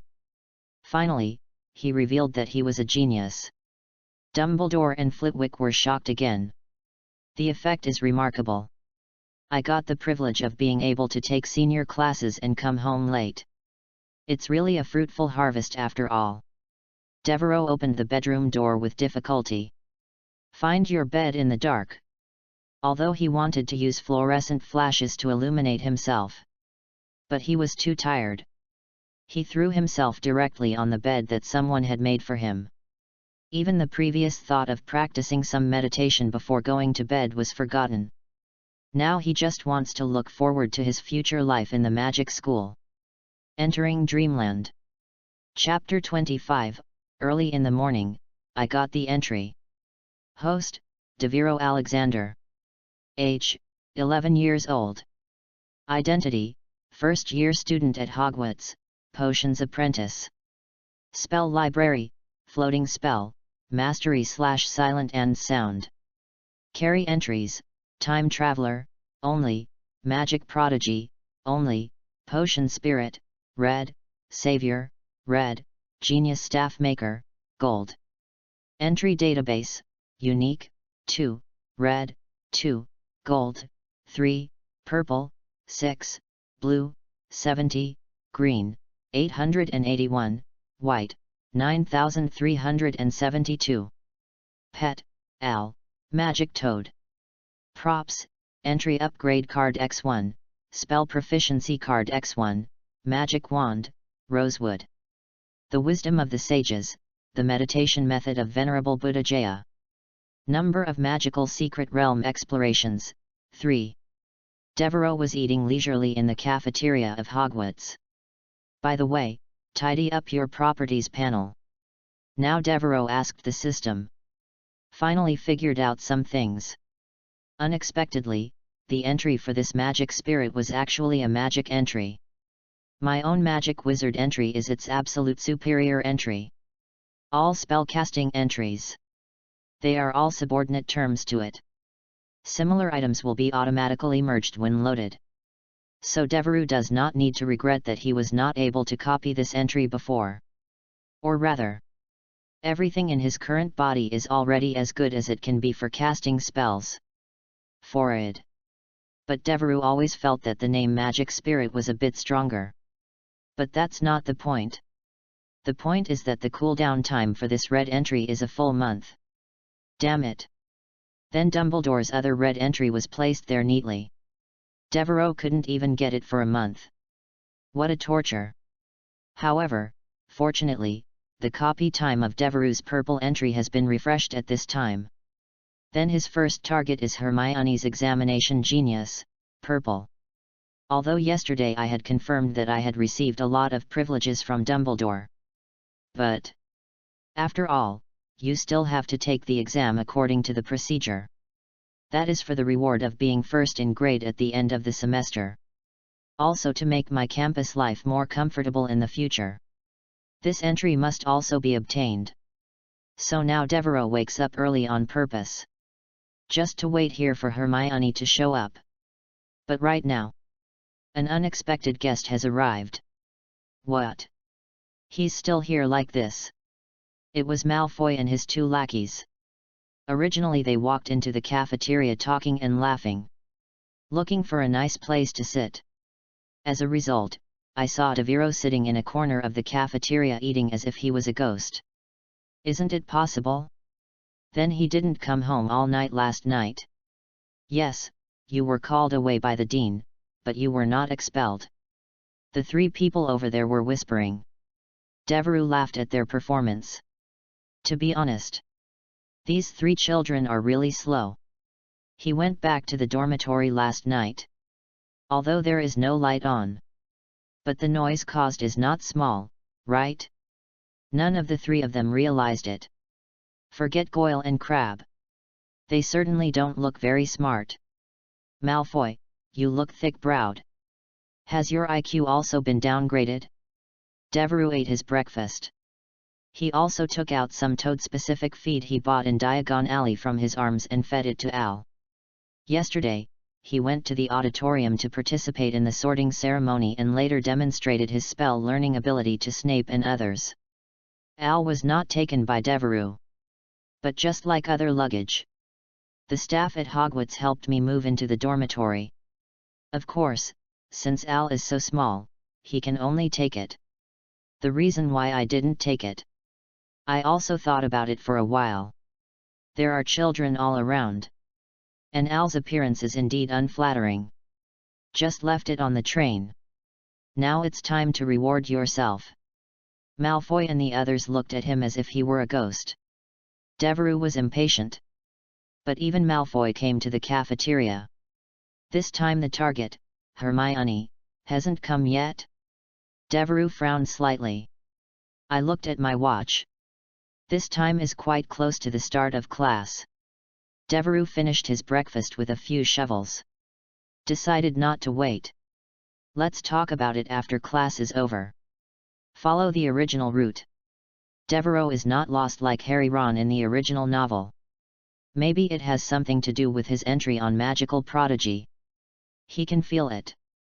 The emotion of being present on the stairs. So try to take the stairs where the mood is milder. In this way, we arrived at the classroom smoothly.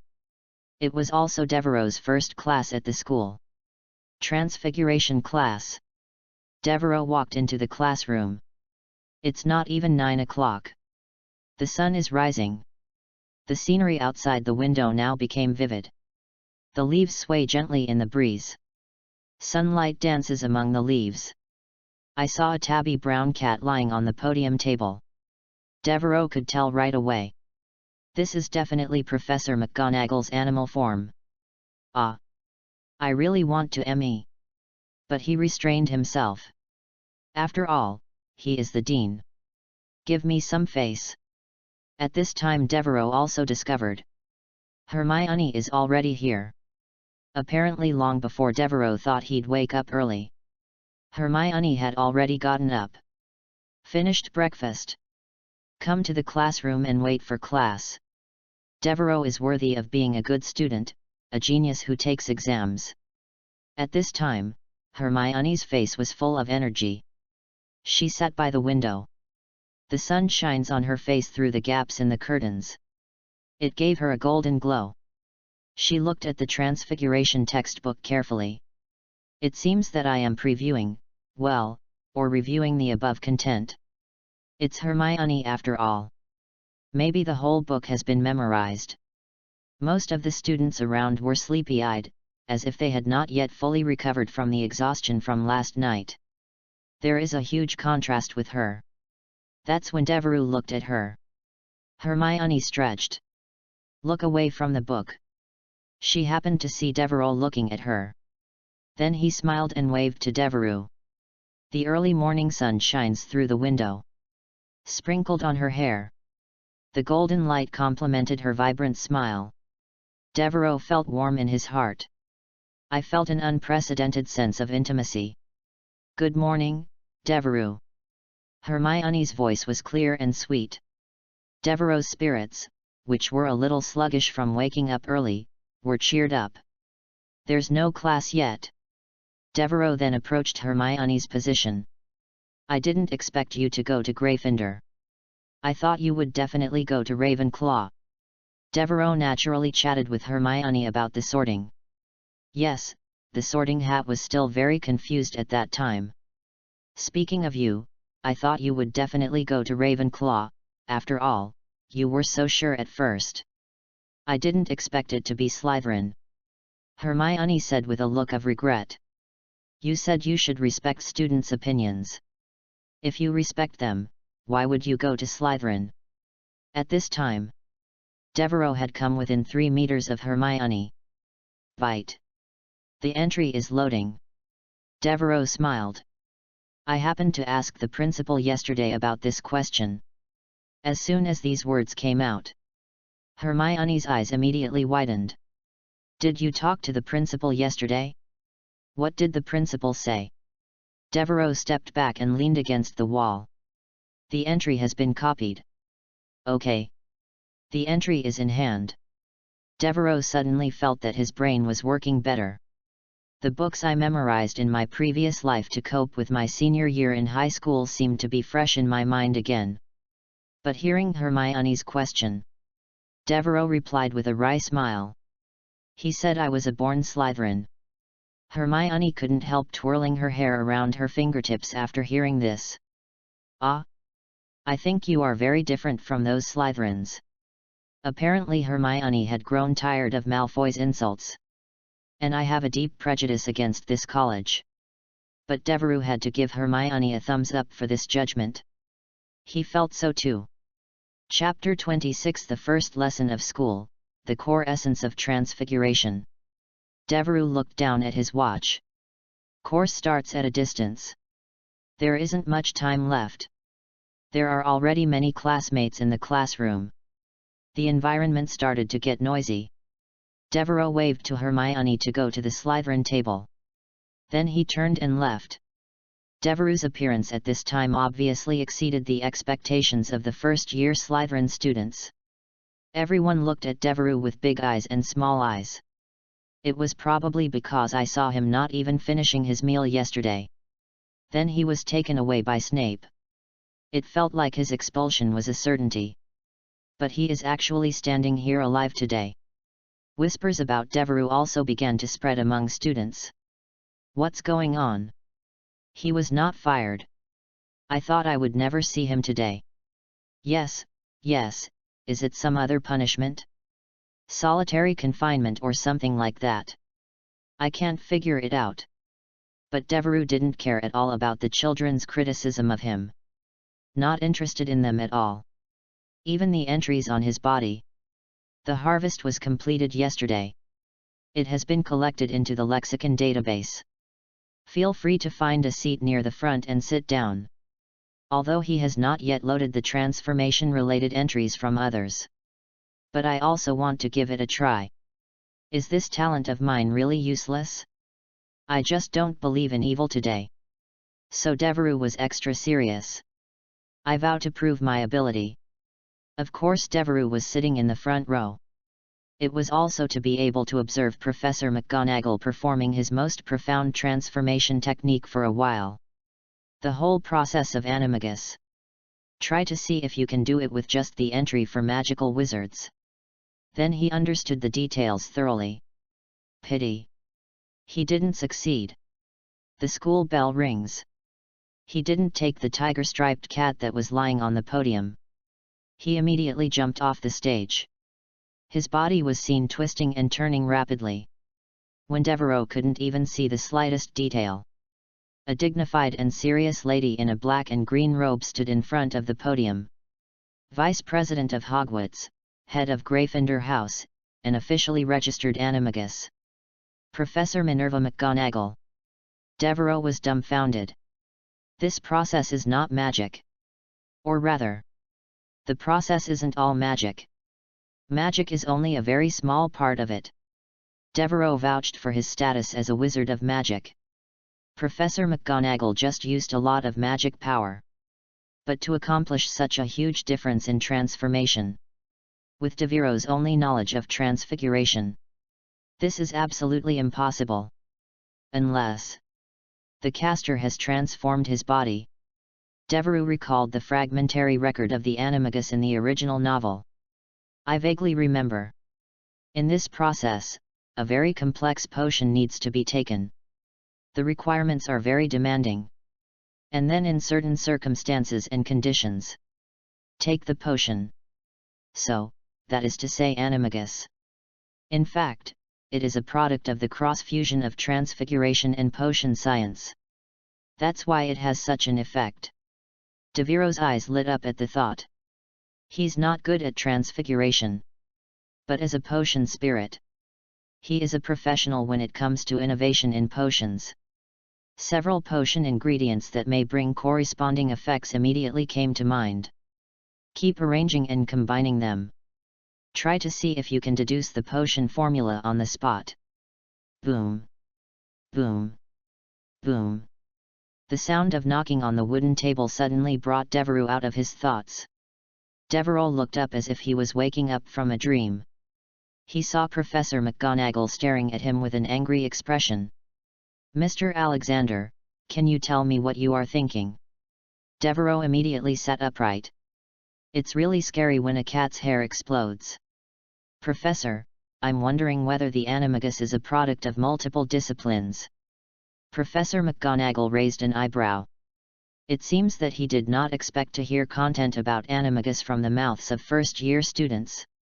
My observation shows that when you transform, you use very little magic power, which is not required for such a complex transformation, so I guess that the advanced human body transformation should not only be the effect of the transformation technique itself. Professor McGonagall put away her angry expression and looked at Devereux in surprise. It's not just the obscure term animagus. What's more important is that Devereux can actually see her magic power consumption. This is truly unprecedented. In this way, Professor McGonagall became somewhat interested in Devereux's thinking. Well, that's true. So what are your thoughts on the realization of human body transformation? Devereux breathed a sigh of relief. Continued. My current idea is to combine transfiguration with potions. In potions, the idea of brewing compound soup potion is based on the transformation principle of the disguise magus, which is rare in the magic world. So maybe this idea you can continue to deepen the animagus, but this time you need to let the potion completely change the body structure of the user, rather than having a temporary effect like the polyjuice potion. Professor McGonagall nodded slightly. There was a rare smile on his face. Your idea is very similar to the mainstream view in the academic world. General human body transformation is indeed deeply integrated with potions. However, animagus is a very dangerous magic that can be achieved only through potions and transformation. The effect of turning people into animals cannot avoid other problems that will arise in the process. You will understand this later when you reach 6th grade. Listen carefully. You still have a lot to learn in school. Don't think about becoming fat in one sitting. Finished. Professor McGonagall turned and returned to the podium. Devereux nodded his thanks. The professor probably didn't punish him because he was a first-time offender and the things he was thinking about were slightly related to the class. But the other little wizards were confused. What are they talking about? Yes, what is an animagus? Have you ever heard of it? I heard from the professor that it seems to be content for 6th grade. No, I'm in the wrong classroom? Is this still a 1st grade transfiguration class? What 1st grade? This is definitely not a question that should be discussed in 1st grade. Oh my god, in the 1st class here, the professor has already talked with other students about 6th grade content? What else are you learning? Even Slytherin, who had been criticizing Devereux just now, began to doubt Devereux's identity. Is he the illegitimate son of a pure-blood family? It's possible. Otherwise, how would you know so much? And I beat the horse. I haven't been expelled or anything. Yes, then we will have to. Malfoy was so angry when he heard this. See Devereux steal the show. But it was even more uncomfortable than being scolded. Obviously, these little wizards are inexperienced. Got caught for the first time. Transfiguration is the most complex and dangerous spell you will learn at Hogwarts. Professor McGonagall, standing on the podium, said.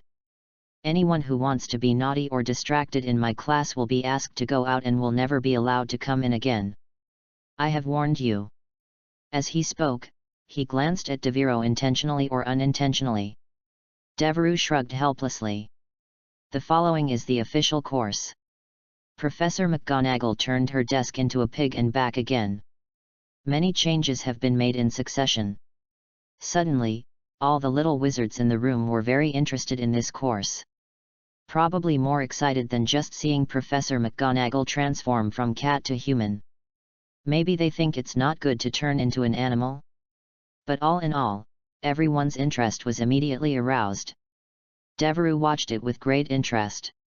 Should be said or not. He is worthy of being a teacher with a good teacher entry. Professor McGonagall is also good at mobilizing the atmosphere. Then Professor McGonagall began to talk about various precautions. Transfiguration is an extremely complex spell, and correspondingly, it is extremely dangerous. Why do you say that? Professor McGonagall waved her wand. Countless powders of various colors are sprayed from the tip of the wand. They instantly condensed into a picture similar to a 3D stereoscopic projection. I saw the powder constantly turning into various twisted human bodies. A body that merges human and animal. Even a completely collapsed mass of flesh and blood. The disgusting scene made the young wizards present turn pale. Devereux looked thoughtfully. Is this the result of incorrectly casting transfiguration? It seems that the risk is indeed not low. If you take action rashly, I'm afraid I'm going to turn myself into some kind of monster. Learning about animagus requires long-term planning. These are all tragedies caused by using transfiguration and forgetting the greatest principle of transfiguration. Professor McGonagall emphasized to the students extremely seriously.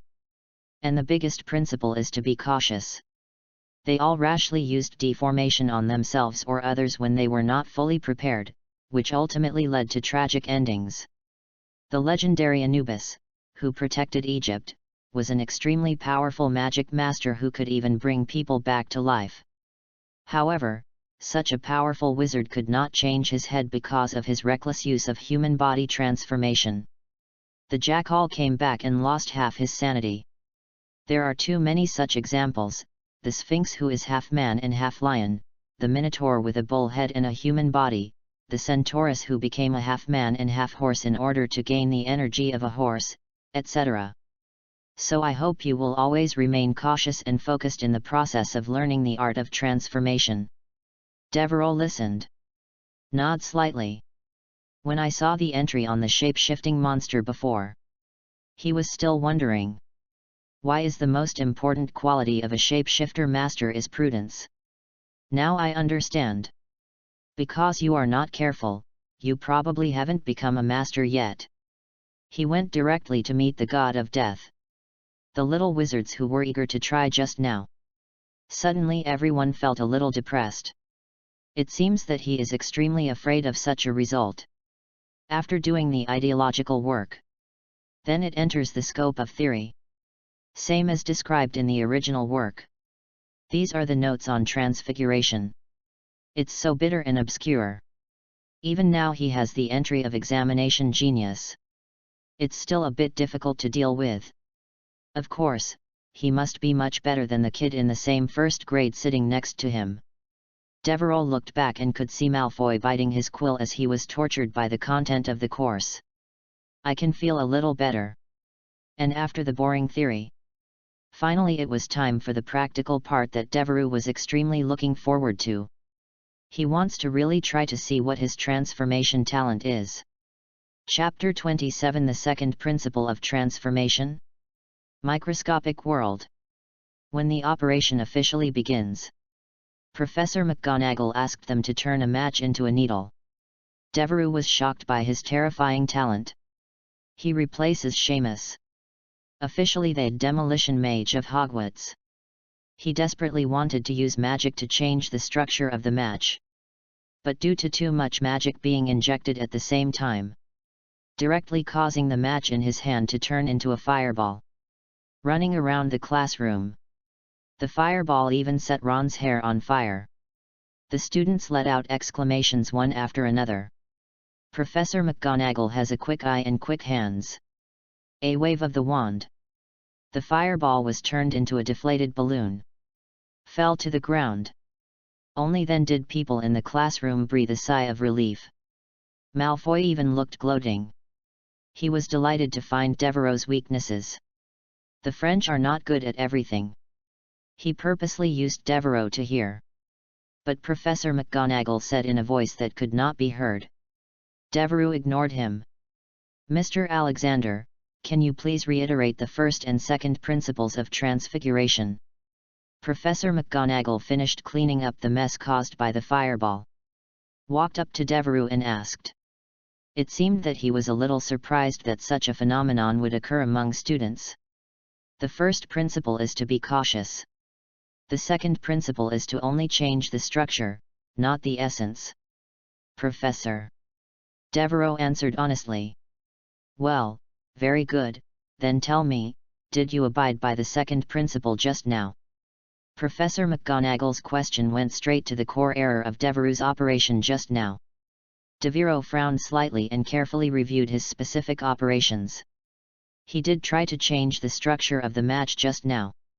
But it may be that his magic power was enhanced by the meditation method. He is already much higher than the ordinary little wizard. So follow exactly what Professor McGonagall taught in class. There is no doubt that it will lead to overinvestment in magic power, thus changing the nature of matches. Of course, his current ability is not enough to completely change the essence of a thing. It can only be said that the match has entered an unstable state. Only then did the fireballs run all over the classroom just now. Professor, I think it may be that I released too much magic power, which directly changed the essence of the object, or made its essence enter a restless state, and that's why the fireball appeared. Devereux expressed his thoughts. Professor McGonagall nodded slightly. There was some appreciation in his eyes. A good seedling indeed. The logic of thinking about the problem is quite clear. That's right, so transfiguration is a discipline that pays attention to precision. You must first learn how to accurately control the magic power you use. This is the first step to do a good job in transfiguration. With that said, Professor McGonagall handed a new match to Devereux. Devereux took it. First put the matches on the table. Brew it carefully. Let's test how much magic power is needed to deform this match-sized deformation. At this time, Professor McGonagall suddenly gave instructions. What I said in class is that you need to concentrate, because the magic power of students at this stage is very limited, and some may not even be able to maintain a complete floating spell, but you, Devereux, are very different. Professor McGonagall was still very serious when she spoke. Originally, this is something students start to learn in the 2nd grade, how to control their own magic power, so today I will just give you some simple guidance. Pay attention to Alexander.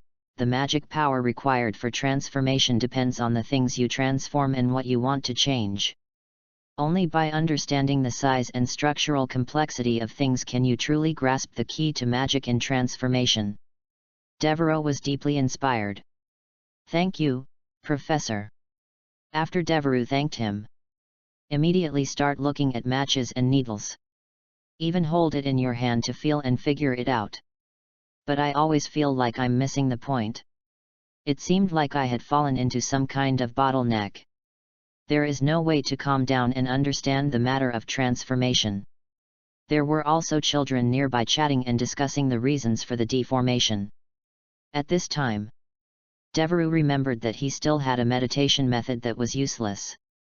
Previously on the train and outside the auditorium. Indeed used. I feel calm inside. Noise from the outside world no longer affects me. Maybe you can try it in class and see if it has any effect?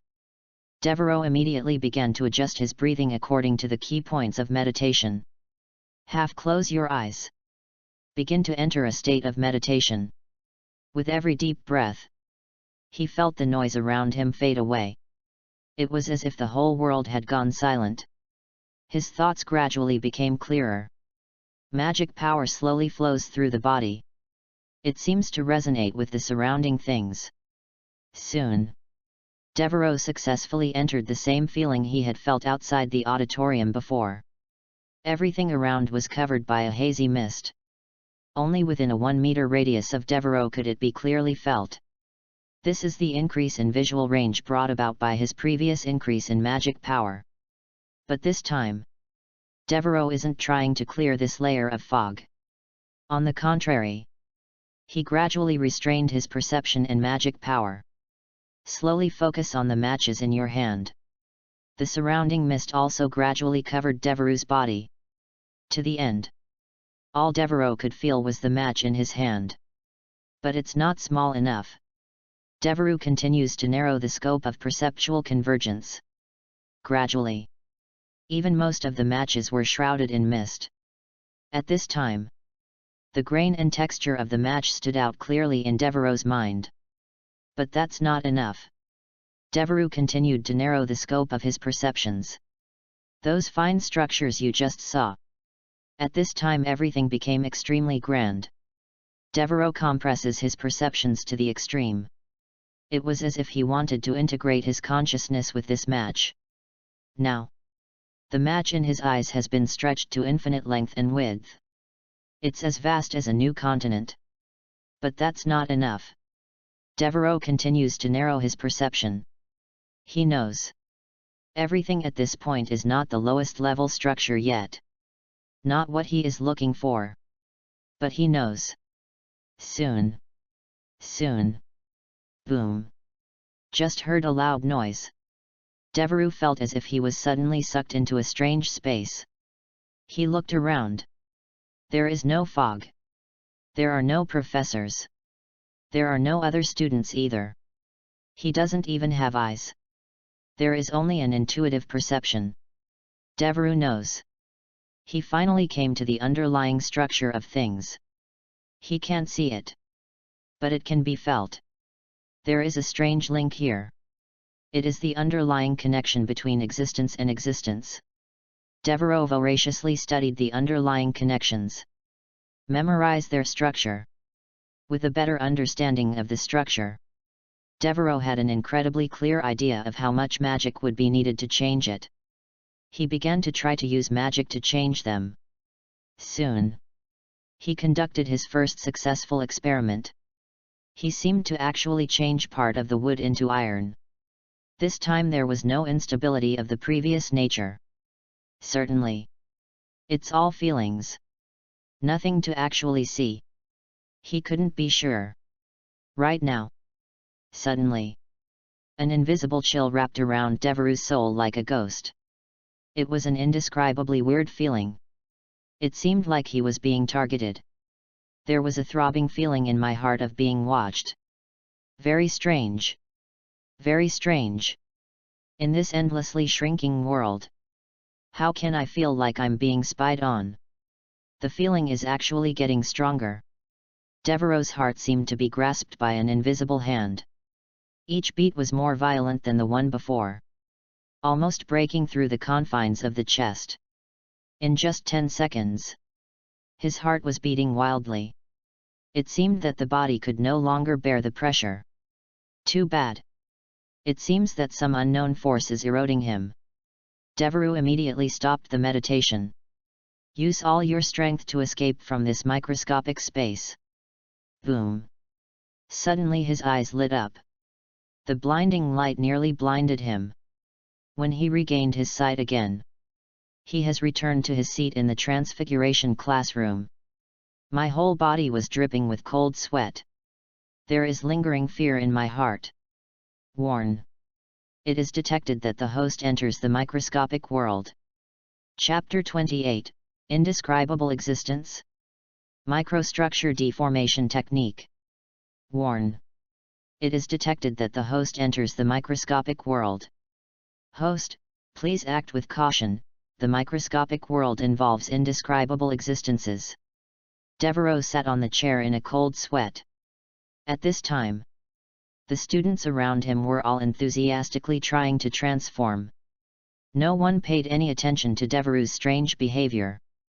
Microcosm? Indescribable existence. Devereaux is now very confused. Boom. Boom. Boom. The remnants of the terrifying experience just now were still there. The heart is still beating rapidly. Devereaux took a deep breath. Try to calm your heartbeat. After a while, Devereaux finally calmed down. You can think about what just happened for a moment. He just entered the microscopic world. This is a great improvement in perception brought about by meditation. And as the magic power and perception gradually converge, I was able to enter a space where I could see the essential connection between things. This is the so-called microworld of the system. And in this world, there is an existence of indescribable terror. Devereaux had seen this description twice before in descriptions of the system. Once is this time. Another time was when the system was first bound. On the traveler entry obtained by Devereaux, it is written that Devereaux is a person who has received the blessing of a great being. So that is to say, in this world, Except for so-called magic. There is something else out there. Except for the dark wizards headed by Voldemort. Is there a more powerful, terrifying existence? Devereaux now recalls his previous operations of rashly entering the microscopic world. They were all a little scared. Just now I almost couldn't bear it anymore. Fortunately, he ran out immediately. Think of this. Devereaux planned to do this before he understood the details of the microscopic world. I won't continue exploring that place for the time being. A determined Devereaux. Only then did he focus on the classroom again. The class is now coming to an end. Hermione was the only student present. Turn the match into half a needle. Professor McGonagall was very satisfied. 5 points for Gryffindor. Devereaux looked at the match in his hand. Even if we just performed complex operations in the microscopic world. But look at it from a macro perspective. This is still just an ordinary match. Nothing has changed in appearance. Devereaux thought for a moment. Every detail I had previously perceived in the microscopic world was replayed in my mind. The arrangement and combination of each atom. He gently picked up the match. Close your eyes. Concentrate. Moment.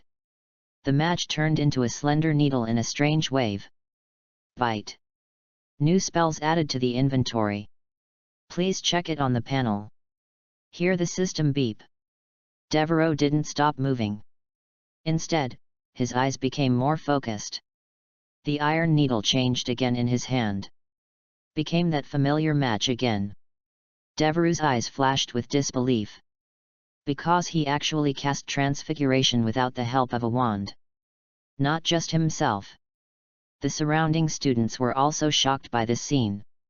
They remember that Devereaux could only turn matches into fireballs. And now? How could he transform so freely? Well done, Alexander. Being able to deform an object and then restore it to its original state shows that you have mastered the principle of caution. Wait, you didn't use a wand. There was obvious surprise in Professor McGonagall's voice. It's amazing.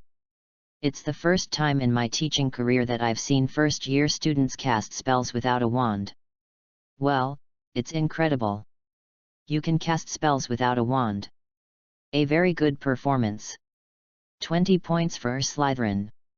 Professor McGonagall said approvingly. Devereaux thus received his first bonus point at Hogwarts. He first opened his spell library to check. It was discovered that there is indeed one more spell. Microstructure Transformation Technique. Skilled/wandless objects that have mastered the microstructure can be transformed into arbitrary properties and forms. Arbitrary properties and morphological transformations? Devereaux's pupils shrank. Pick up the matches again. A thought came to my mind. The match turned into a smaller quill. Professor McGonagall was standing by at this time. She lamented that today she probably saw the first such a talented student she had ever taught in her life. Finally, in shock, Devereaux continuously transforms the matches into different objects. Professor McGonagall gave Devereaux another 30 points. That was Devereaux's first class at school. So I added 50 points to my college. Professor McGonagall also called Devereaux the most talented student he had ever encountered. He also welcomes Devereaux to come to him after class to ask questions. Devereaux was very useful. Did the system see it? Transformation masters all recognize their own talent for transformation. That is to say, the system doesn't know the ropes and feels that one has no talent. Of course I think so. Devereaux is still looking forward to loading and copying the entry of the transformed monster. How powerful will the transformation talent be? But at this time, Devereaux suddenly thought of a question. Now he has mastered the microstructure of the match in his hand. So you can make any changes to it. What if it were other matches? Can you still do this by yourself? Devereaux thought about this. Then he took out another match from the matchbox. Pick it up and hold it in your hand. A thought came to my mind. Bang! Another fireball leaps through the air. Devereux becomes the demolition mage again. He could only wait for Professor McGonagall to come over with a dark face and deduct 10 points from him. If you don't believe anything, it means he is not good at learning. Really. Devereux's transformation curse works so smoothly just now.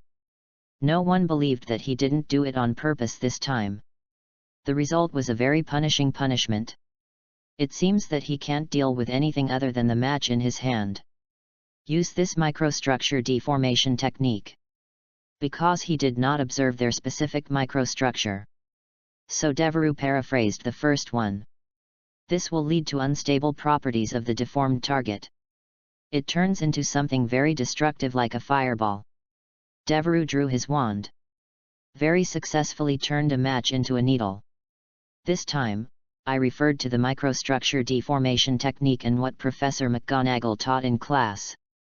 That is to say, at present, Devereux is still in addition to entering the microscopic world.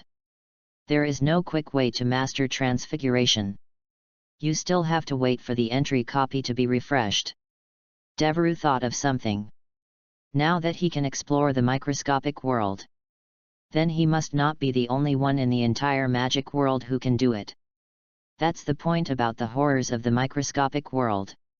I wonder if Professor McGonagall doesn't understand this situation? Devereux decided to discuss this issue with Professor McGonagall alone after class. Soon. Transfiguration class is over. Devereux went with the group to Professor Flitwick's charms class. Although he no longer needs to listen. But with the idea of experiencing life. And Flitwick will give him the current progress of each grade in a while. Devereux still had to get to know the situation. There are so many things.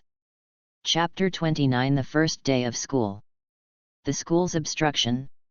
The 5th graders will extensively review what they have learned before. The other little wizards were listening to Flitwick explaining the main content of the charms class. Devereux was reading a pamphlet leisurely. What is written above is a very brief introduction to the course content that Professor Flitwick has prepared for the 7 grades of the school. That suits me quite well. Devereux finalized the grade level he would join. Turn around and look around. Everyone is listening carefully. Devereux also wanted to calm down and listen. But although Professor Flitwick speaks more humorously, but the content Devereux has largely mastered. After all, he is a combination of magic prodigy and exam-taking genius. Plus Devereux's mental union as an adult. The content of this class is indeed too simple. So Devereux planned to use this time to practice meditation. Boost your magic power. Then, in this spell course, which lasted a total of 2 hours, Devereux entered a deep state of meditation. Run the magic within your body through cycles. Completed 10 weekly runs. As your meditation practice deepens, Devereux found the grey mist surrounding him growing. It has now been pushed to 5 meters away. Keep developing at this rate. It won't take long. He can extend this fog to the entire classroom. Devereux noticed. As long as the object appears within the area covered by his fog, his ability to perceive these objects will be greatly enhanced. Even if it is a slight sound or a subtle fluctuation of magic power, he can even detect it. That is, if the range is large enough later. Then he can even cover the entire Hogwarts with his own perception. Then it is equivalent to him being a walking marauder's map. And this heightened sense of perception also helps with learning and imitating other people's magic. In general, Devereux carries the magic wizard entry. Watch someone else cast a spell. You can copy it again. But want to recreate the same effect exactly. That's something Devereux still can't do now. But if Jean Devereux is in a meditative state, within the range of perception, then his magic wizard entry will be strengthened. Just like the previous meditation method's bonus to the transfiguration technique. It is worthy of the wisdom of the sages. After combining with the entry, it can be said that the effect far exceeds that 1 + 1 is greater than 2. This spell lesson passed quickly. Professor Flitwick did not require everyone to actually practice the levitation charm.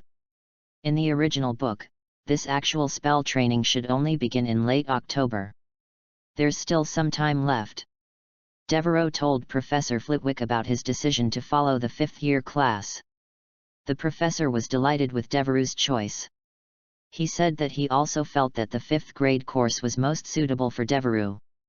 After all, it is the biggest year. Devereaux thought. The content is indeed not small, and it feels almost the same as the high school entrance examination in mathematics, physics, and chemistry in my previous life. But with the help of 2 major terms, magic wizard and exam-taking genius. Devereaux isn't worried at all. After saying goodbye to the professor, went to have lunch. In the Hogwarts curriculum system, the teaching arrangements for the field of potions are quite hierarchical. During 1st to 3rd grade, the students' main focus will be on the study of herbal medicine. Learn about various magical plants and their properties, and learn how to handle them properly. To the 4th grade and above, the focus of the course shifted to more complex potions. Students will learn how to prepare various potions, understand the ingredients, effects, and potential risks of medications. Therefore, first-year students like Devereaux, there are 2 herbology classes every week. Potions, on the other hand, only has 1 class on Friday. Herbalism is taught by Professor Sprout. Name, Pomona Sprout. Age, 58 years old. Spell library. Entry, Herbal Talent, purple, Magic Talent, purple, Cultivator, purple. Herbal Talent, gold achievements in herbalism, born with strong ability to identify and perceive various magical plants, may have good achievements in herbalism. Magic Talent, purple has magic talent that exceeds that of ordinary wizards, can learn spells faster than ordinary people, and has a certain degree of creativity. Cultivation, purple a wizard who is good at cultivating magic plants. The magic plants under your care will become more prosperous. The professor's entry does not have a golden entry like Snape, Flitwick, and McGonagall. But obviously, she is also a teacher who is extremely loved by her students. Devereaux judged that her achievements within the discipline may not be as advanced as those of several other deans. But he is definitely a good teacher. She is an extremely kind and optimistic person. Treat every student with patience and care. The classroom atmosphere is always relaxed and happy. Devereaux also makes no secret of his talent in this area. During the question-answering session, Devereaux scored 20 points for his academy. Of course, Devereaux also considers his own performance. In the lower grades, the importance of herbalism cannot be ignored. If he wants to be number 1 in his grade, then achieving excellent results in herbalism is an indispensable part. Although the original work does not explicitly mention the concept of daily performance. But Devereaux thinks, now that you have the opportunity to improve your overall evaluation through classroom performance, why not seize this opportunity? So we should try our best to do this well. After class, Devereaux declined Harry's invitation to go to the cafeteria for dinner. He went alone to the office location that Professor McGonagall told him in the morning. He wants to do it for his previous discoveries in the microscopic world.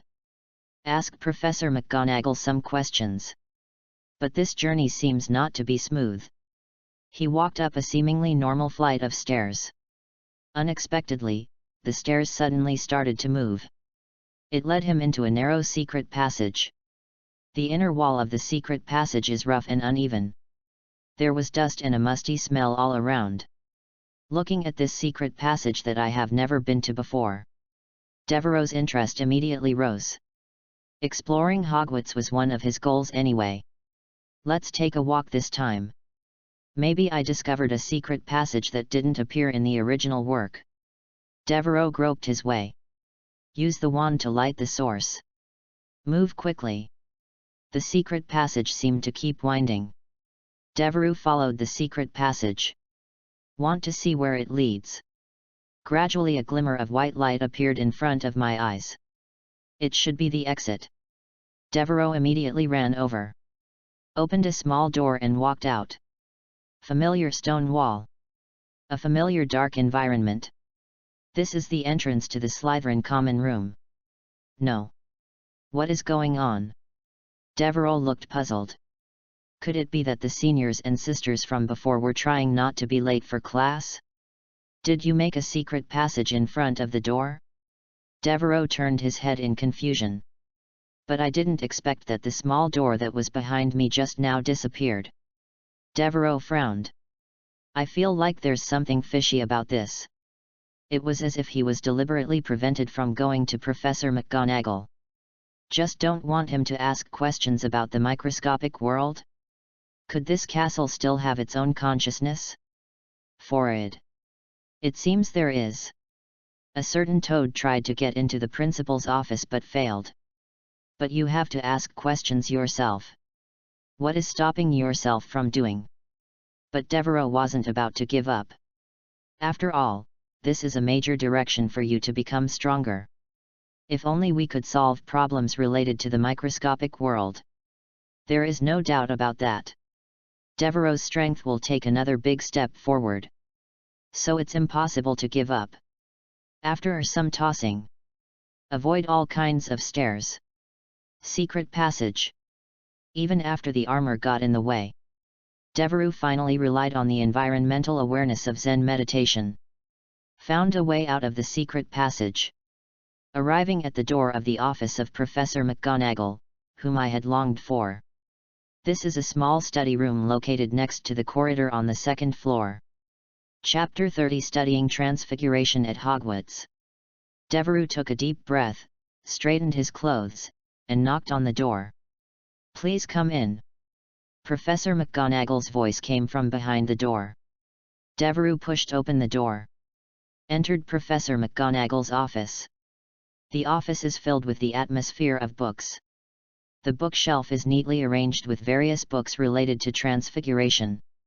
In the fireplace in the center of the room. The fire burned brightly, radiating warmth.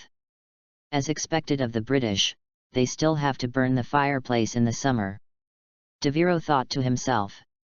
The highest temperature in summer in this part of the UK is only in the 20s. The average summer temperature is no more than 20 degrees.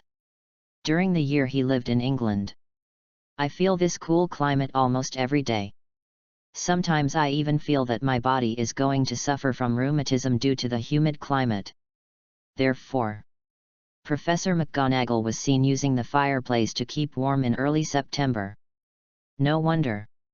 Professor McGonagall sat behind a large desk. He is reading a document carefully with his head down. She looked up. "See Devereux," said with a smile.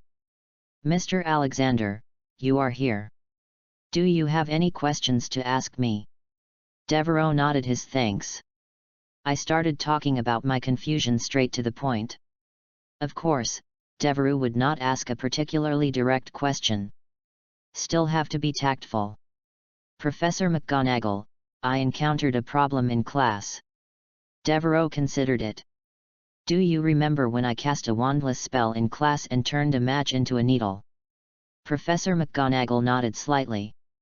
"That's an incredible achievement, even in a senior year. Is there anything wrong with that?" "Professor, the problem is that I can only do this with this match. I can't transition the same way to another object, even another match. The reason is that the transformation technique I use is not the general transformation technique you teach in class, but what I learned through my own observation." Devereux said a lot in one breath. "Stop and catch your breath." Professor McGonagall heard this. "Put down the document in your hand." His eyes became serious. With a wave of the magic wand in his hand, a teacup flew over, landing steadily in front of Devereux. The professor's wand tapped the table twice in succession. Moment. The teacup was already filled with hot tea with white mist floating in it. "Let's have some tea first, Alexander. What do you mean by the transfiguration you observed?" Devereux picked up the hot tea. After blowing gently. "Take a sip. Lukewarm is just right." "Professor, I can observe the microstructure of things. And the transformation technique I observed myself is based on the observed microstructure of things, combined with the transformation spell. Compared with the transformation taught in the classroom, this kind of transformation is more convenient and can be used without a magic wand, but it is limited to things whose microstructure has been observed. At the same time, the microstructure of each thing is independent, so there is no situation where things of the same type can be deformed after observing one thing. Devereux stated his thoughts in one breath. As he spoke, he also took out the match. Continue to show various transformations to Professor McGonagall. It's simply not the level a first-year student should have. Then he took a sip of hot tea. There is a lot of sugar in this tea. It can even be regarded as a little sweet water. Professor McGonagall was shocked. A flash of surprise flashed in her eyes. Deep thinking followed. She seemed to be running through the history of transfiguration in her mind. An attempt was made to integrate Devereux's findings with the known body of knowledge. Her eyes suddenly became sharp. It seemed to penetrate every word of Devereux, trying to find a flaw in it. But Devereux didn't move. Just tasting tea seriously. This idea seems to be really feasible. Her hands involuntarily clenched the edge of the table. His glasses slid down the bridge of his nose. But she didn't right herself immediately. Instead, he stared at Devereux. He seemed to be confirming whether everything he said was true. Professor McGonagall finally calmed down. He lowered his head and sighed. With trembling hands, he gently adjusted his glasses. Looking back at Devereux. Alexander, your discovery may really be a new field of deformation. Some people in the academic community have proposed the hypothesis of microstructure deformation before, but most of them have not been studied in depth, and there are no specific deformation results. The biggest limitation is. As he spoke, Professor McGonagall narrowed her eyes slightly. Observing microstructures, Alexander, can you please tell me how you observed these microstructures? Devereux was prepared for this question. Teacher, this is my talent. Devereux's face didn't turn red, and his heart stopped beating as he started talking. I have had extraordinary sensory abilities since I was a child. You should also know that I am Professor Snape's potion apprentice. Since I was a child, I have been able to identify various potions through simple breath. Devereux's words flowed as smoothly as water. Every word seems authentic and believable. As I grow older, my ability gradually increases. About a month ago, my ability made a qualitative leap. I can clearly feel the enhancement of my ability. In the Transfiguration class, after your guidance and following the principle that transfiguration only changes the structure, not the essence, I wanted to explore the lowest structure of things, and that's how I made this discovery. Devereux finished. There was no trace of panic on his face. As if everything he said was a matter of course. Talent. Professor McGonagall listened. His brows furrowed slightly. She clearly had reservations about claims of such a gift. But Devereux had his own methods. That's shaking people. Professor, if you have any doubts, you can ask Professor Snape about my talent. I believe you will get the answer you want.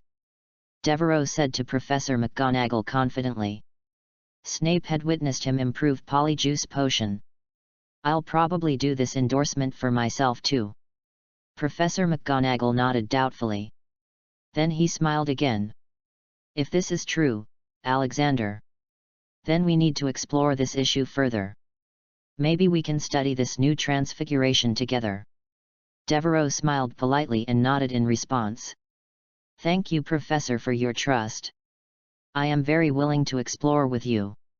Professor McGonagall lowered her head and thought for a moment. Said after a moment. I remember that the latest major progress in microstructure research was announced 7 years ago.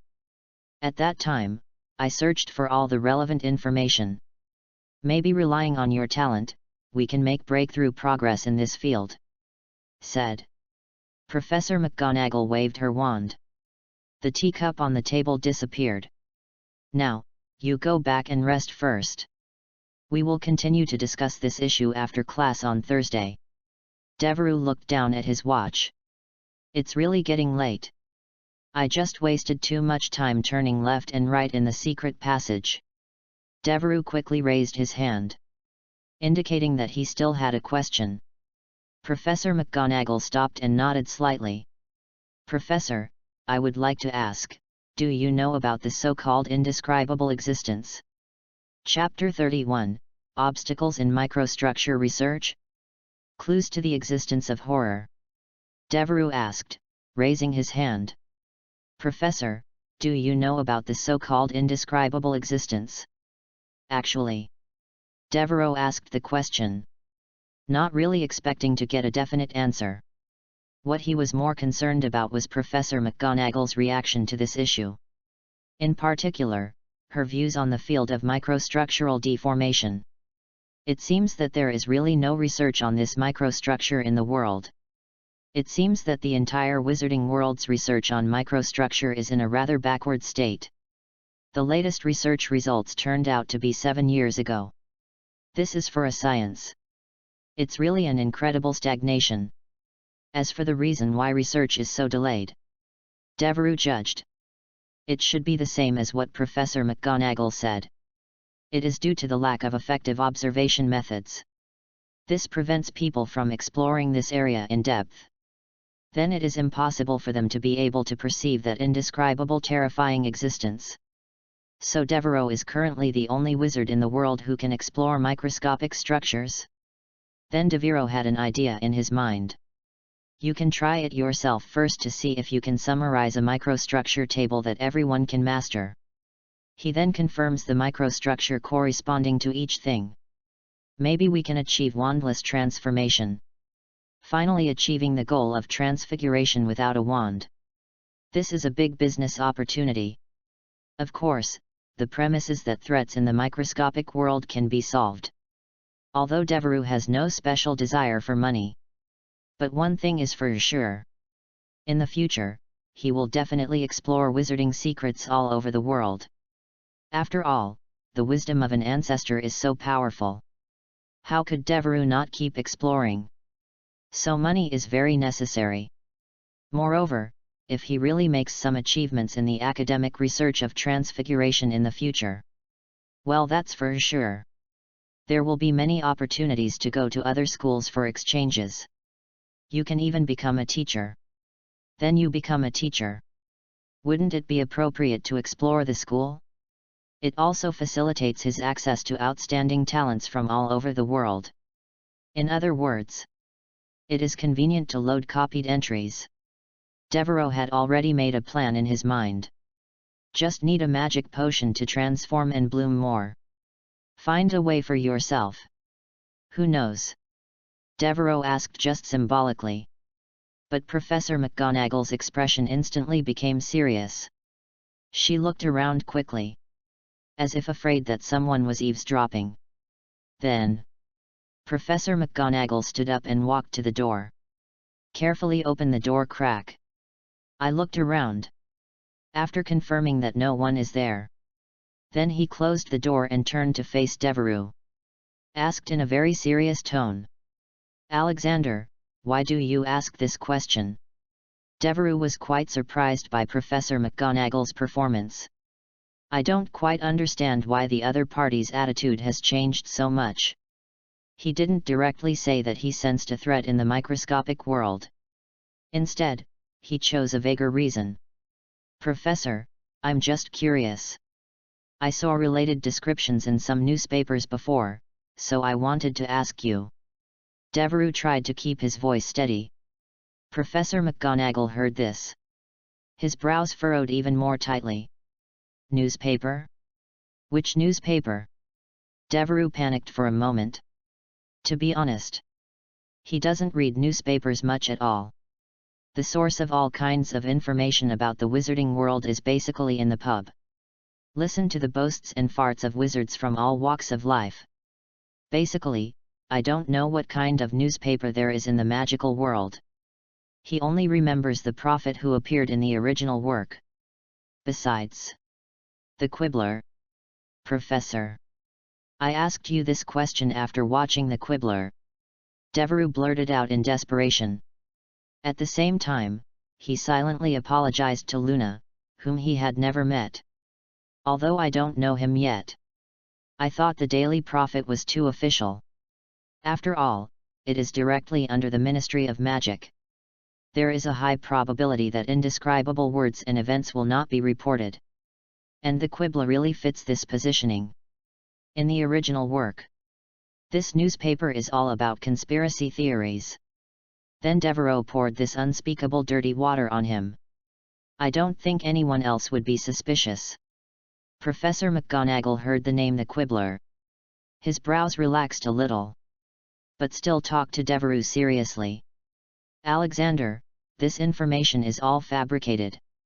Don't believe the content of some tabloids, and take classes at school seriously. Do you understand? Devereux nodded repeatedly. Okay, go back quickly, there's a curfew. Professor McGonagall turned sideways and opened the door. Devereux bolted out. Professor McGonagall looked at Devereux's back as he walked away. He murmured in his mouth. Indescribable, Tindaros. Devereux walked quickly along the dim corridor. Turned several aisles in a row. Her majestic figure gradually faded out of sight.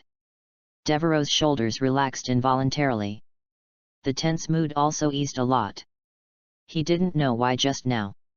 He just didn't tell Professor McGonagall about the terrifying feeling in the microscopic world. He also felt that Professor McGonagall might not allow him to continue researching this aspect.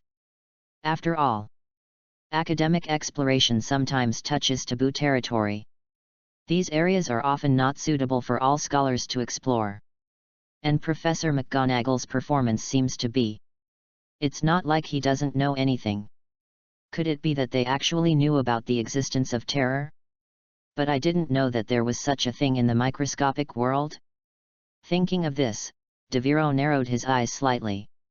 It's a pity that Devereux currently has no ideas to continue looking for clues in this area. Wrong. Have. In this conversation, Devereux accidentally caught a clue. The newspaper The Quibbler that Professor McGonagall mentioned seems to be the key to studying those elusive beings. Judging from the expression on Professor McGonagall's face, The Quibbler likely involves many unknown secrets and strange lore. Therefore, check out this newspaper's past coverage. Maybe it can provide him with some valuable information. You can even contact Lovegood directly. That is Luna's father. See if he knows anything. Too bad Luna isn't in school right now. Devereux thought for a moment. Decided to subscribe to The Quibbler tomorrow. Then try to get in touch with Lovegood. But not tonight. Devereux now has permission to stay late. Naturally, it is impossible to go back to sleep honestly. Definitely want to explore this school. Devereux smiled softly. The corners of his mouth were raised slightly. He felt an indescribable excitement welling up inside him. He turned around and ran into the deep corridor. Only the faint light fading away behind him was left. Chapter 32 Ravenclaw's Diadem. Voldemort's remaining soul. Wear me and you will gain endless wisdom. Bang! Devereux slammed a plaster statue shut. Silent and silent, said. He also pointed at the plaster statue and cast a silent spell. Make it quiet. Devereux leaned against the pile of debris beside him, feeling a little exhausted. His face turned pale and he was breathing heavily. Damn it! I almost fell into the trap of this Horcrux. Devereux managed to stand upright. Adjust your breathing according to the principles of meditation. There was a chill in my head. Help him calm down. At this time, he was in the room of requirement. This night he ran through several secret passages mentioned in the original work, as well as some classrooms and towers that have not been visited before. Walk, walk. We arrived on the 8th floor of Hogwarts Castle. It just so happens to be the location of the room of requirement. Devereux thought about exploring the Room of Requirement tonight. In connection with the original work, Voldemort once made Ravenclaw's diadem into a Horcrux and placed it here. Devereux wanted to see what kind of treasure this relic left by one of the legendary 4 founders would be. Then they came to the room where requests were answered. That room is specially used for hiding things. What I didn't expect was that it was so big. After searching for almost half the night, I still couldn't find the so-called plaster statue. As a result, Devereux was about to give up. Suddenly I remembered. He is a wizard. Then Devereux waved his magic wand. The plaster statue is coming. But the direction of this spell is too unclear. All at once the whole room of plaster statues descended upon Devereux. Devereux quickly lay down. Dodge various stone statues flying towards him. Suddenly, his intuition, gifted by magical wizards, told him. One of them has extraordinary power. Devereux has quick eyes and quick hands. A levitating spell caught it.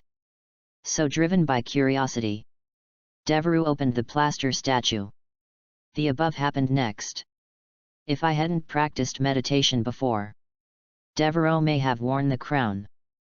Then it is estimated that the end will not be much better than that of Ginny in the original book. Devereux approached the plaster statue again. But this time he was very cautious. Didn't open it rashly. Although Devereux cast a silent spell on it at this time. But the whole plaster statue was still shaking. The pacing is extremely disturbing. Devereux frowned. He felt that the reaction of this Horcrux was indeed a bit strange. In the original work, like any golden cup, the notebook must be touched. Over time, it slowly erodes the wearer's health. This crown almost took Devereux directly. It doesn't look like a Horcrux at all. And it's like a living soul in it. Although he also knows Horcruxes basically have some living attributes. It will constantly tempt the holder. Such is the case with the locket. Needless to say, Harry is a living person himself. To ensure nothing goes wrong, Devereux knew that he could not face this potentially dangerous Horcrux directly. Then, an ingenious idea came to his mind. Devereux decided to contact the Horcruxes indirectly, to reduce the risk of direct contact. In front of the plaster statue, Devereux slowly sat down cross-legged. His eyes were firm and focused. He closed his eyes. Start adjusting your breathing and heartbeat. Try to get your body into optimal condition. With every deep breath, Devereux felt his spirit calm down. All surrounding sounds seemed distant and indistinct. A thick fog gradually formed around Devereux. This time, Devereux once again began to converge his magic power and perception. But it's not about entering the microscopic world, but to see through the plaster statue. Go and observe the crown. With the convergence of perception, the fog gradually covered Devereux. The only thing left in Devereux's perception was the slightly trembling plaster statue. Devereux focused. His perception and magic intertwined into thin, shimmering blue lines. These thin lines slowly and carefully extend into the cracks of the plaster statue. As the perception deepens, Devereux felt as if he had entered a completely dark space. Suddenly, Devereux only felt that everywhere he looked was filled with green light. Hello!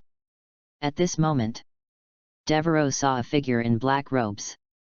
The man looked pale, like a skeleton, but it has an indescribable charm. The figure smiled at Devereux and said. The voice was gentle but with a hint of chill. Faced with such an unexpected situation, Devereux reacted quickly. Pull yourself out of your meditative state immediately. His eyes suddenly opened. I saw that one corner of the plaster statue in front of me was slightly cracked. I saw a faint green light coming from it. But the weird vibrations had stopped. But Devereux had no intention of paying attention to this at this time. At this time, a piece of information appeared in his mind. Name, Tom Riddle's soul fragment. Age, 20 years old, eternal. Spell Library, Atharvaki Davra, no one can match it. Soul-seizing curse, no one can match it. Cruciatus curse, no one can match it. Entry, Wilderness of Knowledge, Unique, Horcrux, Gold, Dark Lord, Gold/Incomplete, Born Heartless, Purple, Decay, Purple. The Wilderness of Knowledge, only the knowledge in the world is you, and you are the knowledge itself. Horcrux, Gold, you are a Horcrux made deliberately by a powerful dark wizard through murder. You have inherited part of the knowledge and power of the original owner, and have the ability to corrupt the hearts of others. Dark Lord, Gold/Incomplete, you will eventually become the devil that makes the world tremble. You are extremely charming and have unparalleled talents in black magic. You will have countless fans. However, because of an extremely powerful magic, your fate was struck. Unfortunately, the future is not clear. Born to be ruthless, Purple, your tragic life experience and bad education prevent you from having ordinary human emotions and being unable to empathize with others. Decay, Purple, you were originally shining and had lofty ambitions, but the endless imprisonment has worn down your body, exhausted your spirit, and made you gradually become decayed. This Horcrux actually has a panel. And there is even a unique entry. The Wilderness of Knowledge, only. Hiss. Devereaux frowned. At present, he has not loaded and copied any unique entries. I don't know what the effect will be if I copy it. Devereaux calmed down. Never mind that. He immediately stood up and waved his wand. Repaired as good as new. The cracks in the plaster statue that revealed green light were instantly restored. Waited 3 seconds. Nothing strange appeared. Devereaux felt relieved. Start looking at the panel of this Horcrux carefully. Chapter 32, Unique Entry. The Way of Existence Changes. As expected of Voldemort. At the age of 20, he has already learned the 3 unforgivable curses to a level that no one can match. Devereaux looked at the Horcrux panel in front of him in amazement. I couldn't help but marvel. He had only seen spells that no one could match in Snape before. Occlumency. He is also the most powerful master of occlumency named in the original text. And this fragment of Voldemort's soul actually mastered 3 such superb spells. This undoubtedly shows how powerful Voldemort's true form is. Devereaux looked away from the spell library. Continue browsing below. Devereaux carefully looked at each entry on the Horcrux. The Horcrux entry has nothing to say. The main difference with Harry is that Harry was accidentally created by Voldemort. So the impact on Harry is relatively small. And just by looking at the one in front of me, I knew it was not a good thing. It's so disgusting. And when I saw the entry for Dark Lord, his brows furrowed slightly. Incomplete? Is every Horcrux part of the Dark Lord's entry? If only the imperfections were golden entries. All the entries together. At least it has to be read. Devereaux nodded slightly. After all, Voldemort was a powerful wizard who could face off against Dumbledore. Then it makes sense to have a red entry. Now I can't even imagine that Voldemort has a complete soul. What kind of charisma and magic that would have. The remaining 2 purple entries are also easier to understand. Born to be ruthless is the background of Voldemort. Grew up in an orphanage. Later went to Hogwarts. Being treated incorrectly by Dumbledore. There may also be the influence of bloodline.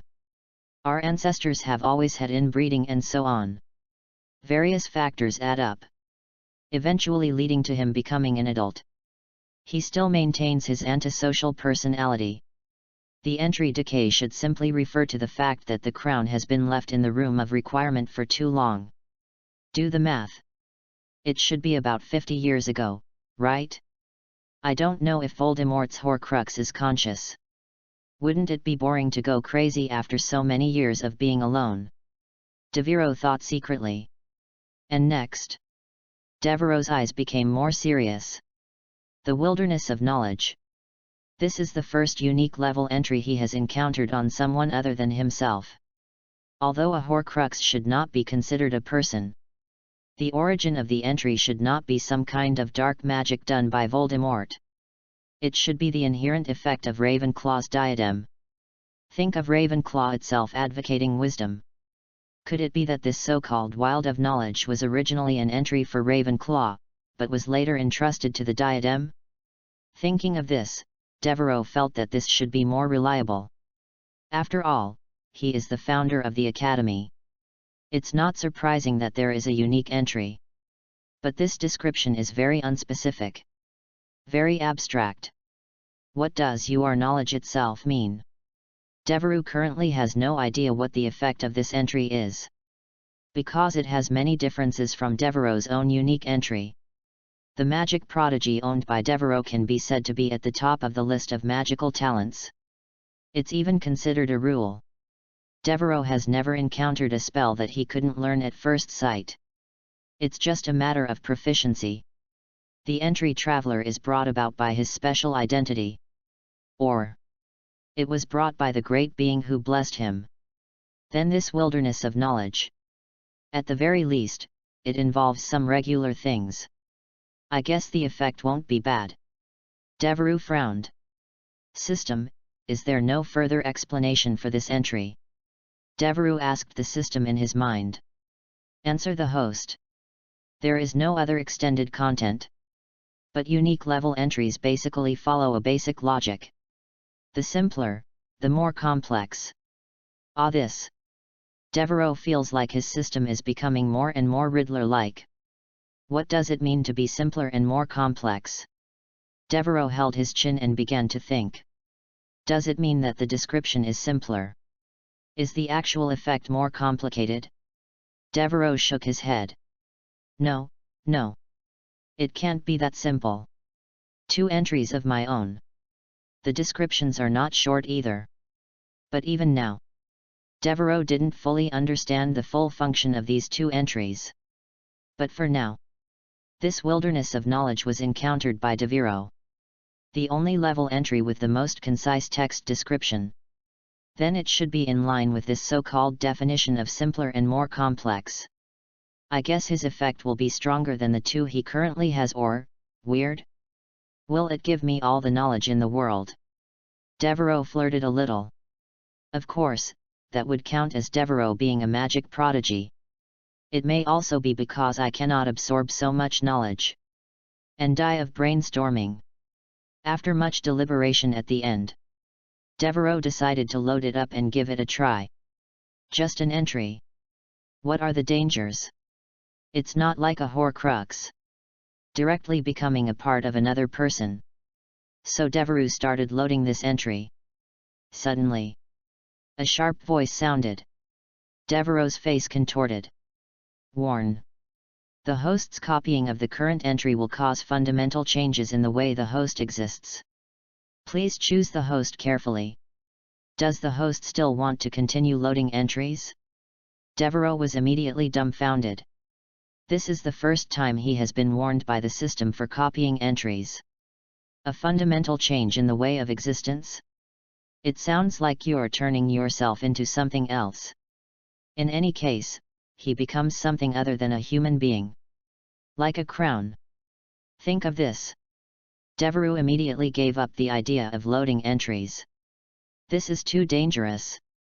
It seems that not all entries can be loaded randomly. Such as this Horcrux. If it is loaded, you may become an object and lose your humanity. Devereux stood up. He dusted himself off. Today's experience in the room of requirement also reminded him. When coming into contact with dangerous magic items later, it is better to use indirect methods as much as possible. Just as Devereux was about to cast a levitating spell, when he hid the plaster statue deep in the room again, a voice broke the silence. Hello, little wizard. Devereux jerked his wand out. Take a quick look around. After entering the room of requirement, he immediately checked to see if anyone was around. Only after making sure it was absolutely safe did we start looking for Horcruxes. Then why are there other sounds now? Little guy, I'm here. Devereux looked down sharply. I saw that the plaster statue was opening its eyes that glowed green. Say hello to him. It seems that Slytherin has another talented wizard. Chapter 33 Ravenclaw's Token. Voldemort. Dim wall lamps swayed in the deep room, reflecting the mottled shadows. It makes the already gloomy environment even more mysterious. The eyes of the plaster statue glowed unnaturally in the darkness, like two shining gems. It seemed particularly abrupt in this quiet night. Devereux looked at the plaster statue extremely nervously. Exclaimed. Voldemort? Haha, no one has called me that for a long time. I thought I was going to drown in this endless knowledge. The plaster statue smiled at Devereux. The smile looked a little distorted in the dim light. It seems like the passage of time has left traces on it. But because his plaster statue has no arms. As a result, the scene at this time was very, funny. A half-human-sized plaster statue lay on the ground. Try your best to tilt your head in a direction where Devereux can see. If it weren't for midnight, Devereux might even find this scene a bit laughable. But now his whole body was tense. The wand was pointed straight at the speaking plaster statue. Be ready to cast a hex on it at any time. He was 100% sure. The one controlling the plaster statue at this time is Voldemort's Horcrux.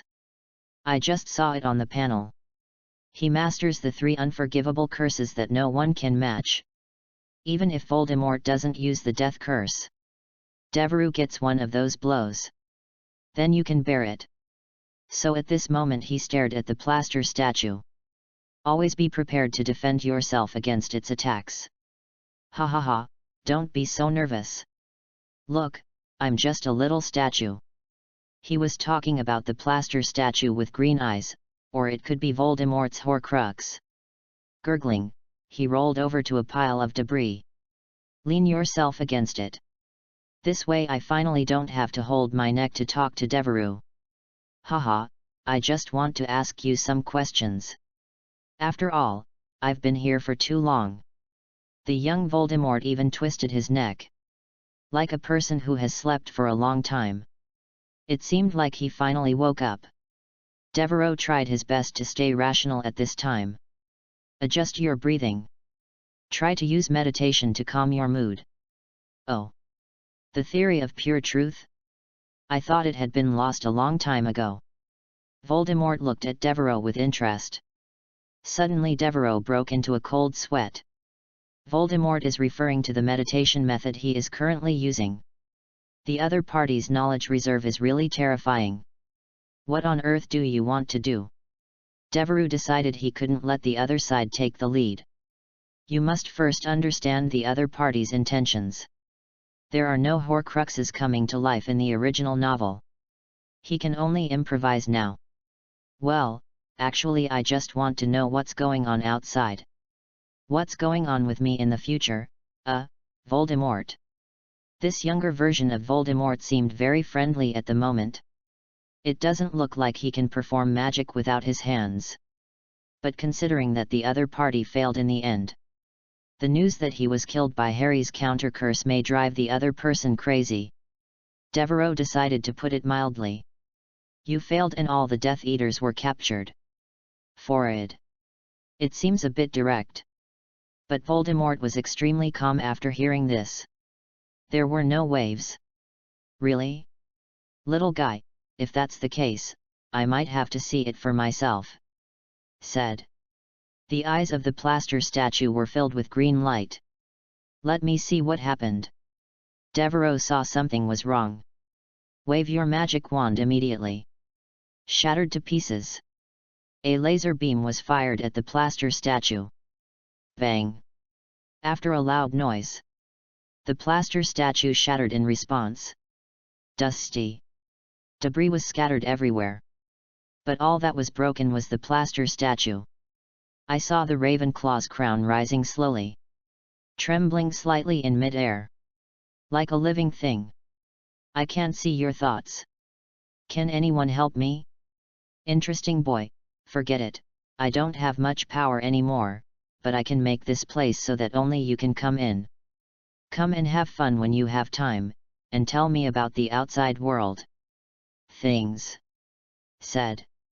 The crown floated lightly to the head of another statue. In an instant, the statue's eyes also emitted strange green light, blinking at the stunned Devereux. Moment. Devereux felt a strong sense of dizziness.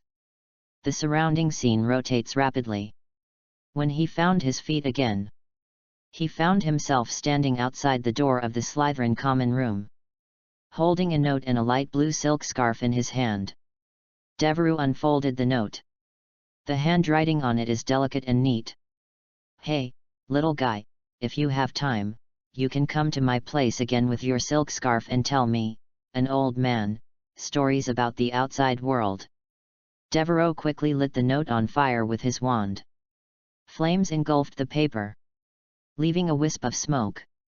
Devereux tossed the wreckage behind him. He didn't want to see the Dark Lord again. But all kinds of doubts are always there. Isn't Voldemort's entry inherently ruthless? But the exchange just now made him feel that the other person seemed more like a lonely person who was eager to listen. Is there a problem with the description of the entry? Devereux couldn't help but wonder. Is this all an elaborate trap? Trying to lure him into a trap? And why, when we first met, he is just an ordinary Horcrux that can confuse people. After using meditation method to indirectly perceive, it becomes something that can be communicated with, and it even feels similar to the ghost in school. Could it be that his own magic power inadvertently activated some of its consciousness? And why was he not angry at all and had no other reaction when he heard that he had failed? What does it mean that seeing is not necessarily believing? Devereux's mind is about to be overwhelmed by all this complicated information. I am puzzled. Devereux decided. Tell Dumbledore this information immediately. Let the professors figure it out. Thinking. Devereux picked up the light blue silk scarf. Want to burn it too? But I didn't expect it the moment I picked it up. Bite. Get props. Devereux was stunned. This thing is actually a prop for system certification? Previously, only system rewards and magic wands could be recognized as props by the system. This seemingly ordinary silk scarf is actually a prop? Devereux lowered his wand. Look around. Make sure Falch isn't around. It's almost 2 o'clock in the evening. He didn't want to be locked up. Then he spoke the code to the stone wall. Wait for the secret passage to appear. Devereux returned to the Slytherin common room. There was no one in the lounge at this time. There was only the sound of a match burning in the fireplace, and the sound of lake waves lapping at the shore that kept coming from outside the window. Devereux felt a little at ease. But the coldness inside made Devereux shiver. Then he sat down on the ringed chair nearest the fireplace. Only then did Devereux begin to check out his latest props. Props, Ravenclaw's token. Ravenclaw's token. This is Ravenclaw's exclusive token. It will only be given to special people, and its purpose is unknown. Once the token is given, both parties will establish an unbreakable oath, and the recipient cannot betray it. In every sense. Chapter 34, A Spell Learned Instantly. Preparation to face Voldemort. Devereux? Devereux? Wake up! Why are you sleeping here? A burst of voices came. Feel your body being pushed. Devereux opened his eyes with difficulty. He saw a tall and burly boy standing in front of him with a concerned look on his face. Slytherin's prefect, Marcus. Sorry, Marcus, I studied too late yesterday. What time is it now? Devereux wiped his face. He stood up from the sofa with a tired face. At 8:30, if you leave for the cafeteria now, you should still be able to have breakfast before class. Marcus felt relieved when he saw that Devereux was getting up. You'd better get more rest. You don't get to the top of the grade by enduring it. If you catch a cold, your grades won't improve. Marcus as a senior.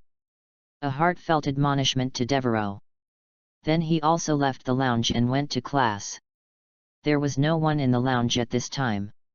Class is approaching. Basically everyone went to the cafeteria. Devereux felt weak at this time. What he did yesterday was much more exciting than studying in a textbook.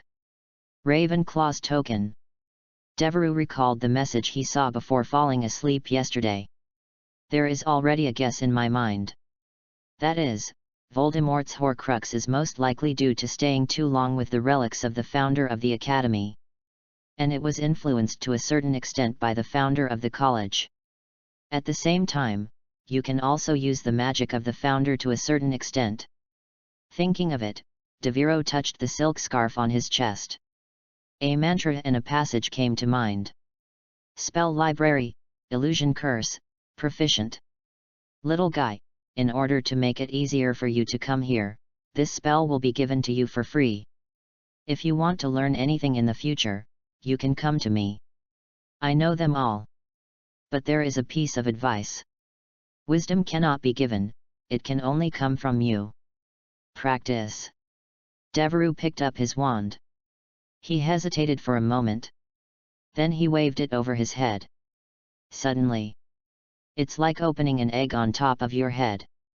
A thick, clear liquid flowed all over Devereux's body.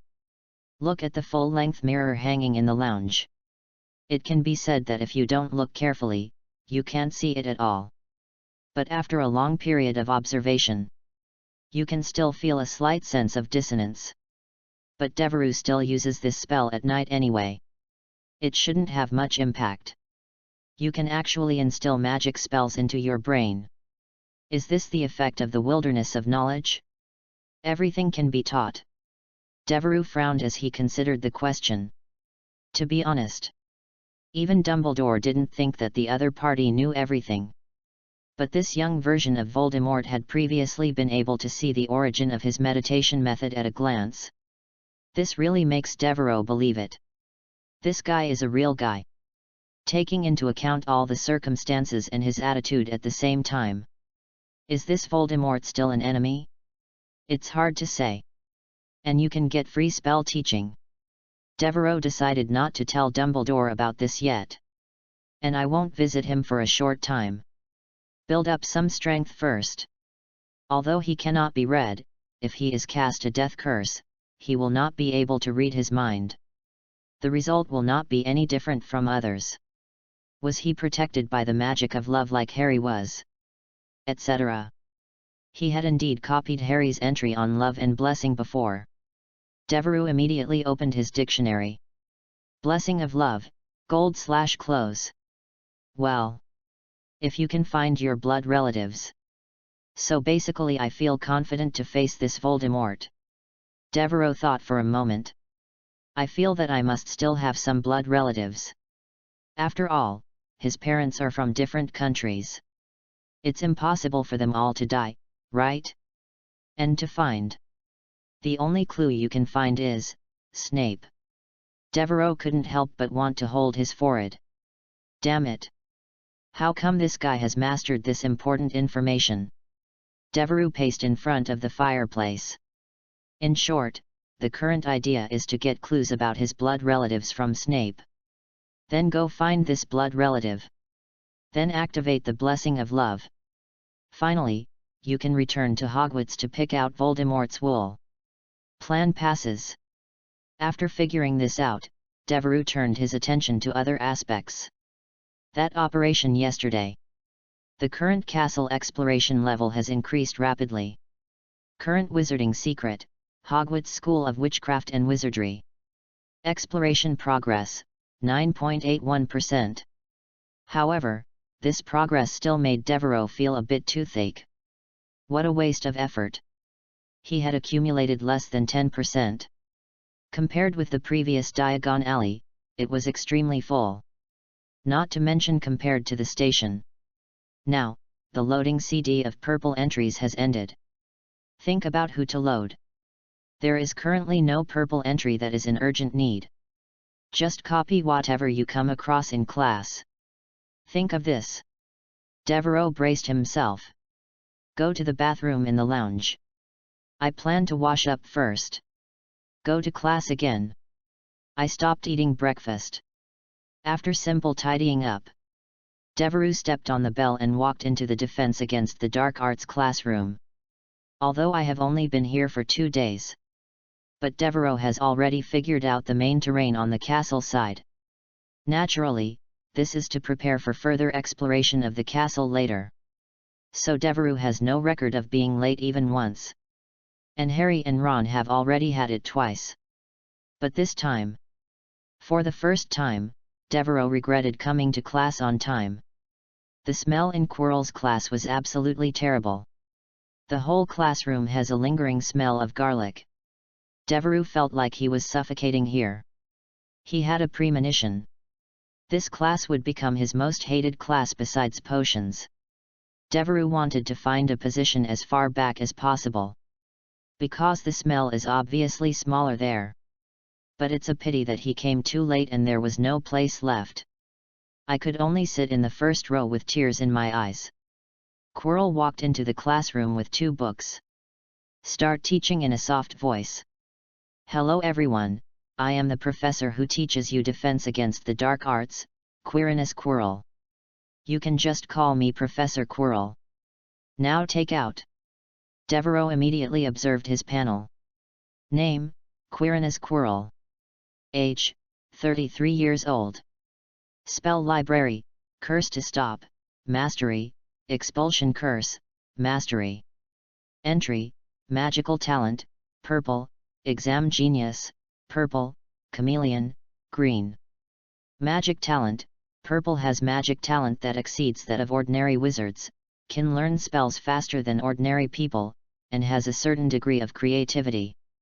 Test-taking expert, purple very good at reading textbooks, memory is beyond ordinary people, and can handle various exams with ease. Chameleon, green cowardly, greedy, and weak-willed. He can easily be influenced by people stronger than him. Chapter 35 Descendants of Slytherin? I should say nothing about being a Defense Against the Dark Arts teacher. Quirrell's magic reserves are still quite sufficient. Devereux's eyes lit up when he saw the universal solution to the curse. If only Quirrell could teach this spell in class. It's not impossible to endure this garlic-smelling classroom. Of course. They are still in 1st grade. Most people can't even use the simplest levitating spell well. The mantra will certainly not be included in the syllabus. But not necessarily in the upper grades.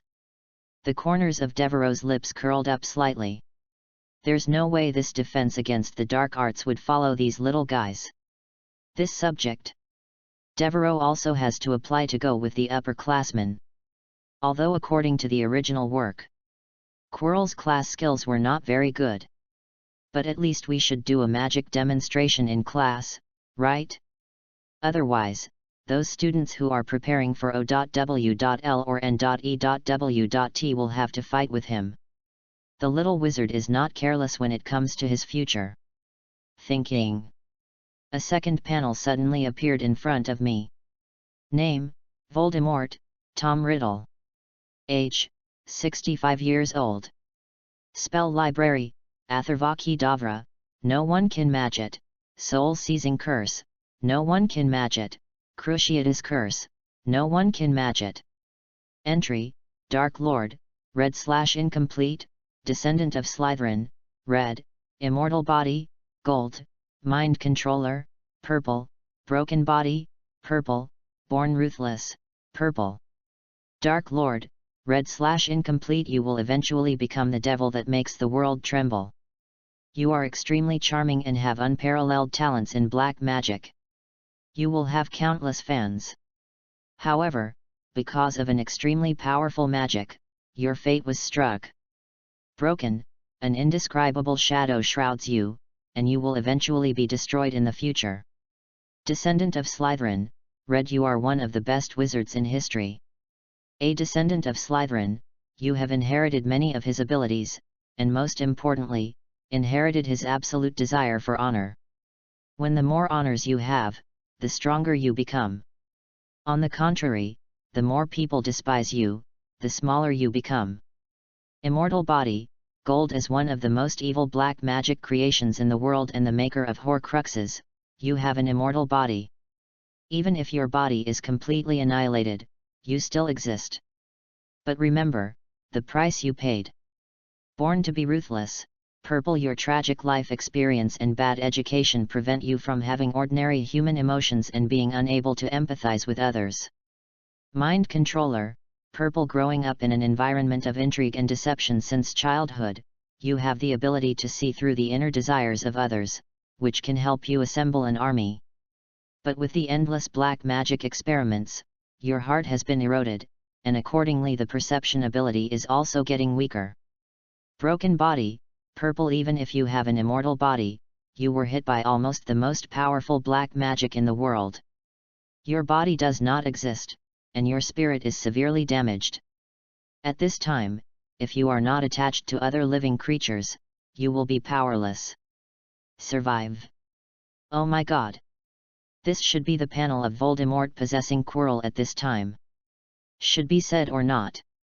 Voldemort was in a bit of a miserable situation at this time. Devereaux couldn't help but reveal a gloating smirk. But then he restrained himself.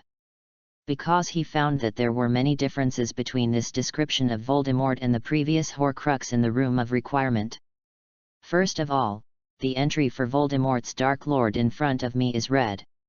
Although it is also in an incomplete state. But looking at the description, it may just correspond to the different experiences of these two souls. The one who was placed in the Room of Requirement. Although it has been placed, they have all begun to decay. But there weren't as many subsequent encounters. And it also merged with Ravenclaw's diadem. Gained considerable knowledge. So the description is that I don't know where to go in the future. And this Voldemort had to rely on Quirrell to live. The description is shrouded in an indescribable shadow. This. Devereaux saw the word ineffable. The pupils shrank suddenly. He only used this word when he systematically described Devereaux in the microscopic world. What's going on? Could it be that Voldemort also visited the microscopic world? And then there was an attack? And at least that's after making Ravenclaw's diadem into a Horcrux. Devereaux secretly took this information to heart. It seems that there will be a new way to understand this indescribable existence. Black magic. Read on. Devereaux is very greedy for this descendant of Slytherin entry. This should be the biggest difference between the soul fragments on the Horcrux and Voldemort's body. This effect is so cool. And it's very much in line with Devereaux's future plans. Devereaux originally intended to create through various inventions. Make a name for yourself in the wizarding world. After that, he went to teach in various magic schools in Europe. Then explore all their schools. Obtain the entry upgrade card and the wisdom of the sages. If possible, other continents can accept it. So if you combine this entry, then Devereaux's idea is simply even more powerful. And if this entry is loaded, then Devereaux should be able to have Parseltongue. It's simply an enhanced version of the Horcrux entry without side effects. Before Devereaux entered Hogwarts, I have always been thinking about learning snake language. After all, Slytherin's Chamber of Secrets is considered part of Hogwarts. It will also be counted towards exploration. Now it's perfectly solved. It's decided. The next copied red entry is you. Add it to your shopping cart. Subsequent entries. Was all Devereaux could say. Lao Fu. You are so miserable. Just play black magic and disfigure yourself. He can actually destroy his own IQ. Devereaux was really eye-opening. But Devereaux has no intention of reporting Quirrell now. After all, we have to wait until the red entry is loaded and copied to cool down. Loaded all his entries. And learn the magic spell too. After squeezing out the use value. Then decide what to do with him. After finalizing the next action plan, Devereaux started listening to the lecture in a good mood. Even the smell of garlic in the air became fragrant. Devereaux also worked hard to answer questions in class. Compete with Hermione to get 10 extra points for your college. After class, Devereaux expressed to Quirrell his intention to take classes with senior students, and said he could take the test. Quirrell piped up and smiled in agreement, and asked Devereaux to come alone with him after class on Thursday afternoon to do this. Devereaux readily agreed. Next comes the herbal medicine class. Devereaux received his usual 10 points from Professor Sprowney. Then it's lunch break. The first class I arrived in the afternoon was the History of Magic class. Oh my gosh! This was simply the most painful class Devereaux had taken since arriving at this school. I didn't sleep well yesterday. The way Professor Binns lectured made Devereaux wonder if he had cast a spell on his voice. How else could it be so hypnotic? So Devereaux mentioned that it was the first time he slept in class. Then he was caught in action by Professor McGonagall, who was patrolling the hall. For the first time, there will be a penalty of 10 points. Fortunately, during the break, Hermione brought him a special coffee. Devereaux was able to survive the second half of the class.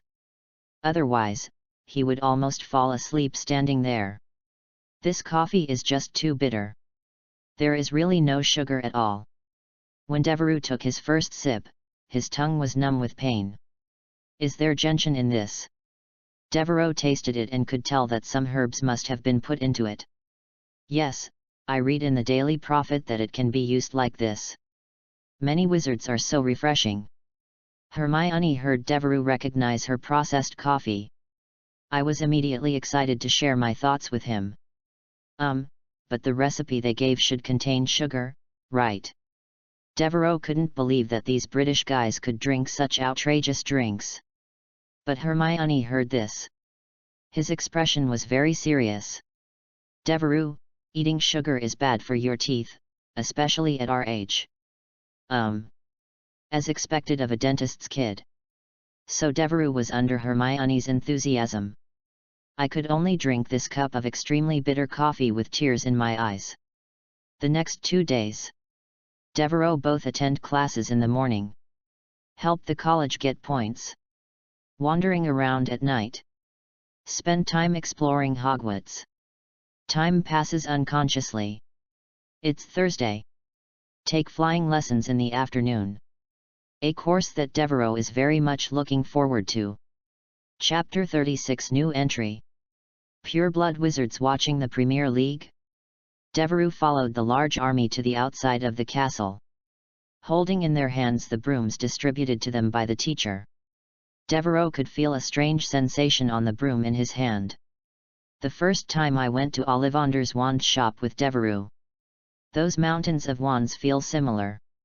Devereaux even had the feeling that he could simply communicate with the other person. It is estimated that the entry of genius staff maker is at work. These broomsticks are not magic wands though. But Devereaux could feel it. They also seem to be selective about their riders. Devereaux even had the urge to modify him at this time, because he had previously loaded the entry for Prank Inventor from the twins. Prank Inventor, Purple has an extraordinary talent for making fun of people, has an amazing understanding of magic used to play tricks on people, and is quite creative. In the original book, the Weasley twins were not able to make such a big business with just one trick shop. The real money comes from the practical magic props they provide to the Ministry of Magic. There are even items for combat. For example, the invisibility cloak can make the whole body invisible without covering the whole body. This is an innovative magic prop that even the gifted student Hermione has to admire. It's also based on this point. Devereaux loaded the entry. The resulting side effect is whatever I see now. There is an urge to modify it. Devereaux struggled to suppress the urge. This is school property. If Devereaux breaks it, he will have to pay for it. He has no way of making a living now. No messing around. He also loaded another entry for the Weasley twins explorers. Explorer, Purple very adventurous, has strong adaptability to complex environments, and has a certain talent in cartography. This entry was also of great help to him in exploring Hogwarts. In the past 2 days, although he had been led by the twins to explore some of the tunnels of the castle. But it is estimated that the two of them will not be able to explore all the secret passages in the school. That's when, after they dropped out of school in 6th grade, Devereux still has to explore on his own. So I copied this entry as a precaution. Devereux also plans to create his own magical map of Hogwarts. It does not require the ability to display everyone's movements in real time like the Marauder's map. But at the very least it helps him record the structure of the castle that he has explored. Devereux thought. Everyone walked to the open space outside the castle. Then continue walking towards the Forbidden Forest. Their class location is on the lawn over there. At this time, Devereux saw Neville holding a broom in one hand. In one hand he held a red glowing ball. Looking at it with a frown. There seems to be something on his mind. Devereux knew it right away. That round ball that keeps glowing red is the memory ball. The light shining now meant that Neville had forgotten something. He was probably thinking hard about what he had forgotten. Devereux rolled his eyes. Walk up and talk to Neville. Neville, can I borrow your wand? I forgot mine in the lounge. Neville looked away from the memory ball. He looked at Devereux with some confusion. Devereux, didn't Mrs. Hooch just say that no one is allowed to use wands in this class, and anyone who casts a spell on a broom cannot attend this class? Devereux grinned. It's okay, I'm not casting a spell on the broom, but just in case someone wants to mess around. Look at Devereux's confident look. Neville didn't ask any more questions. He handed the wand directly to him. Devereux's reputation in Gryffindor is much better now than in Slytherin. On the one hand, he helped this young lions from the beginning. They beat up their most annoying classmate together. And he is very gentle. There are no Slytherins who are as arrogant as other pure-blood families. And he is also very enthusiastic about helping his classmates. Many people even wanted to do practical assignments with Devereux in herbalism classes. Because you always get good results this way. Simply top-notch thighs. It's too late to call the boss and ask for help. How could you hate him? Except for Malfoy and a few of his followers, the current Slytherin staff is also there. They all have a great change in their opinion of Devereux. After all, so many academy points are not earned for nothing. Slytherin still respects the strong. Devereux did so well. Sooner or later, the future prefect and even student council president will be his. That also follows Malfoy's words of isolating Devereux. Wouldn't it be making yourself unhappy? So Devereux's current situation is much better than when he first came to Hogwarts. There are also peers who can talk to him. Everyone was walking. Finally we arrived at the class location. Devereux's copy of the purple entry has not been used today. I just wanted to try out my ability to control the broomstick first. If it really doesn't work, just steal Harry's entries directly and use them. And until now, Malfoy was still bragging about his flying experience without sparing any effort. Complaining loudly that the first years were not eligible to play on the house Quidditch team. He also told many long, boastful stories these days. It always ended with him narrowly escaping a Muggle helicopter. Devereux was doing homework in the common room. You can always hear him yelling. It made his ears feel calloused. However, he discovered something that shocked him in the past 2 days. One of his second-year Slytherin seniors is actually a Manchester United fan. Devereux never expected that a person from a wizarding family would watch the Premier League. In fact, most wizards think so too. They felt like there was only one ball in the field. And no one is allowed to fly. There's nothing exciting about this kind of competition. And this boy's name is Adrian Bursted. There is also a distant cousin who is in the same class as Devereux, named Millicent Bursted. Devereux was even more shocked when he found out. The other party turned out to be a child of the Berthold family, one of the 28 pure-blood families. But Adrian told him that their family was far from the real Berthold family. It's almost like a distant relative. He grew up in Manchester. Many neighborhood kids go to Manchester United's youth training camp. He was going too. But I had no choice but to give up because I wanted to go to Hogwarts. He was still struggling for a long time. Adrian also vowed that Manchester United can win the league championship next year. That's all. Adrian became one of the few people in Slytherin that Devereux could talk to. Mrs. Binns asked all the little wizards to stand in rows with a serious expression. They are about to start class. Devereux suddenly bumped into someone at this time. Malfoy touched his forehead in pain. Look up. Devereux looked at him with a wicked smile. Sorry, I didn't see you just now. Chapter 37, Communication with Magic Props. First encounter with the centaur. If you ask me, this is much more dangerous than football. Adrian looked at the broom lying on the ground uneasily. Obviously he is not as interested in flying as other children born into wizarding families. Neville had a similar reaction to him. His eyes were like staring through a broom. I have to say, it is true, but who made us wizards? Devereux responded in a relaxed tone. To be honest, he had little interest in flying. They can all teleport. Who still uses this kind of transportation? Speaking of which, why do you still bring Toad to this class? Adrian asked suspiciously, looking at Al on Devereux's shoulder. Oh, this guy has been indoors for a long time. I'm afraid he's become a specimen, so I have to take him out for a walk. At this time, Mrs. Huochi walked in front of them. Okay, what are you all waiting for? She snapped. Everyone stand next to a broomstick. Quick, quick, hurry up. Devereux turned and took Al off his shoulders. Place it in an open space far away. Then he immediately stood in front of his broom. Forward.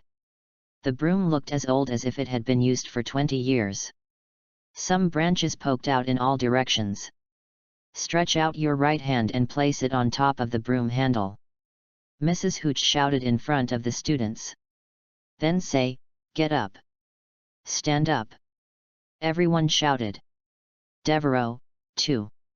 But his broom only trembled slightly. After that there was no reaction at all. This caused Malfoy to laugh. Oh, maybe the French are more suitable for flying carpets. After all, they are old stubborns who cannot keep up with the times.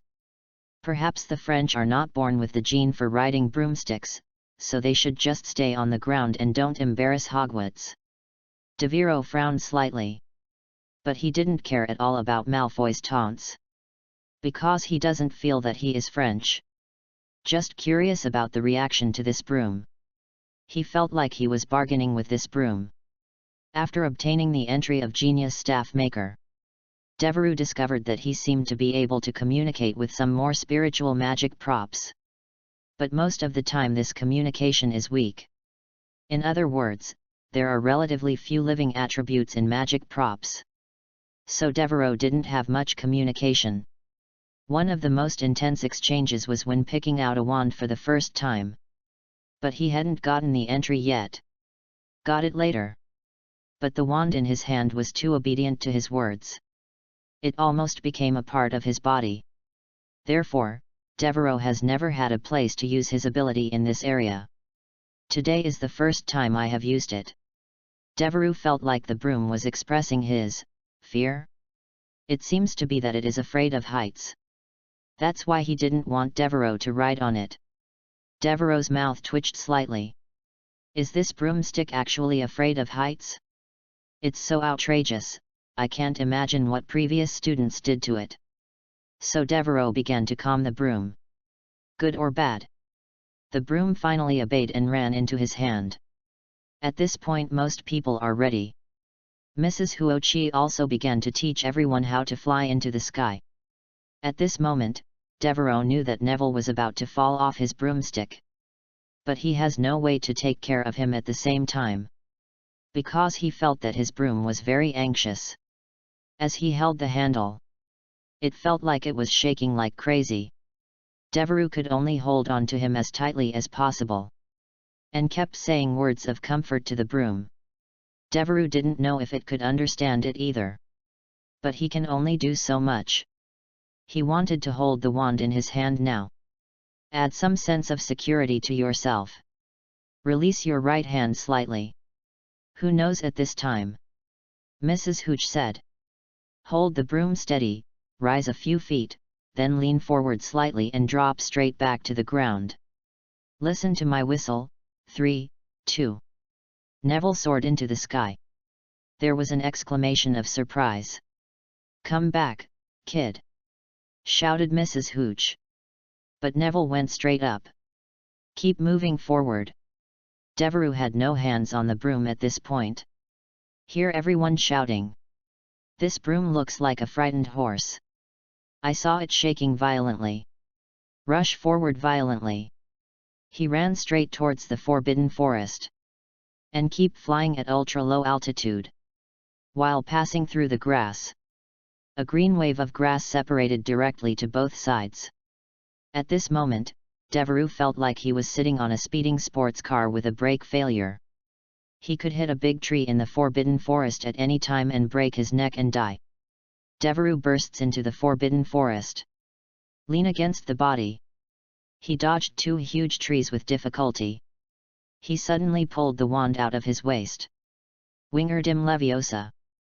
A force directly lifted Devereux off the broom.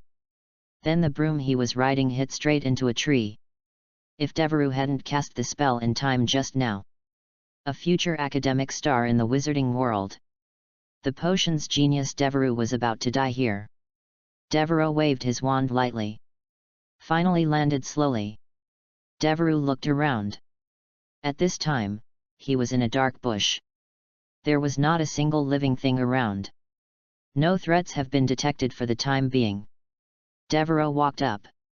I want to try to see if I can pull this broom out of the tree. But obviously, this broom is really scary.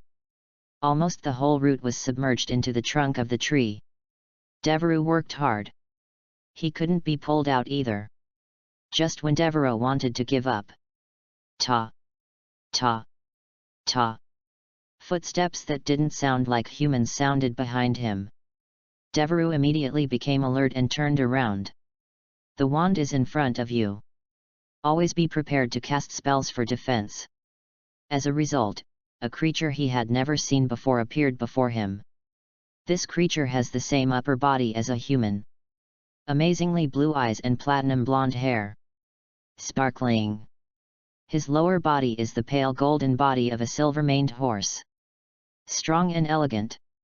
Centaur. Need help? To be honest. If you don't look at the lower body of this centaur. He is simply the most handsome person, creature that Devereux has seen since he came to this world. Devereux looked a little stunned. Hear the other person's inquiry. He then turned around and showed the other party the tree trunk pierced by the broomstick. My broom is stuck. The horseman said nothing. Just come forward. He pulled hard with his thick arms. The broom was pulled out. Then he turned around and handed it to Devereux. It's dangerous here, leave now. Saying this, the handsome centaur quickly ran into the depths of the forbidden forest. Ta! Ta! Ta! Listen to the sound of horse hooves in the distance. Devereux looked down at the broom. There was an obvious big crack on it. I guess I can't fly anymore. Devereux tried to use repair spells continuously to see if his condition could be improved to some extent. But it's a pity. It has completely cracked. It is indeed very dangerous in this forbidden forest. Devereux immediately let go and ran in the direction he came from. Fortunately, he didn't go in too deep. He ran out after a while. Soon I returned to the teaching place from the beginning. By this time Neville had fallen off the broom. Mrs. Hooch was about to take him to the school doctor's office. After seeing the situation with Devereux's broom. I also want to take Devereux with me. Devereux declined politely. After showing his complete physical condition. Mrs. Hooch no longer insisted. After leaving a warning for everyone not to fly around. He left with Neville, who was still sobbing. Then. Next is the repertoire. Draco Malfoy. Harry Potter. 2 dragons playing with pearls. Chapter 38 Astrological Race. 2 dragons playing with pearls? A good show is on. Name, Firenze, Horseman. Age, 31 years old. Spell library, divination, mastery, healing spell, mastery, comma. Entry, astrological race, purple, destiny changer, purple, close to nature, blue. Astrological race, gold. The horse people have spent centuries revealing the secrets behind planetary movements, and passed them down among the race, bringing them awe of fate. You have inherited all of this perfectly. Destiny changer, purple. Born into a race that is extremely obsessed with destiny, it gives you the idea of rebellion. You have the courage to fight against your own destiny, which means that you and the destiny of the race will eventually part ways. Close to nature, blue. Born in nature and raised in nature, you have rich experience and magic in living in dense forests. At the same time, this also allows you to focus your attention on interpreting natural phenomena. When Harry and Malfoy were fighting in the sky for Neville's memory ball, the students around me were shouting. Devereux lay leisurely on the ground thinking about what he had just experienced in the Forbidden Forest. Just now Firenze appeared. Devereux guessed his identity. It is the centaur who served as the divination professor in the 5th year of the original work. Devereux felt that the other party was really handsome. No wonder when I was in school later. He also fascinated a large number of girls. However, Devereux did not load the other party's entry.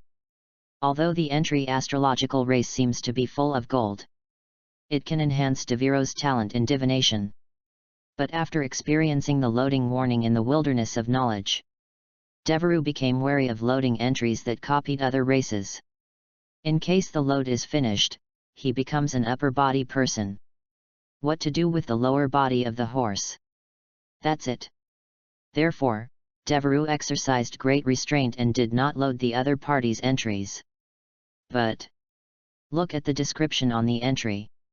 This so-called astrology should still belong to the category of knowledge. Since it is knowledge that can be learned. Devereux is now a magic wizard plus examination genius. As long as Firenze is willing to teach, there is nothing that Devereux can't learn. So Devereux decided secretly. After that, Trelawney, a hard-working old man, must give Firenze a place. Not to mention kicking her out of school. Then you have to give half of the class time to Firenze. Devereux didn't want to learn some weird divination method that would spell his own death. Think so? The battle in the sky has also entered a fierce stage. You don't have Crabbe or Goyle here to protect you, Malfoy. Harry shouted. His body shape is extremely smooth. As if he was born knowing how to fly in the sky. Several quick side collisions made Malfoy very embarrassed. The way he looked at Harry looked a little panicked. Here, see if you can catch it. Malfoy yelled. Throw the glass ball high into the air. Then quickly land towards the ground. When everyone's eyes were attracted to Harry who was chasing the memory ball, Devereux's lips curled up. The hands under the robe were slightly open. Malfoy suddenly felt as if something was pulling on his body. I had to hold on to the broom with all my strength. A sharp scream came from the mouth. Help! Then everyone saw Malfoy holding the broom in midair and crying bitterly. I have to say it's still very funny. Devereux raised his fingers sharply. Malfoy flew 30 feet above the ground with his broom. At this point he couldn't even scream. His face was pale with fright. Trembling all over, he hugged his broom tightly. At this time, Harry had successfully caught the memory ball in his hand. But no one pays attention to this anymore. I saw Malfoy in the sky hitting the ground at an extremely fast speed. This height. He will definitely die. Malfoy looked at the approaching ground. He thought desperately in his mind. I just felt a stream of heat gushing out from the two streams. But as it gets closer to the ground, a sudden resistance arose. Malfoy gradually stopped half a meter above the ground. He fell to the ground trembling all over. I'm glad I survived the disaster. As a result, Devereux stepped forward. Oh, you are so scared, or the Malfoy family is not born with the gene to ride a broom, so you should just stay on the ground. Devereux looked at him with a smirk. Malfoy looked at Devereux blankly. That iconic smirk. It gave him an intuitive guess. You did it. You want to kill me? Malfoy got up from the ground frantically, pointing at Devereux angrily. But everyone only paid attention to his trousers. What? I just care about you. Devereux stood there with a smile unchanged. Malfoy. Potter. In all my years at Hogwarts, never. Professor McGonagall's roar came from not far away. A roar extinguished most of Malfoy's anger. Professor McGonagall was speechless with surprise. The lenses of her spectacles flashed with anger. How dare you, Potter, you will break your neck, Malfoy, you will die. Professor. He framed me. He cast a spell on me. Malfoy pointed at Devereux and complained to Professor McGonagall again. Impossible, who heard me reciting the spell? Devereux was confident. Turn to those around you. Everyone was stunned at this time. It's true that no one heard Devereux casting a curse just now. And Devereux's reputation has improved a lot recently. And Malfoy is a really famous little bully. Looking for trouble everywhere. No one will stand up for him. All the people around him were silent. Professor McGonagall's face turned darker. Malfoy. Ignoring classroom rules, doing dangerous things privately, and slandering classmates. Malfoy pointed angrily at Devereux. He bumped into me before. That's when. He cast a spell on me. He can do silent spells. Devereux raised an eyebrow. Somewhat unexpected. This Malfoy was able to notice these details. You really have some brains. But it's a pity. Professor, this is my wand. You can cast a pre-flashback spell on it to confirm whether the situation is true. Devereux was prepared for this. He took out the only wand from his waist and handed it to Professor McGonagall. At the same time, Devereux also searched all his pockets. It means that he doesn't have a second wand with him. So Professor McGonagall took Devereux's wand. The heat between Malfoy's legs had completely dissipated. The slightest chill stimulated his brain. Reason gradually returns. At this time he was already a little shaken. He wasn't really sure if Devereux had actually cast a spell on him. That's if Devereux hadn't done anything. So what should I do? What will be the punishment? Chapter 39 Flashback Curse. I want to tell my dad. Then. Professor McGonagall used the flashback spell to analyze Devereux's spell usage throughout the day. She waved her wand lightly. Say the mantra. Pre-flashback curse. A faint blue light suddenly filled the air. It was like a mist covering Devereux's body. The blue light rotates slowly. Transparent images are formed. Each image recorded a spell Devereux had used today. The first image shows Devereux in his dormitory. He waved his wand lightly. Say, Al is coming. Subsequently, his toad popped out from the corner under the bed. Jumped into his hands. Professor McGonagall nodded. This spell is apparently used to summon his own toad. In the second image. Just now. Devereux stood at the edge of the forbidden forest. The broomstick suddenly lost control. Hit a big tree. He raised his wand hastily. Shouted loudly. Wingardium Leviosa. I saw him being lifted up by a force.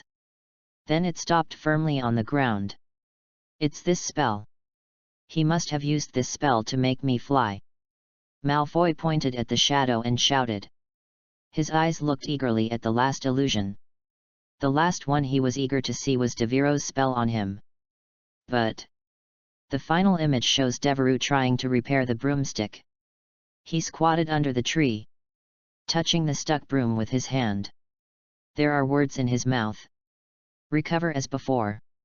However, the broom didn't respond. There is still a huge crack.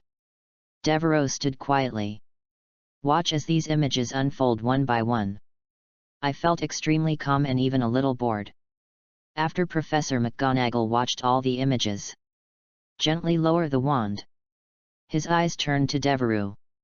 Devereaux. Professor McGonagall's voice was calm and serious. These spells are for use in emergencies, and I can tell you don't abuse them. Devereaux nodded. He smiled at the professor. Yes, Professor. I just wanted to keep myself and Toad safe. It seems that classmate Alexander's spell is not illegal. Professor McGonagall's words have obviously concluded this incident. Therein lies unquestionable authority. Malfoy heard this. His face instantly turned pale. Although he started blaming Devereaux. I had a bad feeling. But that's how it goes. Still far beyond his own control. Professor McGonagall turned around. He gave Malfoy a cold look. That look seemed to be able to freeze people's hearts. Draco Malfoy. Professor McGonagall's voice was cold. What you just did was extremely irresponsible. Not only did you accuse a classmate without reason, you also tried to destroy the harmonious atmosphere of the class. Malfoy tried to argue. But Professor McGonagall interrupted. I will not tolerate this kind of behavior. For this, I will deduct 50 points from Slytherin. I hope you can remember and learn to respect your classmates. As soon as this statement came out, the entire grassland suddenly fell into deathly silence. Except for Malfoy's followers, the Slytherin students all looked at Malfoy. His eyes were full of anger and accusation. Malfoy's face turned even darker. He lowered his head. He didn't dare to look directly into Professor McGonagall's eyes. At this moment, Devereaux suddenly took a step forward very gracefully. Put your hand out and say. Malfoy, why don't we shake hands and make peace? When Professor McGonagall saw this scene, there was a hint of appreciation in his eyes. The Slytherins next to them also looked at each other. This is the style. Well, Alexander, you are so generous, you are actually willing to forgive Malfoy. Let me tell you. Alexander will be the one who will achieve success in the future. He will not rely on his family, but on his own strength and demeanor. Yes. He can actually do the flying charm. This should be a spell that only senior students learn. We don't even know how to use the levitation charm. The Slytherins had completely turned to Devereaux. I couldn't help but want to speak for Devereaux. They were completely captivated by Devereaux's ability and charisma. Just 1 week. Devereaux relied on his own ability and style and the support of a certain young man. He vaguely feels like the leader of Slytherin's first year. And Malfoy, who was supposed to occupy this position, now became a clown in everyone's eyes. Malfoy was stunned for a moment. Obviously he didn't expect Devereaux to make such a move. He looked at Devereaux's outstretched hand. A trace of hesitation flashed across his face. But the eyes around me. That irresistible atmosphere. Final. He held out his hand anyway. Prepare to shake hands with Devereaux. At the moment when their hands were about to hold each other, Devereaux suddenly made a move that no one expected. He gave Malfoy a hug. This move stunned everyone present. Even Malfoy looked stunned. Devereaux hugged Malfoy tightly. Okay, you almost saw it through. Said in his ear with an imperceptible voice. Malfoy's pupils shrank suddenly. But do you think I'm not adequately prepared? Finished. Devereaux let go of Malfoy. Take a step back. Look at him with a smile. At this moment, Malfoy felt as if he had been struck by lightning. The whole person stood there blankly. The arm came up and pointed at Devereaux. But I couldn't speak for a long time. You. Malfoy's voice trembled. But in the end, I still couldn't say the complete words. Devereux looked at Malfoy's appearance. A sneer curled up at the corner of his mouth, smiling at him like a poisonous snake. There was deep fear in Malfoy's eyes. He realized he couldn't fight this man. "I'll tell my dad. I'll get you fired," Malfoy once again cried out in front of everyone. The voice was full of anger and desperation. His face turned red with excitement. His eyes were filled with tears. "Make your hands into fists." The whole person seemed extremely excited. The corners of Devereux's mouth twitched slightly. I was secretly amused. The number 1 monster in Hogwarts finally used his final trump card. But Devereux was backed by Professor Snape's promise at this time. Still a super genius stamped by Dumbledore. "I am not afraid of any threat from the school director at all." He looked at Malfoy with unusual calmness. There was a hint of mockery in his eyes. "Malfoy, you always seem to like to solve problems this way.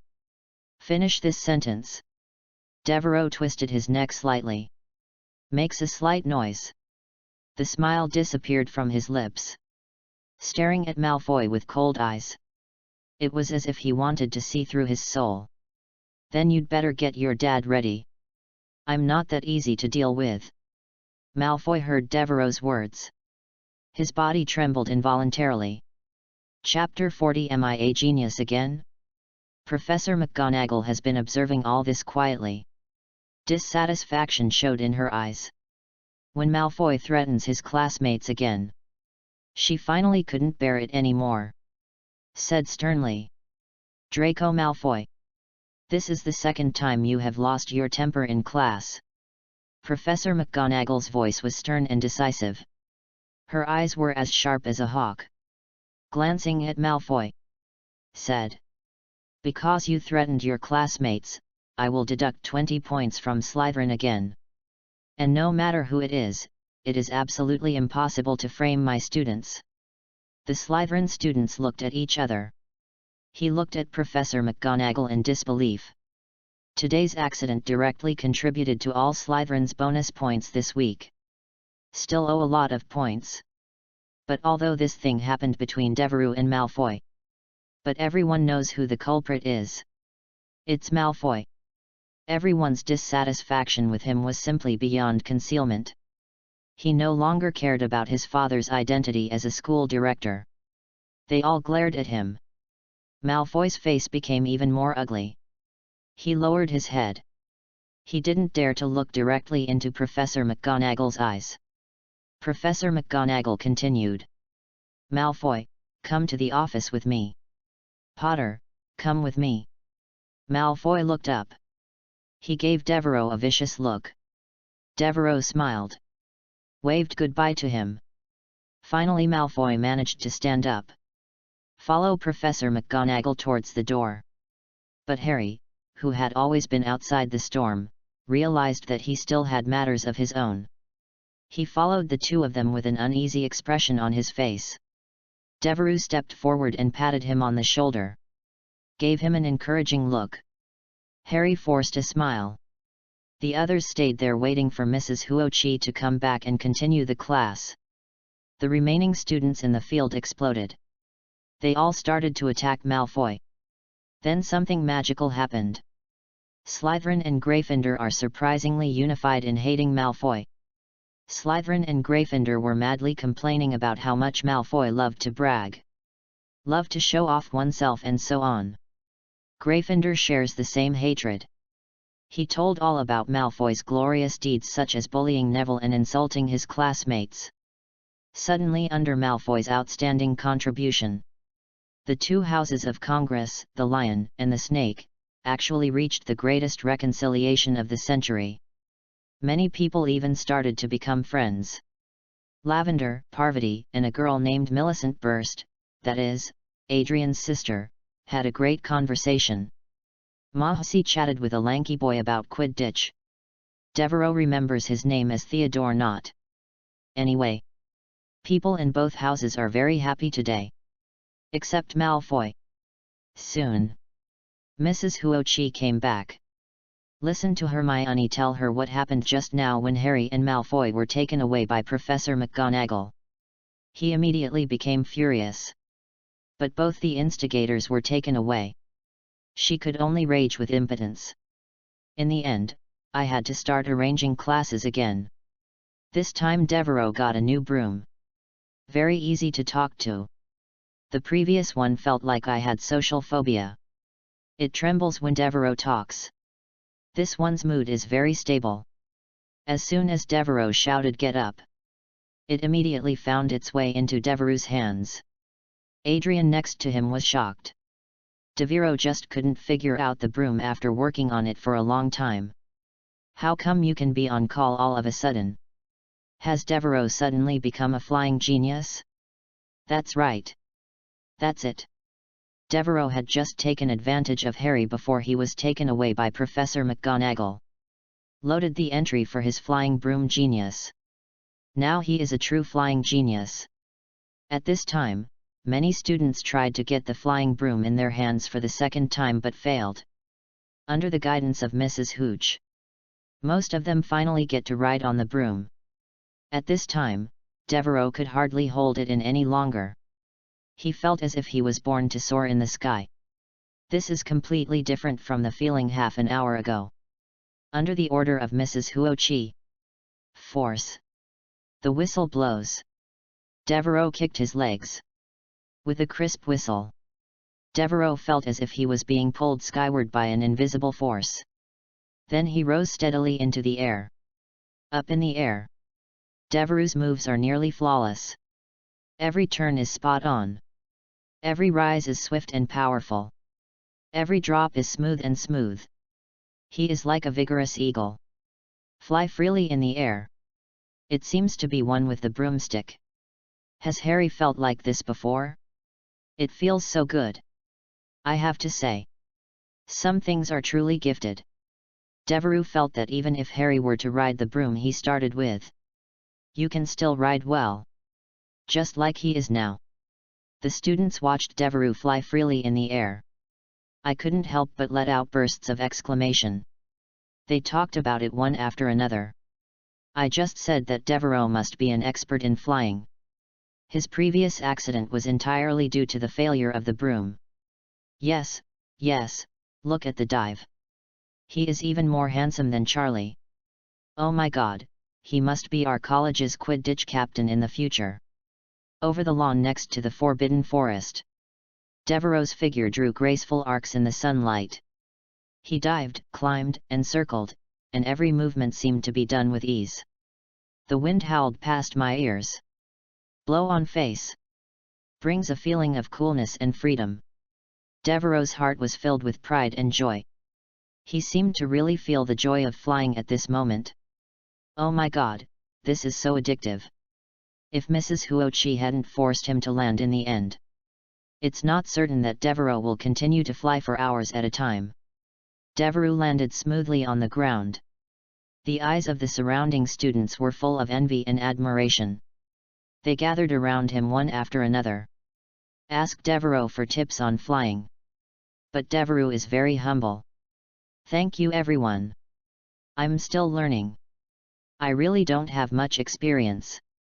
The main thing is confidence and concentration, and establishing a tacit understanding with the broom. However, the enthusiasm of students from both colleges is still very high. Devereaux was a little troubled by this. Finally, at Mrs. Hooch's whistle, this course is finally over. After class, Devereaux looked at his watch. It wasn't long before the appointment with Professor Quirrell. I planned to visit the Defense Against the Dark Arts professor in his office first. Talk about taking upper division courses. At this time, Hermione suddenly stopped him. Devereaux, are you okay? Come to your senses. Hermione looked at Devereaux with concern. You just rushed into the Forbidden Forest alone. Were you injured? Hearing Hermione's concern, Devereaux laughed. Some exaggerated stretching of limbs. Also jumped. Prove that you have no problem at all. Look. I'm fine. You saw the flashback to curse just now. I used the curse to save myself. But Hermione still shook her head seriously. No, no, no, Devereux, my mother said that there are many injuries that are invisible to the naked eye. This is true for the teeth and the same for the body. You'd better go to the hospital with me for a checkup. Devereux wanted to laugh a little. I was about to refuse. But suddenly his eyes rolled. It seemed like I remembered something. Then he nodded to Hermione. Okay, let's go then. We can also see Neville by the way. See, Devereux agrees. Hermione immediately had a smile on her face. Her eyes curved into crescent shapes. The corners of his mouth raised slightly. Devereux seemed happy to listen to her opinion. She turned and stepped forward. The pace is light and cheerful. Devereux also smiled slightly. Then he turned around and picked up Al and put him on his shoulder. Then he and Hermione went to the school doctor's office. Chapter 41, School Doctor's Office, Experience Entries. Come to the school doctor's office. Devereux and Hermione pushed open the door. The smell of disinfectant rushed towards me. The interior lighting is soft. The air is filled with a faint herbal fragrance. It's reassuring. The school nurse, Madame Poppy Pomfrey, was busy organizing the medicine cabinet. And Neville was lying on the bed. His complexion has recovered a lot. No longer as pale as before. At this time, Neville's injuries were almost healed by the doctors. Ron was still with him. Saw Hermione and Devereux coming. He sat up straight immediately. There was a hint of excitement on his face. You are finally here. Ron said happily. He glanced at Devereux. A smile flashed in his eyes. Malfoy was so embarrassed in class just now. He peed his pants. Hermione couldn't help but laugh. She looked at Devereux. I found that he also had a look of laughter on his face. SHH. Madame Pomfrey looked at the four of them sternly. Patients need a good rest. If you make any more noise, I will ask you to leave. Several people nodded quickly. Like a chicken pecking at rice. Madame Pomfrey turned around again. Organize the medicine cabinet. Everyone breathed a sigh of relief. They have just come to school not long ago. But Madame Pomfrey's severity has already been heard. Devereux stepped forward. Asked with concern. Neville, how are you feeling now? Neville raised his hands excitedly. Said quietly. Nothing's wrong at all. Look, Madame Pomfrey helped me recover in just a minute. Devereux's eyes lit up after hearing this. Turning towards Madame Pomfrey. Her panel appeared in front of Devereux. Name, Poppy Pomfrey. Age, 51 years old. Spell library, bone setting spell, mastery, resurrection spell, mastery, comma. Entry, superb medical skills, purple, magical ability, purple. Exquisite medical skills, purple, very good at using healing spells, and has rich experience in medical decoctions and herbal medicines. He is an extremely outstanding person in life. Magic talent, purple has magic talent that exceeds that of ordinary wizards, can learn spells faster than ordinary people, and has a certain degree of creativity. Devereux looked very satisfied and nodded. This exquisite medical skills entry should be different from the talent entries I have seen before. It is an experience-based entry. In other words, if Devereux is copied once loaded, then he has Madame Pomfrey's long experience in practicing medicine. Devereux has been observing a lot of people lately. Summed up an experience. That is, if a wizard realizes the full potential that his entry brings him, then his entry will be converted into an entry with his execution experience. On the contrary, it's still the original talent entry. This is the first time Devereux has seen a purple experience entry. This was something that Dumbledore had never seen before. Of course, it may be that Dumbledore's talent is simply too high. As a result, no matter how hard he tried, he could not fully realize his talents. so Devereaux immediately added this entry to his shopping basket. At this time Ron was whispering from the side. He continued to talk endlessly about what happened in the class just now. You don't know, Malfoy was so frightened that his face turned green and he thought he was going to fall to death.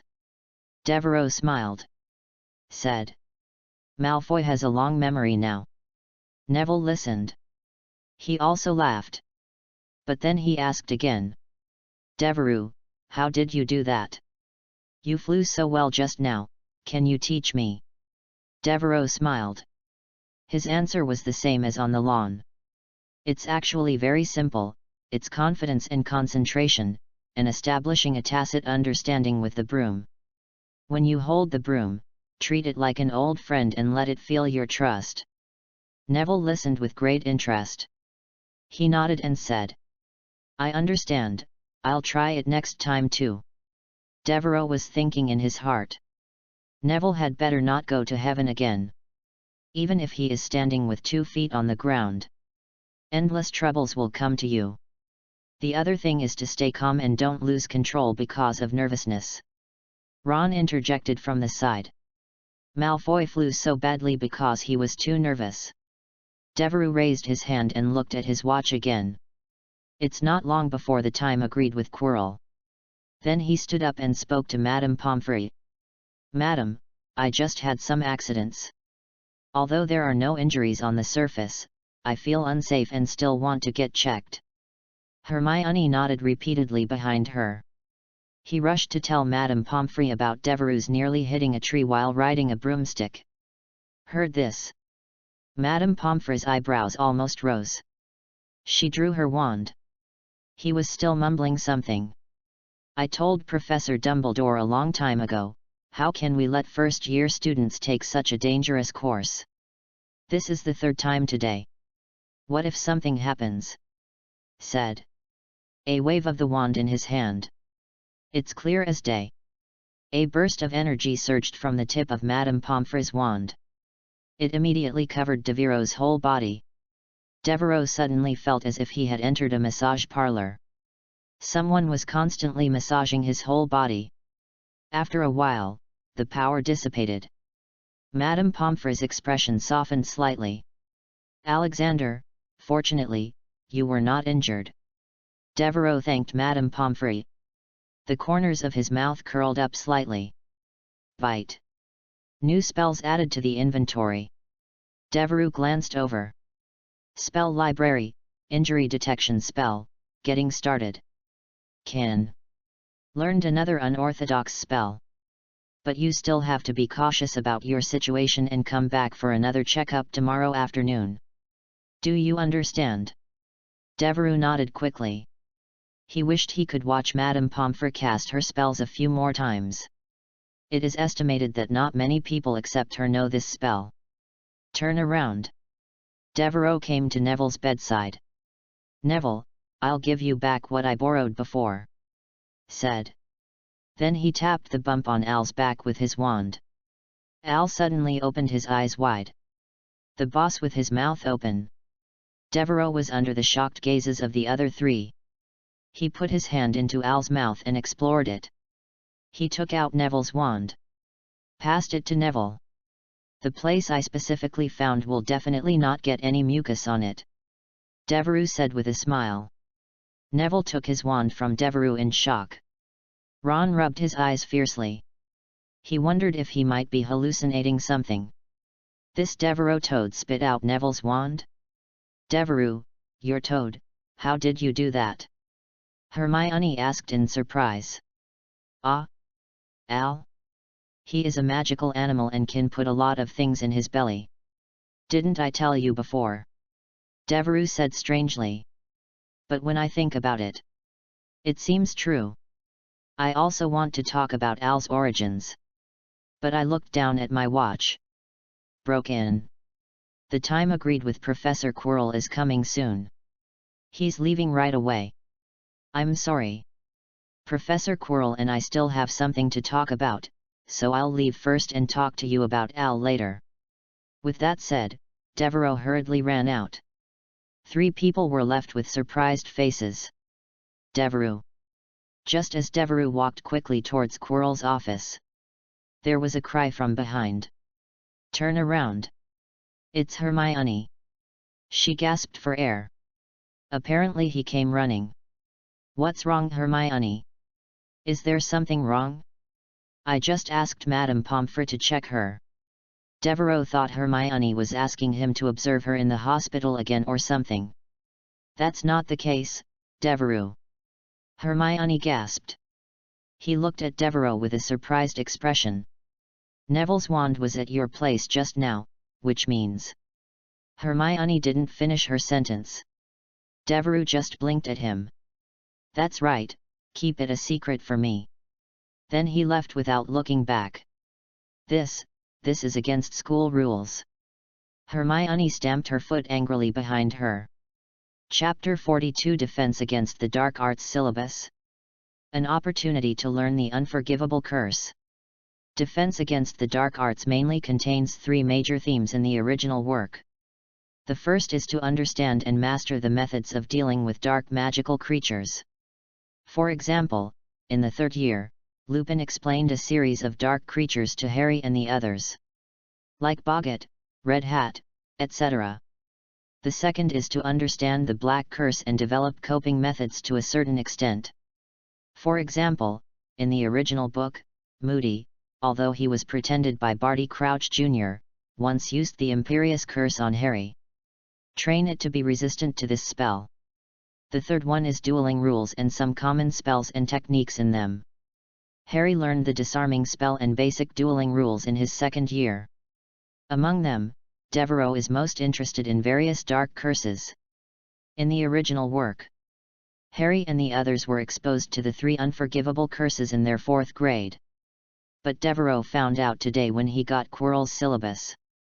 It turns out that these three unforgivable curses are the contents of the sixth grade. Moody was actually teaching supersyllabus content at that time.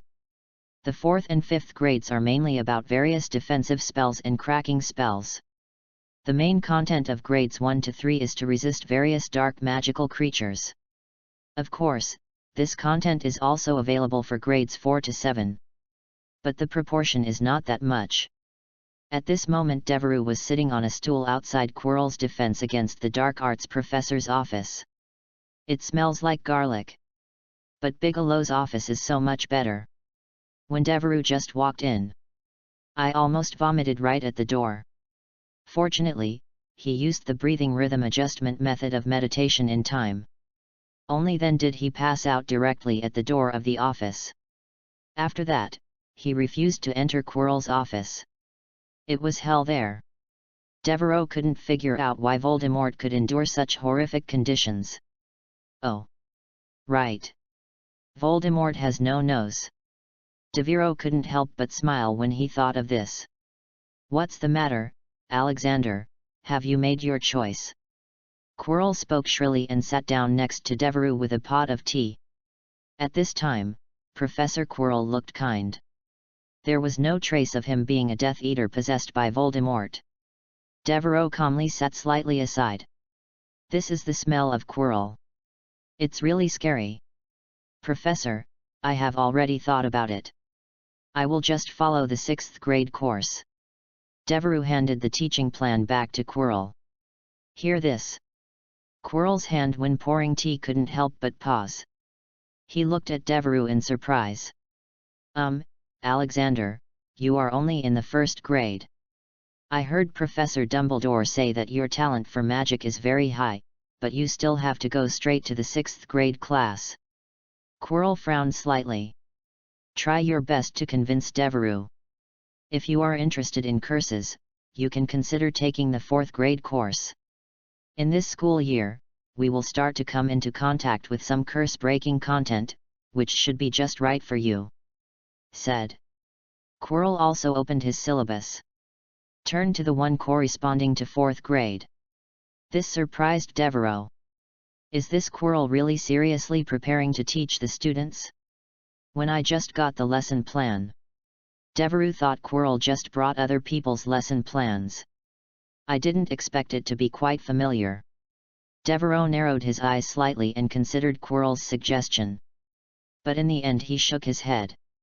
"Professor, I think I should start directly from the 6th grade. I believe in my talent. If not, I can keep up with the 4th grade courses." Quirrell heard this. There was no more persuasion. Instead, he asked Devereaux with great interest. He was waving a wand in his hand. "Have the teapot automatically fill Devereaux's cup with tea." "Okay, but I still have a question, Alexander, why did you choose 6th grade instead of 7th grade? If you really want to challenge the difficulty, there will be a comprehensive review specifically for N.E.W.T in 7th grade, because the content has been covered before. You have studied them all, and the difficulty is not much higher. It can also take you through the content of the previous semester, which may be more suitable for you." Quirrell's words were really professional. It's almost like a real classroom teacher said it. But even so, Devereaux still shook his head slightly. "Professor, I am mainly interested in teaching silent spells to 6th grade students," said. Devereaux picked up the tea that Professor Quirrell had brewed and took a sip. There was a trace of expectation in his eyes. "Besides, you can also see the unforgivable curse, right?" When the teacup fell from Quirrell's hand, it hit the ground and shattered into pieces. Tea splashed all over himself. Devereaux was also taken aback. He stood up from his seat. "Look at Quirrell." I saw that he suddenly seemed to have lost his soul. The eyes are silent. The scalding tea was poured on him. But he didn't react at all. After 10 full seconds, after Devereaux had already used his wand to clean up the mess on the ground, Quirrell looked around as if waking up from a dream. "Professor, are you okay?" Devereaux handed over a glass of water that he had made using a water-calling spell, and asked with concern. Quirrell took the water glass in a daze. "Drink it all in one gulp." "Oh, I'm sorry, Alexander, this is the sequelae of being hurt by that vampire before." "Oh, it's really. I'm fine, I'm fine." Quirrell sat on the chair holding his forehead. It took a while. Then he looked up at Devereaux. "I see, Alexander, well, I can understand.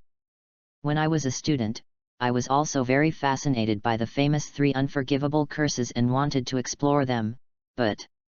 Quirrell sat up straight. His expression became serious.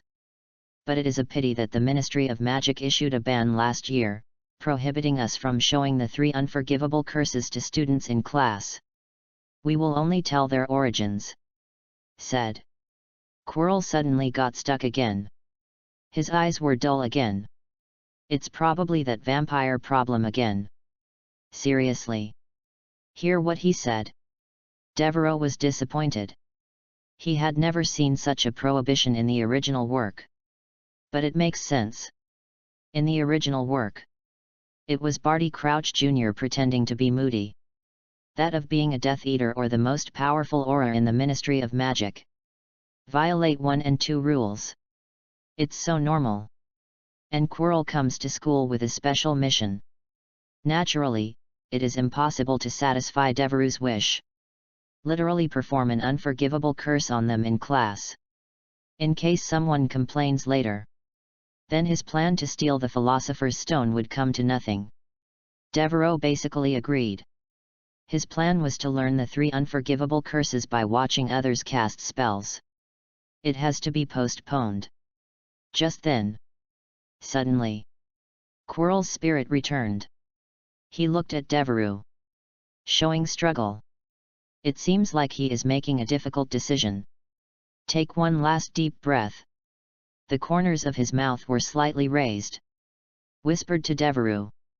"I'm sorry, Alexander, maybe I remembered it wrong. There should be no such prohibition. Showing the 3 unforgivable curses in class is of course a must-have class content." After Devereaux happily walked out the door, Quirrell's expression instantly changed to one of horror. He trembled. Said with extreme caution. "Master, this is too risky. If we are Quirrell hadn't finished speaking yet. One is extremely weak. But a majestic voice came from the back of Quirrell's head. Quirrell, put away your timidity. This boy is very interesting. Alexander is very special. If he can be on my side, the Philosopher's Stone won't matter at all. Chapter 43, 3 Classic Questions in Potions Class. Seriously. For Devereux. The number 1 most hated course is Defense Against the Dark Arts. Because Quirrell always makes the classroom full of garlic smell. The second one is undoubtedly the Potions class. Although his potion skills are far beyond those of his peers. So generally, he should really like it. After all, you can show yourself as a saint in front of others. The entry Descendants of Slytherin is loaded in the future. It should also be counted among the honors achieved. Maybe it can improve his strength. But Snape didn't give him any chance to show off. It was even said that he treated Devereux as nothing in class. All he sees is Potter. What will I get if I add narcissus root powder to a mugwort infusion? That's right. It was the Friday of Devereux's first week at Hogwarts. The first class in the morning is Potions class. The scene in front of me is a classic 3-question session in Potions class. Watching Hermione stretch her hand so high, Devereux couldn't help but smile bitterly and shake his head. Don't disturb their world at this time. Neville next to him was obviously frightened by Snape's severity. He pushed his head under the table desperately. He was afraid that he would be the next person picked up by Snape. Consider what might happen to him later. This time Devereux offered to sit with him. And Devereux's reputation during this time. It wouldn't seem strange to have him sitting next to a Slytherin and a Gryffindor.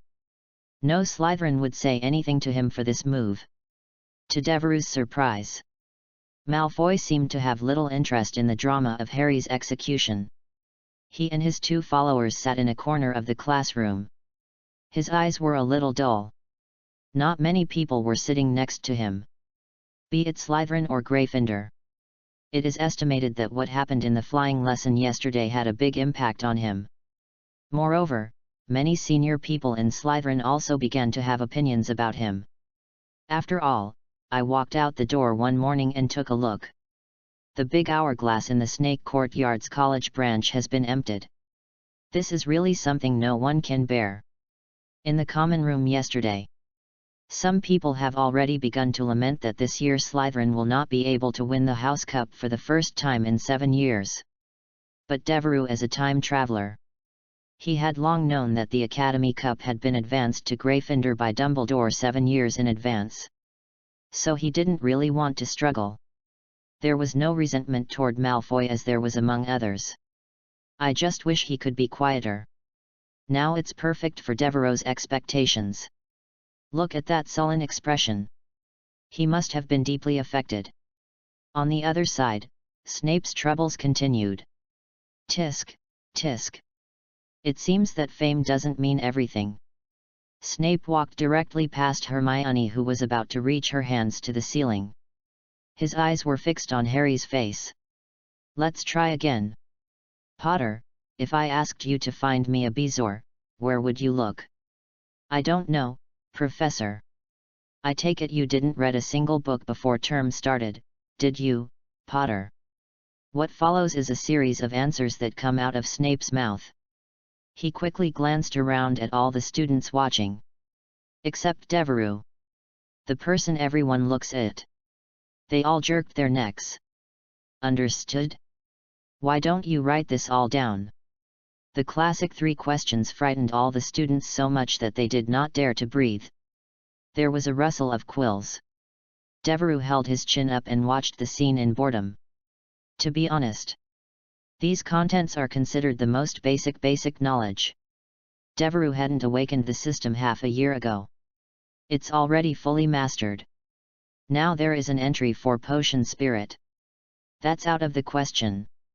Unfortunately, Snape was in class. He only had eyes for Potter. After deducting points from Harry for talking back, Potions class finally entered the stage that Devereux was most looking forward to, He had forgotten the potion equipment that Snape had given him before. It was kept in Al's belly. When I wanted to take it out the day before yesterday, it was found that unknown mucus was stuck on it. So Devereux cleaned them up. It's still drying now. But he didn't touch the potion for a whole week. Today we finally opened the meat show. Snape divided them into teams of 2. Instruct them to mix a simple potion to treat scabies. And Devereux naturally became a group with Neville sitting next to him. To be honest, Neville did feel a little clumsy. Even with Devereux's help. He also almost put the materials in the wrong order. Certainly. That was why Snape was dangling behind him. Under the protection of Devereux. The 2 of them were almost the only people in the class who had not been scolded by Snape. Even Malfoy, whom Snape favored in the original book. All because of distraction. Got scolded quietly once. Even with Neville on the side to give Devereux strength. But Devereux still relied on his extraordinary potion intuition.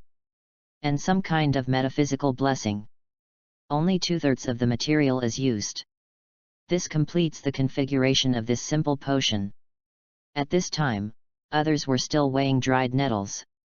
The students at the front and back tables all turned around. He looked in amazement at the pot of clear, steaming green potion in front of Devereux. Oh my God! It hasn't been 3 minutes yet. Alexander is ready. It's impossible. He's finished cooking my snake teeth before I've broken them into pieces? Is this a student in the same grade as me? I think Devereux must be from a French pure-blood family. He must have received excellent magic education since he was a child. Yes. And he is so gentle and polite. He must be from a noble family. This is the discussion among the students in the Snake Academy. Reached Devereux's ears. He couldn't help but feel a little funny. What aristocrat! He just received 9 years of compulsory education. He is a normal person and would not talk trash when meeting someone. Does this make you a noble?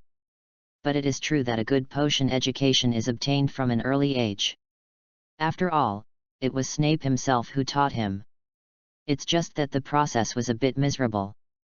That's enough, there's no need for extra noise here. Snape was louder than a whisper. But the deep voice that everyone could hear reappeared. Or do you think you have completely mastered the making of this potion? Snape's snake-like eyes glanced at the students who were just screaming. The students who were seen did not dare to breathe. Said. Snape walked over to Devereux and Neville's table. Looking into the pot in front of Devereux. That pot of clear potion that seemed to contain no impurities. Snape stood there motionless. His eyes were fixed on the pot of potion. Devereux knew this look very well. This was the look on Snape's face when he was looking for trouble. He was desperately trying to find the flaw in Devereux's potion. But obviously, there was no way Devereux was going to overturn this extremely simple potion. Tisk. Only a very small smacking sound was heard from Snape. Devereux's lips curled up. It's very standard, it can even be said to be a perfect work. Mr. Alexander, 5 points for your performance, Slytherin. Said. Snape was about to walk back to the podium with a dark face. At this time, Devereux stood up suddenly. Professor Snape, your points have been reduced. Chapter 44 Braveheart? 1 point for Gryffindor. Such a simple task doesn't even deserve to be called brewing potions. How many points do you want to add? Mr. Alexander, when did your judgment on potions become so poor?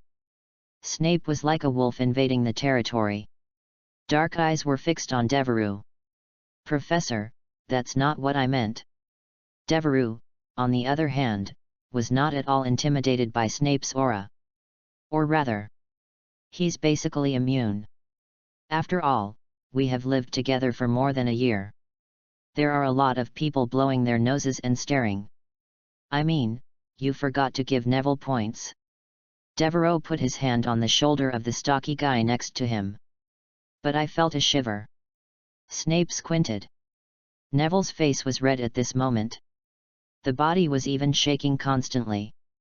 I wanted to crawl directly under the table. The surrounding students also looked at Neville. Neville helped me sort out the herbs. He is very fast at processing herbs. With his help, I was able to finish brewing them so quickly. Devereaux argued. What he said was indeed true. When Neville wants to put a porcupine quill into the pot ahead of time, Devereaux wouldn't let him touch the pot. And reality turned out to be an excellent decision. After not dealing with the pot, which was very unstable, in Neville's opinion, Neville's mentality became much calmer. You can organize the herbs to be put into the pot into categories. Give Devereaux a shot. That serious look even made Devereaux look at him with admiration. For the first time, I took a serious look at Neville's panel. Name, Neville Longbottom. Age, 11 years old. Spell library, none. Entry, herbal talent, purple, brave heart, purple, magical ability, blue. Herbal talent, purple, talented in herbal medicine, with the natural ability to identify and perceive various magical plants, and may have good achievements in herbal medicine. Brave heart, purple, bravery is the foundation of your character. When someone touches your bottom line, your courage will burst out and you will become the leader of the crowd. Magic ability, blue, has the potential to become a wizard. It is indeed a good entry configuration. Neville actually has 2 purple entries? Devereaux had never thought of this before. Mainly when I met him on the train. Crying look. That left Devereaux with a not-so-good first impression of him. So he ignored the future Gryffindor sword master. The Braveheart entry gives him an entry that seems to be extremely suitable for Gryffindor. If you want to get the sword of Gryffindor in the future, this entry can be considered. Thinking. Devereaux added the entry to his shopping cart. I started thinking about it in my mind. Why did you borrow the sorting hat from Dumbledore? Neville, you have provided me with a lot of help. I think it is reasonable to give him extra points. Snape stared intently at Neville's face. Neville could feel his snake-like gaze. His head was so low that he almost crawled into the drawer. It was not just the Slytherin students who admired Devereaux at this point. Many Gryffindors felt admiration for Devereaux. To know their 2 colleges are incompatible. At this time, Devereaux actually challenged Snape, the Gryffindor student and the dean of his own college. How much courage this requires. Actually, Devereaux is used to it. They felt it immediately. Devereaux is the real Gryffindor. He is so brave. Harry and Ron both looked at him with admiration. Devereaux even saw Ron giving a thumbs up out of the corner of his eye. Snape's gaze shifted to Devereaux's face. Mr. Alexander, is this really true? Devereaux puffed out his chest and raised his head. Look into Snape's eyes. Professor, it's absolutely true. Snape's face became even more gloomy. Devereaux barely saw any movement of his lips. Only an imperceptible sound could be heard popping out from between Snape's teeth. 1 point for Gryffindor. Almost instantly, all the Gryffindor students seemed to have won a huge victory. Everyone's face was filled with excited smiles. They just got extra points from Snape. This is just 1 week since school started. A feat that no Gryffindor in other years has been able to accomplish. Suddenly, Devereaux's status in their hearts has risen to a higher level. Directly became the diplomatic ambassador of Slytherin and Gryffindor. Promote a reconciliation that has not been seen between the 2 parties in decades. Devereaux also patted Neville on the shoulder happily. Neville, you have won a point for the college. Neville looked up. His face was still red. He was also very happy at this time. He even somewhat forgot about Professor Snape's terrifying smile during his week at school. But he has never won a point for the college. What happened today made him extremely happy. But seeing Gryffindor so happy, then Snape is about to take action. Snape walked to the table with a dark face. I saw the leftover materials used by Devereux and the others. Immediately said in a low voice. Longbottom. What are you keeping these materials for? Are you going to keep them in your pocket and take them back to the dormitory? Neville was questioned by this. His face turned pale with fright. Devereux was about to stand up and explain. 3 points from Gryffindor for your wasteful behavior. And you, Alexander, sit down. Finished. Snape turned sharply and looked at Harry. Potter. Weasley. So what gesture were you making just now? There was barely any movement in Snape's robes. Snape did so in an almost gliding manner. Came to Harry. Ron. Or do you think class is just playing house? Another point will be deducted from Gryffindor for your rude behavior. Finished. His sharp eyes scanned the entire audience. What are you looking at? Have you finished making it? Suddenly everyone quickly lowered their heads. Hurry and continue making your own potion. Devereux did not stand up to argue with Snape this time. Obviously the other party is already anxious. He didn't want to get into trouble with farmers at this time. All he could do was give Neville a pat on the back.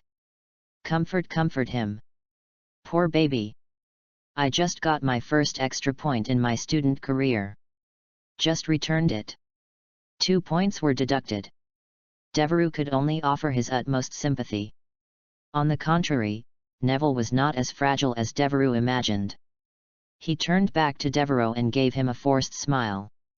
Although there are tears in my eyes. But he held on and didn't let it flow down.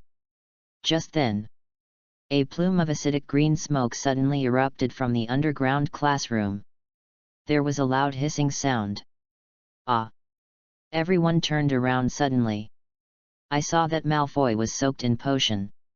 This left his arms and legs covered in red, swollen scabies. He screamed in pain. Chapter 45. There is already a sadly thick barrier between us. Draco. Snape shouted angrily. He waved his wand and wiped away the potion spilled on the ground. Did you put the porcupine quills in the pot without taking it off the fire? How could you be so careless? Malfoy burst into tears. I even have acne on my face. Professor, I'm too anxious and want to go faster. Obviously. Malfoy should have seen Devereux making the potion so quickly. He also scored extra points for his college. Even Neville Longbottom, the stupid boy he had always looked down upon. Both got bonus points from Snape. This was even more unbearable for Malfoy. So he stepped up his steps. The result was this accident. You two, take Draco to the infirmary. Snape snapped at Goyle and Crabbe. Then he told the other students with a dark face to continue brewing the potion. Harry and Ron were laughing again because of their madness. Unusual noise. 2 points were deducted by Snape. There will be no further interludes. Everyone started brewing the potion step by step. Devereux, on the other hand, had already figured out the magic potion. And began to practice meditation while sitting in the original position. Improve your mental strength. With the regulation of breathing. Grey fog slowly formed around Devereux. And the grey fog gradually receded. Now Devereux's perception. It can already spread to the entire classroom. At this time, his perception turned into blue filaments. There was a commotion in the whole classroom. He can feel it clearly. At this time Devereux also discovered that while practicing meditation, it seems that I can continue to learn. And the effect of memory is much stronger than in normal state. Cooperate with the entry exam taking genius. To say Devereux has a photographic memory now might be a stretch. But that's definitely not much different. So at this moment, Devereux was holding the book of potions he bought before. On the surface it seems. It's like an endorsement. Certainly. In fact, it is also an endorsement. But at the same time, you can also exercise your magic power. So Snape saw it. Just pretend you didn't see it. Completely ignoring his actions. indeed. Anyway, Devereux has to go to 5th grade classes next week. Now it doesn't make any difference whether you listen to him or not about this operational matter. And Neville just happened to get Devereux's neglected gift bag. A whole class is over. Snape didn't even bother him. Soon. In the midst of practice. This class is over. After class. A large group of Gryffindors came and invited Devereux to have lunch with them. Devereux. Come to dinner with us. Ron said excitedly. The little lions surrounded Devereux in an instant. Some little snakes who wanted to strike up a conversation with Devereux were pushed to the outside of the crowd. You're too strong, Devereux. How did you do it so fast? This is Hermione. She was the second among them all to brew the potion. But it also took Devereux nearly twice as long to complete. Devereux, you are so brave. Give me 10,000 courages, and I wouldn't dare to talk to Professor Snape like that. This is Seamus. He seemed to admire the way Devereux and Snape were bargaining just now. Harry and Neville nodded heavily. Devereux, your potion skills are so good. Can you help me? I don't want to be scolded by Snape. Parvati came over pitifully. Instantly. There was a fight for the right to belong to Devereux's next tablemate in potions class. After flying lessons and potions lessons obviously. Devereux's image in the eyes of everyone has become a super thigh. Devereux smiled wryly. Ron, I'm sorry. I'm going to ask Madame Pomfrey to do another physical examination for me later. You go and eat first. At the same time, he looked at the students who wanted to make reservations for their tablemates next time. I'm sorry, classmates, I may not be in the potions class with you next week. I will go to the 5th grade class.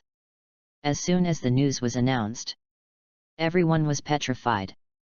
Devereux, you're going to take potions class with the 5th years? Hermione asked, stammering. His jaw almost dropped to the ground at this time. The little lions around were all frightened from ear to ear by the news.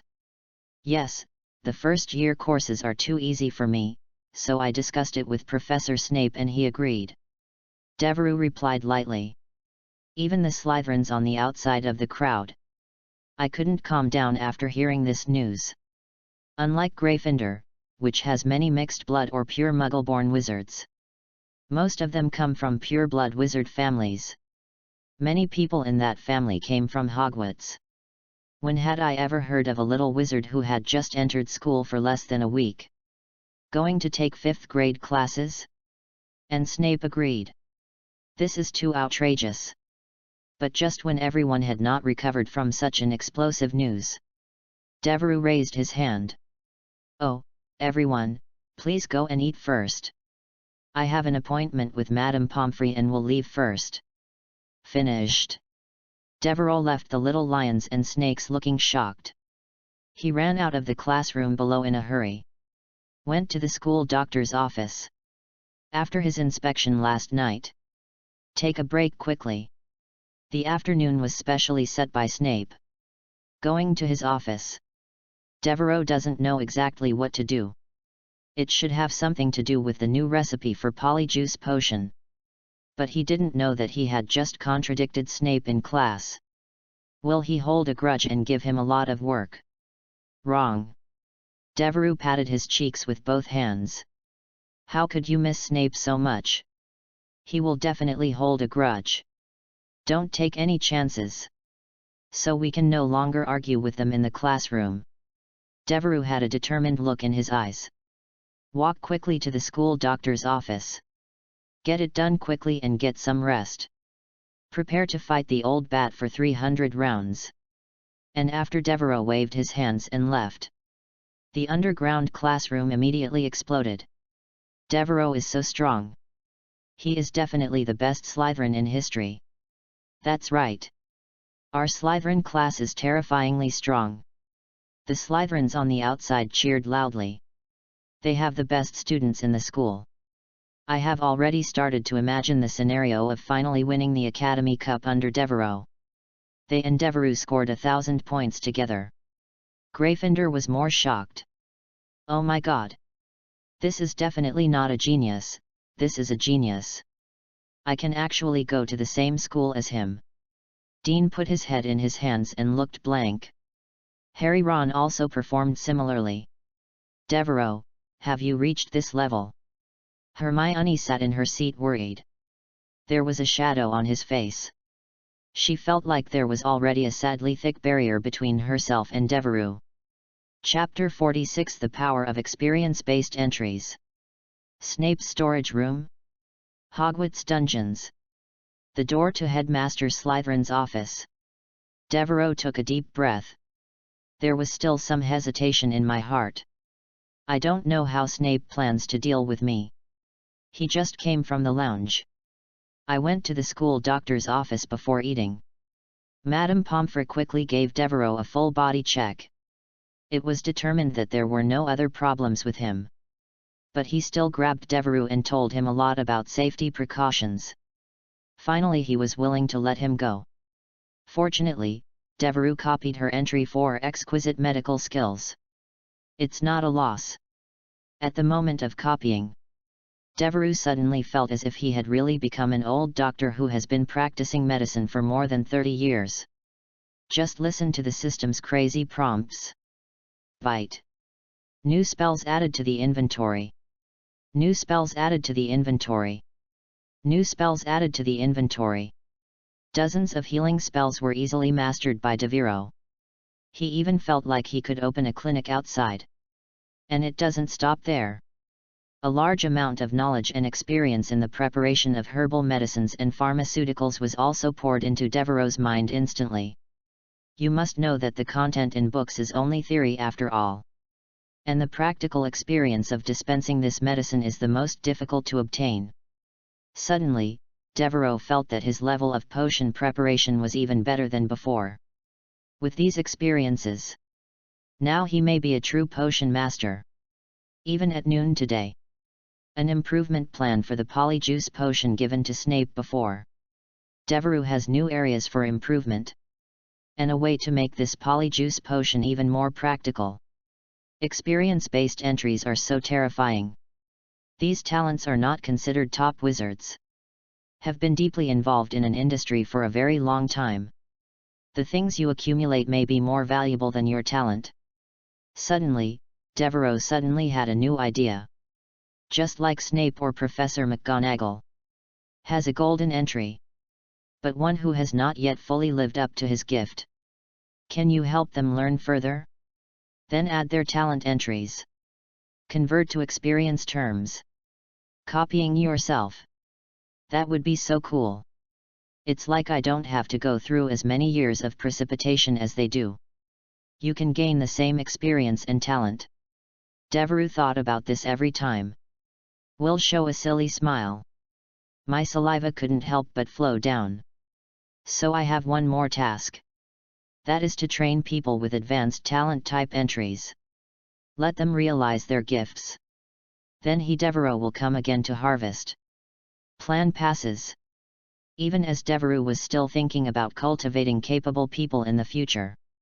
Then load the copy in the last one. When the other party lamented that Devereux's talent was superior to his own, he giggled at his dream. A cold and deep voice came from behind. Why are you giggling? Aren't you a wizard? You can't even open the door. With that said, Snape walked out of a shadow in the corridor. Still the same as in the morning. Wearing a black robe. Long hair covers her face. Only a pair of sharp eyes were revealed. Or rather, Snape has always looked like this. When he saw him, Devereux immediately stood at attention with his chest raised and his head raised. Put on a submissive attitude. He had just contradicted Snape in class. I just beg Snape not to do anything like a pink toad by having him locked up every day. What are you doing standing around? Go in. With that said, Snape waved his wand. The office door opened automatically. Devereux immediately dodged in sideways. Snape followed. Unlocking spell, I should have shown you the test at the beginning of school before, right? Do you still remember it now? Snape sat down on the main seat. He squinted at Devereux. Of course I remember. Devereux nodded confidently. In fact, before the test to test his magical talent, Devereux was just on the street watching other people cast spells. I learned this magic spell. Of course he is very skilled. Okay, if I'm not here on Friday, you can come here by yourself. Snape stood up and said calmly. Ah? Devereux hadn't yet realized what Snape meant. Snape turned and walked to a door. Open the Elijah cave. The door lock opens immediately, accompanied by a slight click. The door slowly opened. Come over. Snape called back to Devereux, who was stunned in his chair. Devereux hurried to follow. Entered Snape's storage room. The storeroom door closed automatically behind them. There was a dull sound. Devereux looked around. I was immediately attracted by everything in front of me. The layout of the storage room is very neat. Divided into 3 parts. Displayed on 3 walls. On one wall were the remains of magical creatures. Most of them are soaked in liquids of different colors. Some of these liquids are clear and transparent. Some appear deep blue or green. Others are cloudy yellow. The stumps in the bottles come in various shapes. Some are dragon claws. Some have unicorn tails. There are also werewolf teeth. Each bottle is carefully labeled. Record the collection date and purpose. Devereux's eyes widened as he watched. The powerful magic contained in these things. This caused his magic potion spirit body to resonate instantly. I can't wait to pack them all up and take them to the laboratory immediately. Give them a try. Press this urge forcefully. Devereux looked toward the other wall. Another wall holds magical herbs. Most have been dehydrated and dried. Things like nettles, mandrakes, and agave. All in clear glass jars. These herbs have a light aroma. Some leaves are dark green. Some flowers are colorful and look a little dangerous. Each jar is also labeled. The name of the herbal medicine, collection time, and preservation method are recorded in detail. This part is the most routine. But Devereux couldn't help but frown a little. After all, some magic potions are being brewed. Fresh herbs are essential. But why is there only this kind of dry matter in Snape's storage room? Not very professional. With this doubt, Devereux looked toward the final wall. On the middle wall are some finished potions.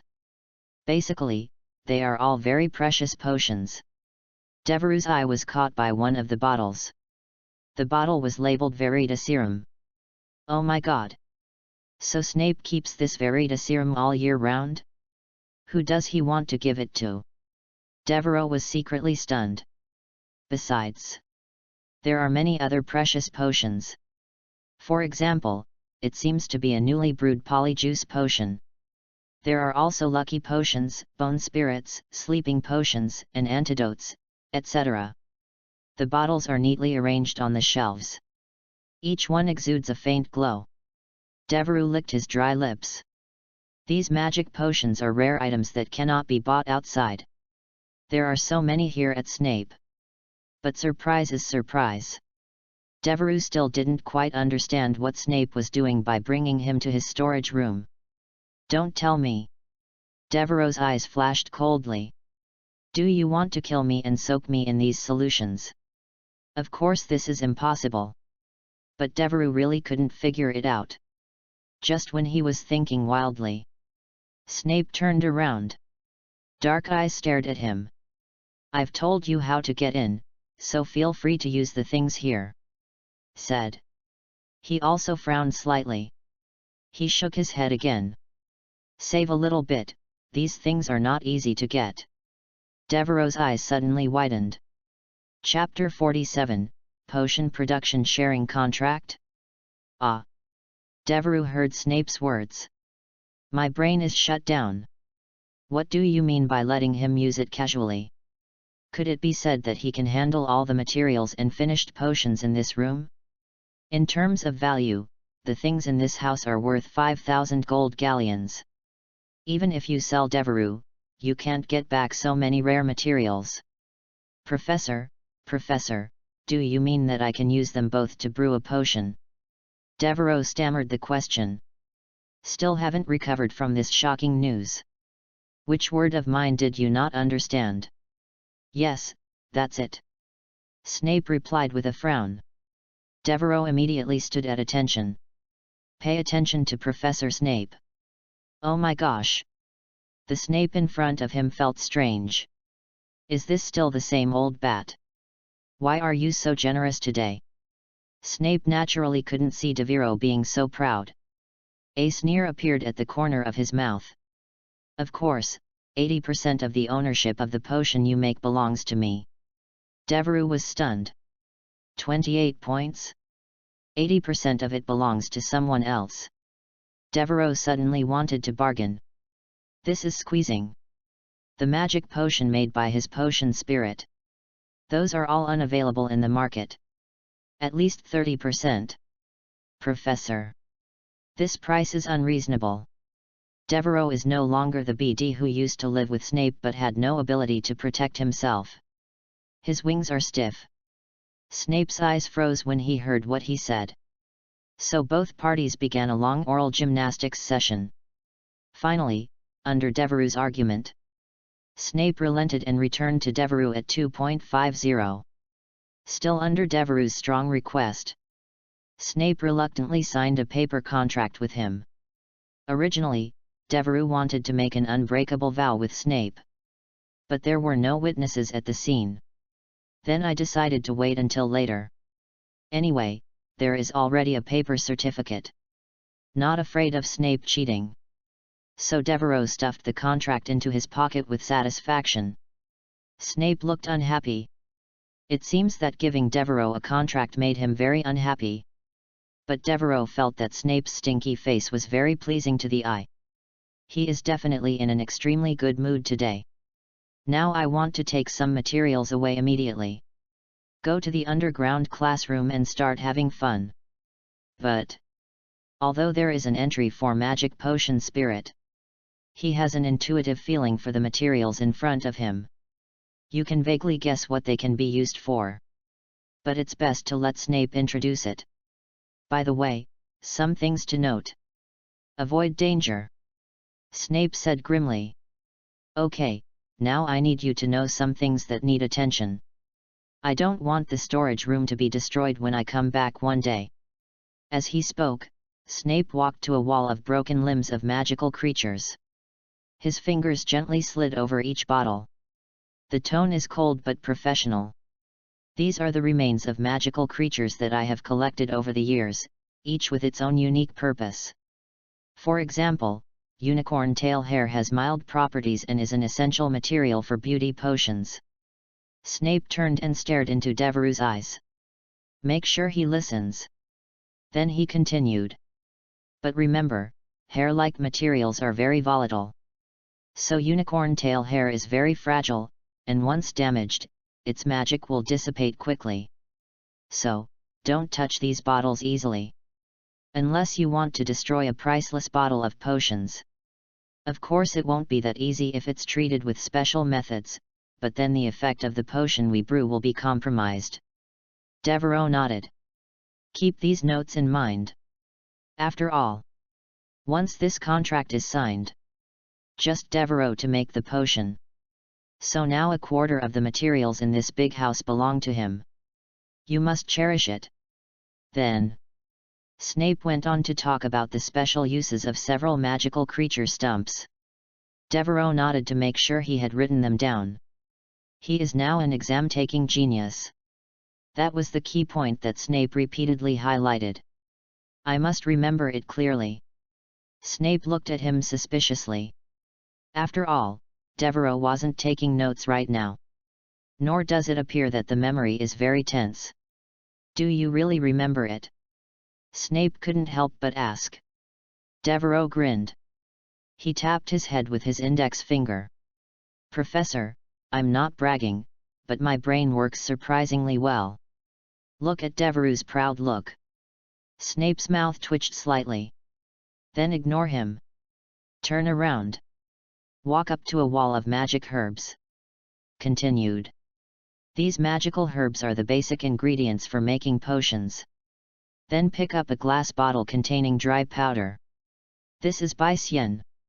You should have learned about it in Thousands of Miraculous Herbs and Mushrooms. It is what you will learn in the first grade. Devereux nodded slightly. Baixian is a plant with magical properties. It can be used to make potions and also has a strong healing effect. However, it should be noted that the temperature must be maintained at a constant temperature during the drying process, otherwise its magic power will be greatly weakened. There is also agave, which can be used to increase the effectiveness of potions, but excessive use can cause serious side effects. Snape picked up each of the herbs and explained them to Devereux. He will emphasize the uses and contraindications of herbal medicines. Devereux listened carefully. The eyes moved back and forth from jar to jar. Try to remember every detail. Finally, a large wall of herbal medicines have been explained. Devereux narrowed his eyes. He rubbed his temples. So much stuff to cram into your head. Even if he is a genius in taking exams. Also a little dizzy. It felt like within an hour. I took a semester of herbal medicine classes. And Snape seemed to enjoy it. His expression became obviously more proud. Devereux had a dark suspicion in his mind. Snape definitely couldn't see how well he performed. That's why we have to use this method of forcing information. Forcing Devereux to fatigue. This way he can satisfy a certain fetish. Just when Devereux was madly complaining about Snape, Snape walked to the middle wall. There was a pause. Then come back.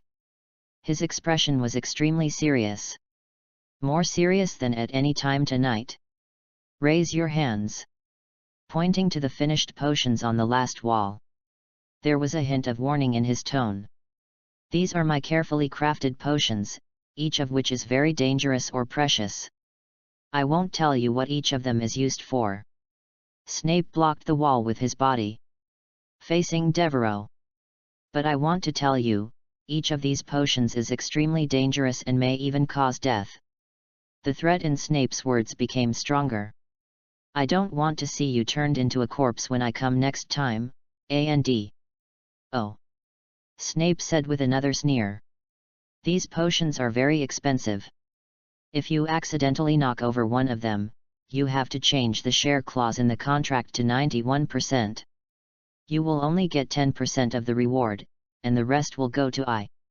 Devereux mentally complained about Snape's black heart and stinginess. And he could tell the effects of these potions just by looking at them. Do you still need him to speak? But on the surface he still nodded respectfully. Yes, Professor, I will be very careful. Heard Devereux's reply. Snape finally stood up straight. Go around Devereux and exit the storage room. Said a little tiredly. Okay, now that I've finished explaining the storage room to you, let's talk about the polyjuice recipe. As he spoke, Snape pulled out a piece of parchment that looked like a contract out of nowhere. Placed it on his desk.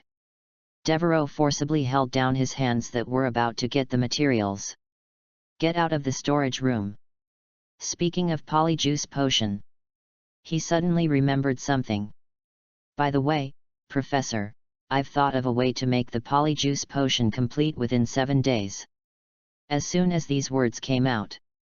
What? Snape shot up from his seat.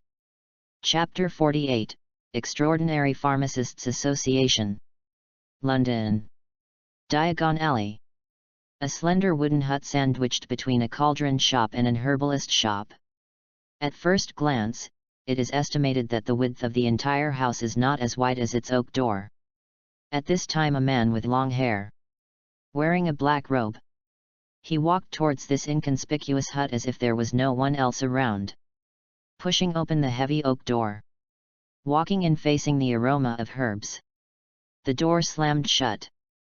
A delicate inscription is engraved on the bronze medallion, which has been modeled by time. Society of Extraordinary Pharmacists. Oh! Severus Snape!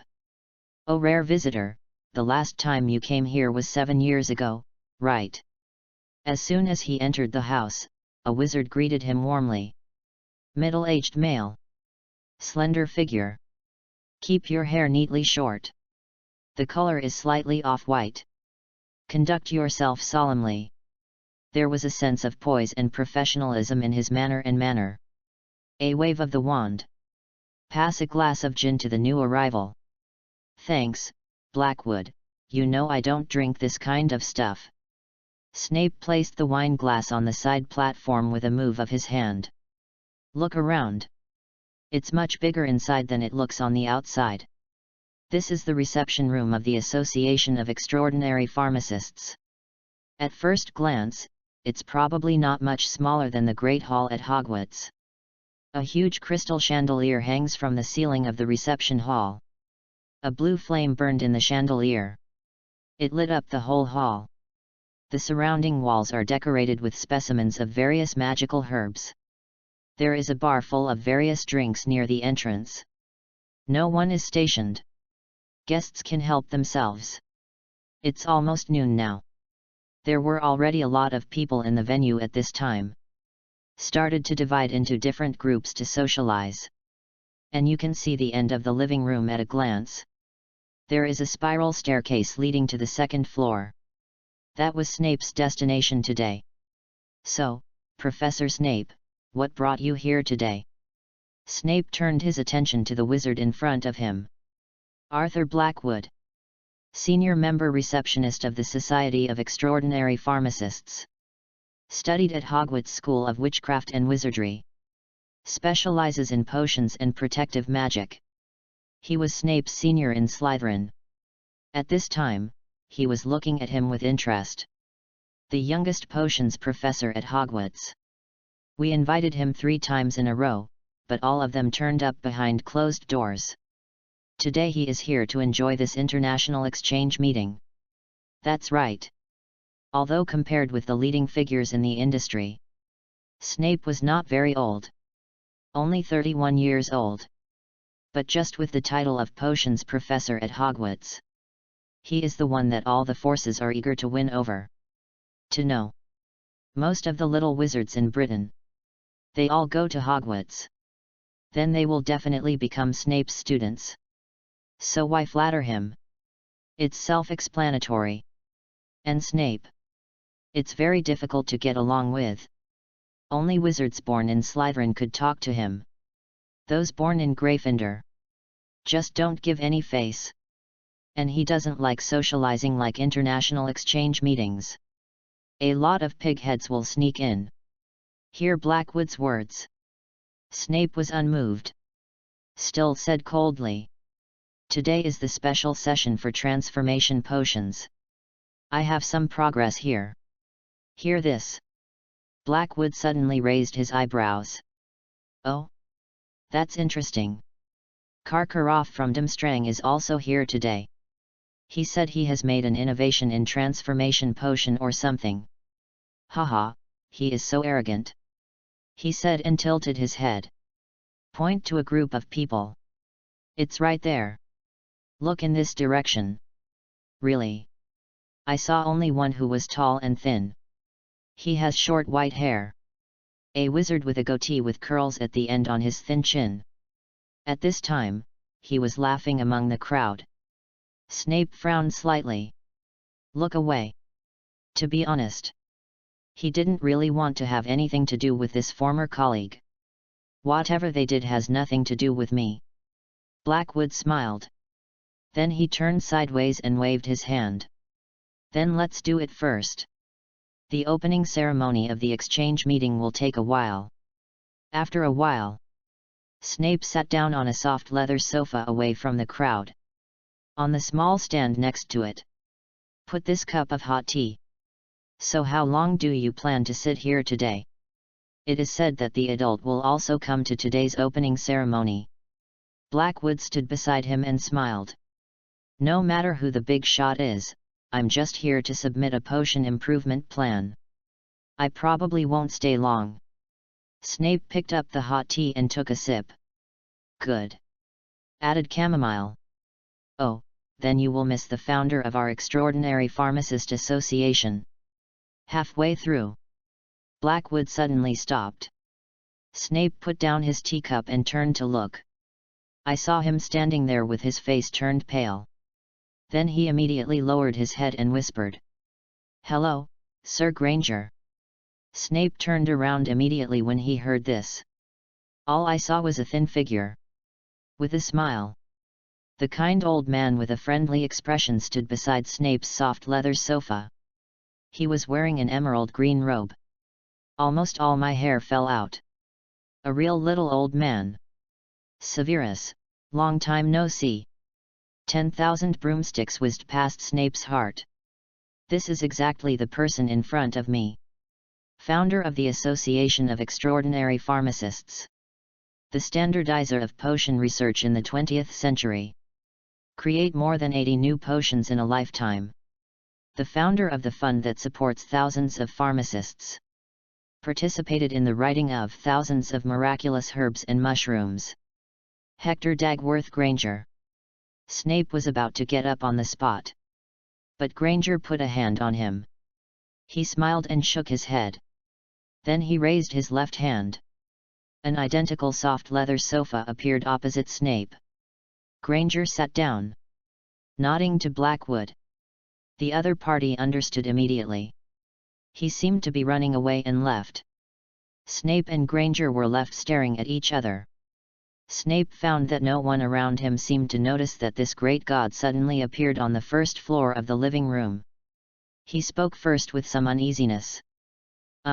Sir Granger, I don't have a problem with you, it's just that I need to go back to school in the afternoon, so. Granger grinned. Waved his hand. Severus, you don't need to worry about this, but... Granger's old face showed a hint of teasing. How come Hogwarts still has classes for students on Friday afternoon? Snape quickly waved his hand and explained. No, it's not a unified class schedule arranged by the school, but there is a student whose grades are particularly bad. He has to take 5th grade classes, so I give him special tutoring. Devereaux, hey? My grades are particularly bad. Snape behaved very honestly in front of Granger. But it is. The boss in front of me was very kind to Snape. It must be provided. Haha, okay, let's move on to this matter. Let's talk about your new plan. Granger smiled happily. It doesn't look like he wants to turn this story around at all. Speaking of this, Snape immediately became serious. From its own little bag. Take out a document bag. Pass it to Granger. Sir, this is a plan for optimizing and adjusting the formula of Polyjuice Potion. It can greatly reduce the rarity of its materials. At the same time, it also extracts a universal method for improving the formula of transforming potions. Please take a look. Granger narrowed his eyes after hearing this. Received the document immediately. Start checking it out. Snape waited quietly. Less than a quarter of an hour. Granger checked all the files very quickly. The speed stunned Snape. Is this really an old man who is close to 100 years old? Genius idea. Severus. Granger took a deep breath. His face took on a rosy color that was rare for an old man of his age. This may be a discovery that can change the entire process of transformation magic. Siler Forth, your name will be written in history. This is a great compliment to this probably the most authoritative master of potions in the industry. Snape suddenly felt as if he was floating in the clouds. But instantly, Snape calmed down. This is not his fault. Snape said calmly. Sir, actually this was not invented by me, but a method proposed by one of my students. The refinement and optimization I did on this basis generally used the results of my student. Granger was obviously stunned when he heard this. Blinked several times in succession. Make sure you heard correctly. Severus, are you saying that this was discovered by a current student at Hogwarts? That's right, sir. Snape replied firmly. Sir Granger immediately raised his eyebrows after receiving an affirmative answer. Lying on the soft leather sofa, stared directly at the ceiling. Waited for a while. Then he murmured. "These young people are so scary," said. Granger sat up straight. Look into Snape's eyes. So this student at least has extraordinary potion intuition, and may even have other discoveries. Snape nodded slightly. Yes, sir, I can confirm this. However, his current experience is still too little, so there are actually many errors in the initial version, but the general direction is extremely valuable. I will study it based on his original manuscript. There is such a plan. Hear the words. Sir Granger also understood. After all, he is a student at school. He definitely has no experience. The plan gives out writing errors and so on. Too normal. Then graduated. Come to your own pharmacists' association and practice some more time. You can definitely become a master of pharmacy. Granger now had the idea of poaching people. There was a gleam in his eyes. Severus, when we give a detailed report next week, you must bring him here and let me see the capabilities of this new generation of potion geniuses. Hear this request. There was a flash of hesitation in Snape's eyes. But in the end he nodded. Okay, then it's settled. Severus, I still have some details to ask. Are you willing to go to the second floor to discuss them? Granger held the document with extremely intense interest in his eyes. An invitation was extended to Snape. The corners of Snape's mouth curled up slightly. With pleasure. After a detailed discussion, return to Hogwarts. That's why. Snape at the beginning. Got to the office a little late. And at this time. He is sitting in the office. Holding the redrawn polyjuice brewing process improvement diagram. He looked at the author of this picture in disbelief. The inexperienced Hogwarts students he just spoke of. Deviro Alexander. Chapter 49, New Idea for Polyjuice Potion. Confinement. You mean you can use this new method to cook lacewings in just 7 days? Snape frowned and looked at the process diagram in front of him. Devereux kept his eyes on the storage room behind him. Rub your hands together from time to time. There was an impatient look in his eyes. Hear Snape's question. Devereux struggled to look away from the storage room filled with potion ingredients. He nodded in reply. Yes, the most important thing is that I replaced the skin of the African tree snake with the fangs of the Bungara snake. Although this will increase the toxicity dozens of times, the finished product is indeed much faster, and the toxicity is difficult to deal with. It's very easy, just take the detoxification pill within half an hour after taking the medicine. Of course, the basis for doing this is still the formula I improved before, reducing the use of byleaf grass, which greatly reduces the body's rejection reaction. Hearing Devereux's understatement, Snape glanced at Devereux solemnly. Lying back on his soft leather seat. Stare at the ceiling. He put his hand on his forehead. Shake his head slowly. He murmured in his mouth. It's too dangerous, but... A long while passed. Snape sat up straight on the back of his seat. The whole person looked like he had just figured out a century-old problem. This idea of yours is very dangerous, but maybe you can really try it, but... At this time, Snape seemed to have turned back into the big bat he was before. His eyes suddenly became sharp. Look at Devereux. How did you come up with such an idea? And how did you learn about the function of the Bungara's fangs? Devereux's thoughts on himself. That's full of confidence. He spoke directly. This is not difficult to understand, right? I just met a patient before. Wrong. Devereux suddenly remembered. He came up with this idea after copying and loading Madame Pomfrey's entry. A lot of Madame Pomfrey's experience in treating illnesses and saving lives was used. So how should I explain this? How do I know the toxicity of Bungara snake and the corresponding treatment methods? Forward. Devereux was suddenly speechless. See how he performs. Snape narrowed his eyes. Head stretched toward Devereux. It looks like a human-shaped poisonous snake. Alexander, my guess should be right, you can't. Snape's eyes were fixed on Devereux. Devereux's back muscles tightened. Afraid of being slapped accidentally. What could Snape guess? Guess he has an entry system? Come on. This makes him guess even if he guesses it for 100 years. But at this moment Snape's expression seemed to know something. A slight sneer appeared. Did you sneak into the forbidden book area? Ah. Devereux didn't realize what Snape was talking about for a moment. Stop pretending. Do you think I don't know what the books in the library are about? Snape's smile grew wider. European wizards have done very little research on Bungara snakes, and there is no such content in our regular textbooks. And when I was in school, I had read through all the library books on potions and herbal medicines, and there was no mention of Bungara snakes in them at all. Snape had the relaxed look of a winner on his face. But there happens to be a book like this in the restricted book section, Records of Severe Magical Injuries at St. Mungo's Hospital. This book contains this case of a snake bite. You should have learned it from here, right? Hear this.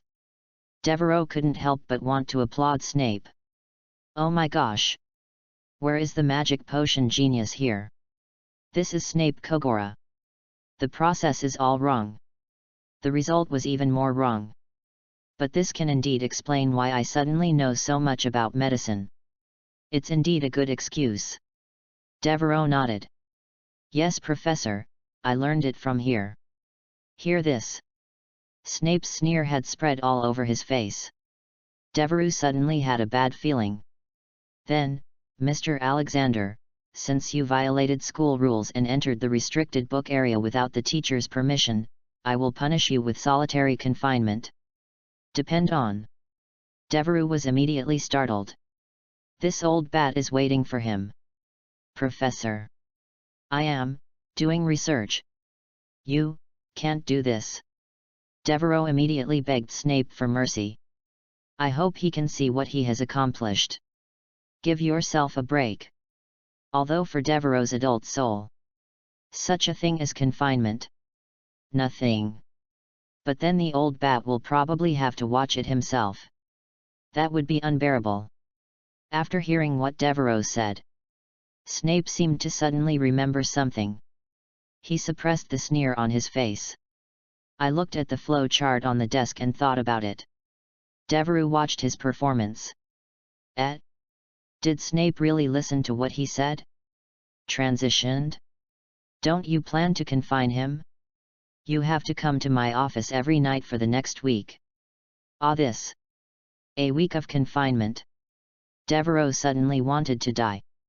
This punishment is comparable to a pink toad. But Professor, I just went to the forbidden book area. This is too heavy for a week. Devereux knew the end was over. Snape said so. There was no way he could convince Snape. But he still has to fight for it. At least Saturday and Sunday should be reserved. He still had to explore the castle. Oh? Indeed. Snape nodded. Devereux looked at him in disbelief. You just walked into a place where there are thousands of ways to kill yourself and all the teachers and students in the school. Confinement for you is really too harsh. Otherwise, if I ask the principal, he may think that expulsion is a good option. Hear this. Devereux lowered his head again. This confinement is certain for him. Okay, I'll tell you everything I have to explain today. You can go back to sleep first. I don't know why Snape put Devereux in confinement. The mood seems to be particularly good. Psychopathic old bat. Devereux cursed inwardly. Then he got up and prepared to leave. He reluctantly glanced at the storage room again. Plan for later when Snape is gone. Come quickly and clear it out. Oh, by the way, next Friday afternoon, remember to make time, I will take you somewhere. Snape waved his wand. Suddenly, a quill on the table wrote something on the parchment. Professor, what are you taking me to? Devereux asked cautiously. Snape didn't reply. Just after the quill finished writing a string of words. Pick up the pen yourself. Write your name on the parchment. He stood up and handed it to Devereux. Okay, don't sneak into the restricted book area by yourself in the future. I have a quota that can be given to students. As for you, you can borrow 1 book a week. Devereux looked down in surprise. You are allowed to enter the library and borrow any book without time limit. Signed, Severus Snape. Chapter 50 Snape's Intention? The Privileged King of Hogwarts. Devereux sat on a chair in the common room in a daze holding the piece of parchment. Looking at the students around me who are writing furiously. They were currently writing assignments for transfiguration and potions. But Devereux didn't have to write. Why? Just now. After Snape handed him the parchment. Talked about some taboos on borrowing books in restricted areas. He had to drive Devereux away. Devereux was about to be RD and slipped out the door. He quickly raised his hand and asked Snape a question. But Professor, if I come here every night, well, what will happen to my homework? Unexpectedly, Snape heard this question. Just snorted. Homework? What homework? Snape pushed Devereux out the door. Devereux said, looking down. For a wizard like you, writing homework is a waste of life and talent. So from now on, you don't have to write my homework. As he spoke, he touched his chin again. He seemed to be thinking about something. As for other subjects, I will discuss it with the professors. You no longer need to complete the homework assigned to you by the school. Let's go. Finished. Just closed the door. Devereux was left untidy in the dungeon corridors. Is this kid a real genius? Snape slumped in his seat, staring at the ceiling with blank eyes. Originally, he just wanted to talk to Devereux about the new and improved formula of the polyjuice potion today. After all, he is the youngest professor at Hogwarts. Although extremely shocked by Devereux's new formula. But you can still find some small flaws based on your own experience. So initially I wanted to tell these things to Devereux today. But I didn't expect that Devereux would suddenly come up with a new plan today. Moreover, the standardization of academic terms and legends has been greatly improved. It's like an old teacher who has been in school for many years. What's more, Devereux's plan this time actually corrected most of the previous problems. Oh my gosh! Snape covered his face with his hands when he thought of this. This guy is simply too scary. The speed of progress is inhuman. Compare with that. My own experience of more than 30 years. It really feels like it's not worth mentioning. Snape suffered from a deep sense of worthlessness. Where did this kid learn these things? That was his plan at first. Start today. He officially accepted Devereux as his apprentice. So combine all the magic materials, as well as his own office space, everything was revealed. Just to be able to teach Devereux better. Let him avoid going astray on the road to potions. It would avoid many pitfalls that Snape himself had gone through before. But now, this Devereux is a complete monster. When he was explaining his ideas to himself just now. Except for potions knowledge. It also requires a strong intuition to understand. Snape didn't have that keen sense of potions. It was a bit unclear at first. Devereux explained very patiently. This scene. It's really like a teacher lecturing to students. Snape suspected that he might actually become a master and apprentice. It won't be long. It's really not certain who calls whom teacher. Lee, your son is much scarier than you. Snape turned to look at the big black book placed on the corner of the desk and murmured. Back in the lounge. Devereux was still thinking about the big conversation Snape had just had with him. Is this how geniuses are treated? It has been less than a week since I entered school. He has already obtained several privileges. Freely choose the grade you want to follow. Late return allowed. Free access to head of Slytherin's office. He can even go to the restricted book area once a week. Now he doesn't even have to do his homework. This is simply the life Devereux has dreamed of for his whole life. He had simply surpassed Harry. Became the privileged king of Hogwarts. Of course, that's if you exclude seeing Snape every night. So what are you going to do next Friday? Is it related to Polyjuice Potion? Devereux frowned in thought.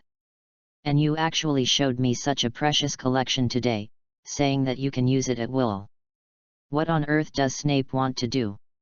Are you trying to steal the results of the Polyjuice Potion? Devereux's eyes flashed. Hiss. This is indeed not impossible. Although in the original work, Snape seems to be a person who doesn't seek much fame and fortune. Otherwise, it would be impossible to blatantly black Gryffindor. No matter what, he must be like Slughorn. This will help you gain your reputation. Instead of being a double undercover agent for half a lifetime. Looks like he has dedicated his life to atonement. However, this reason cannot be ruled out. Think of this. Instead, Devereux breathed a sigh of relief. Lie down on the chair. If Snape really thought so. That Devereux was quite happy. Because it is a magic spirit body that may be encountered once in 1,000 years.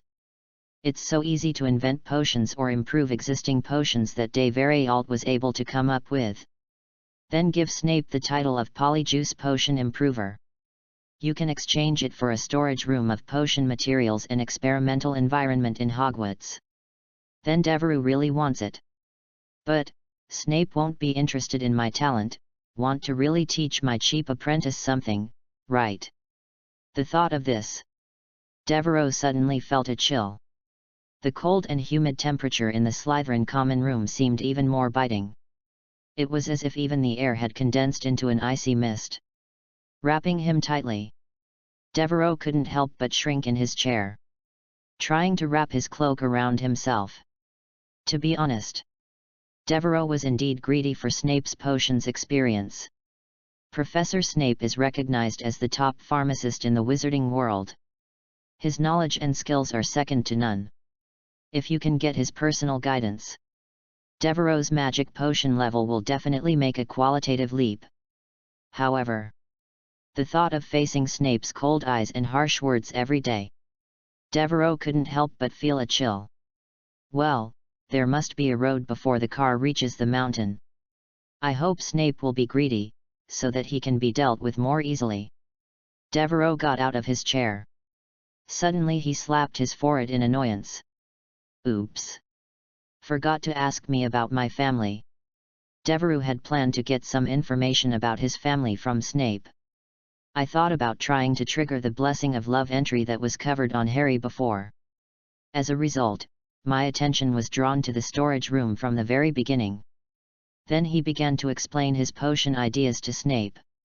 Finally, I got the good news that I don't have to do homework. Devereux completely forgot that he still had a mission. It seems I can only ask next time. It doesn't matter. Anyway, there will be many opportunities to see Snape in the future. Sighed.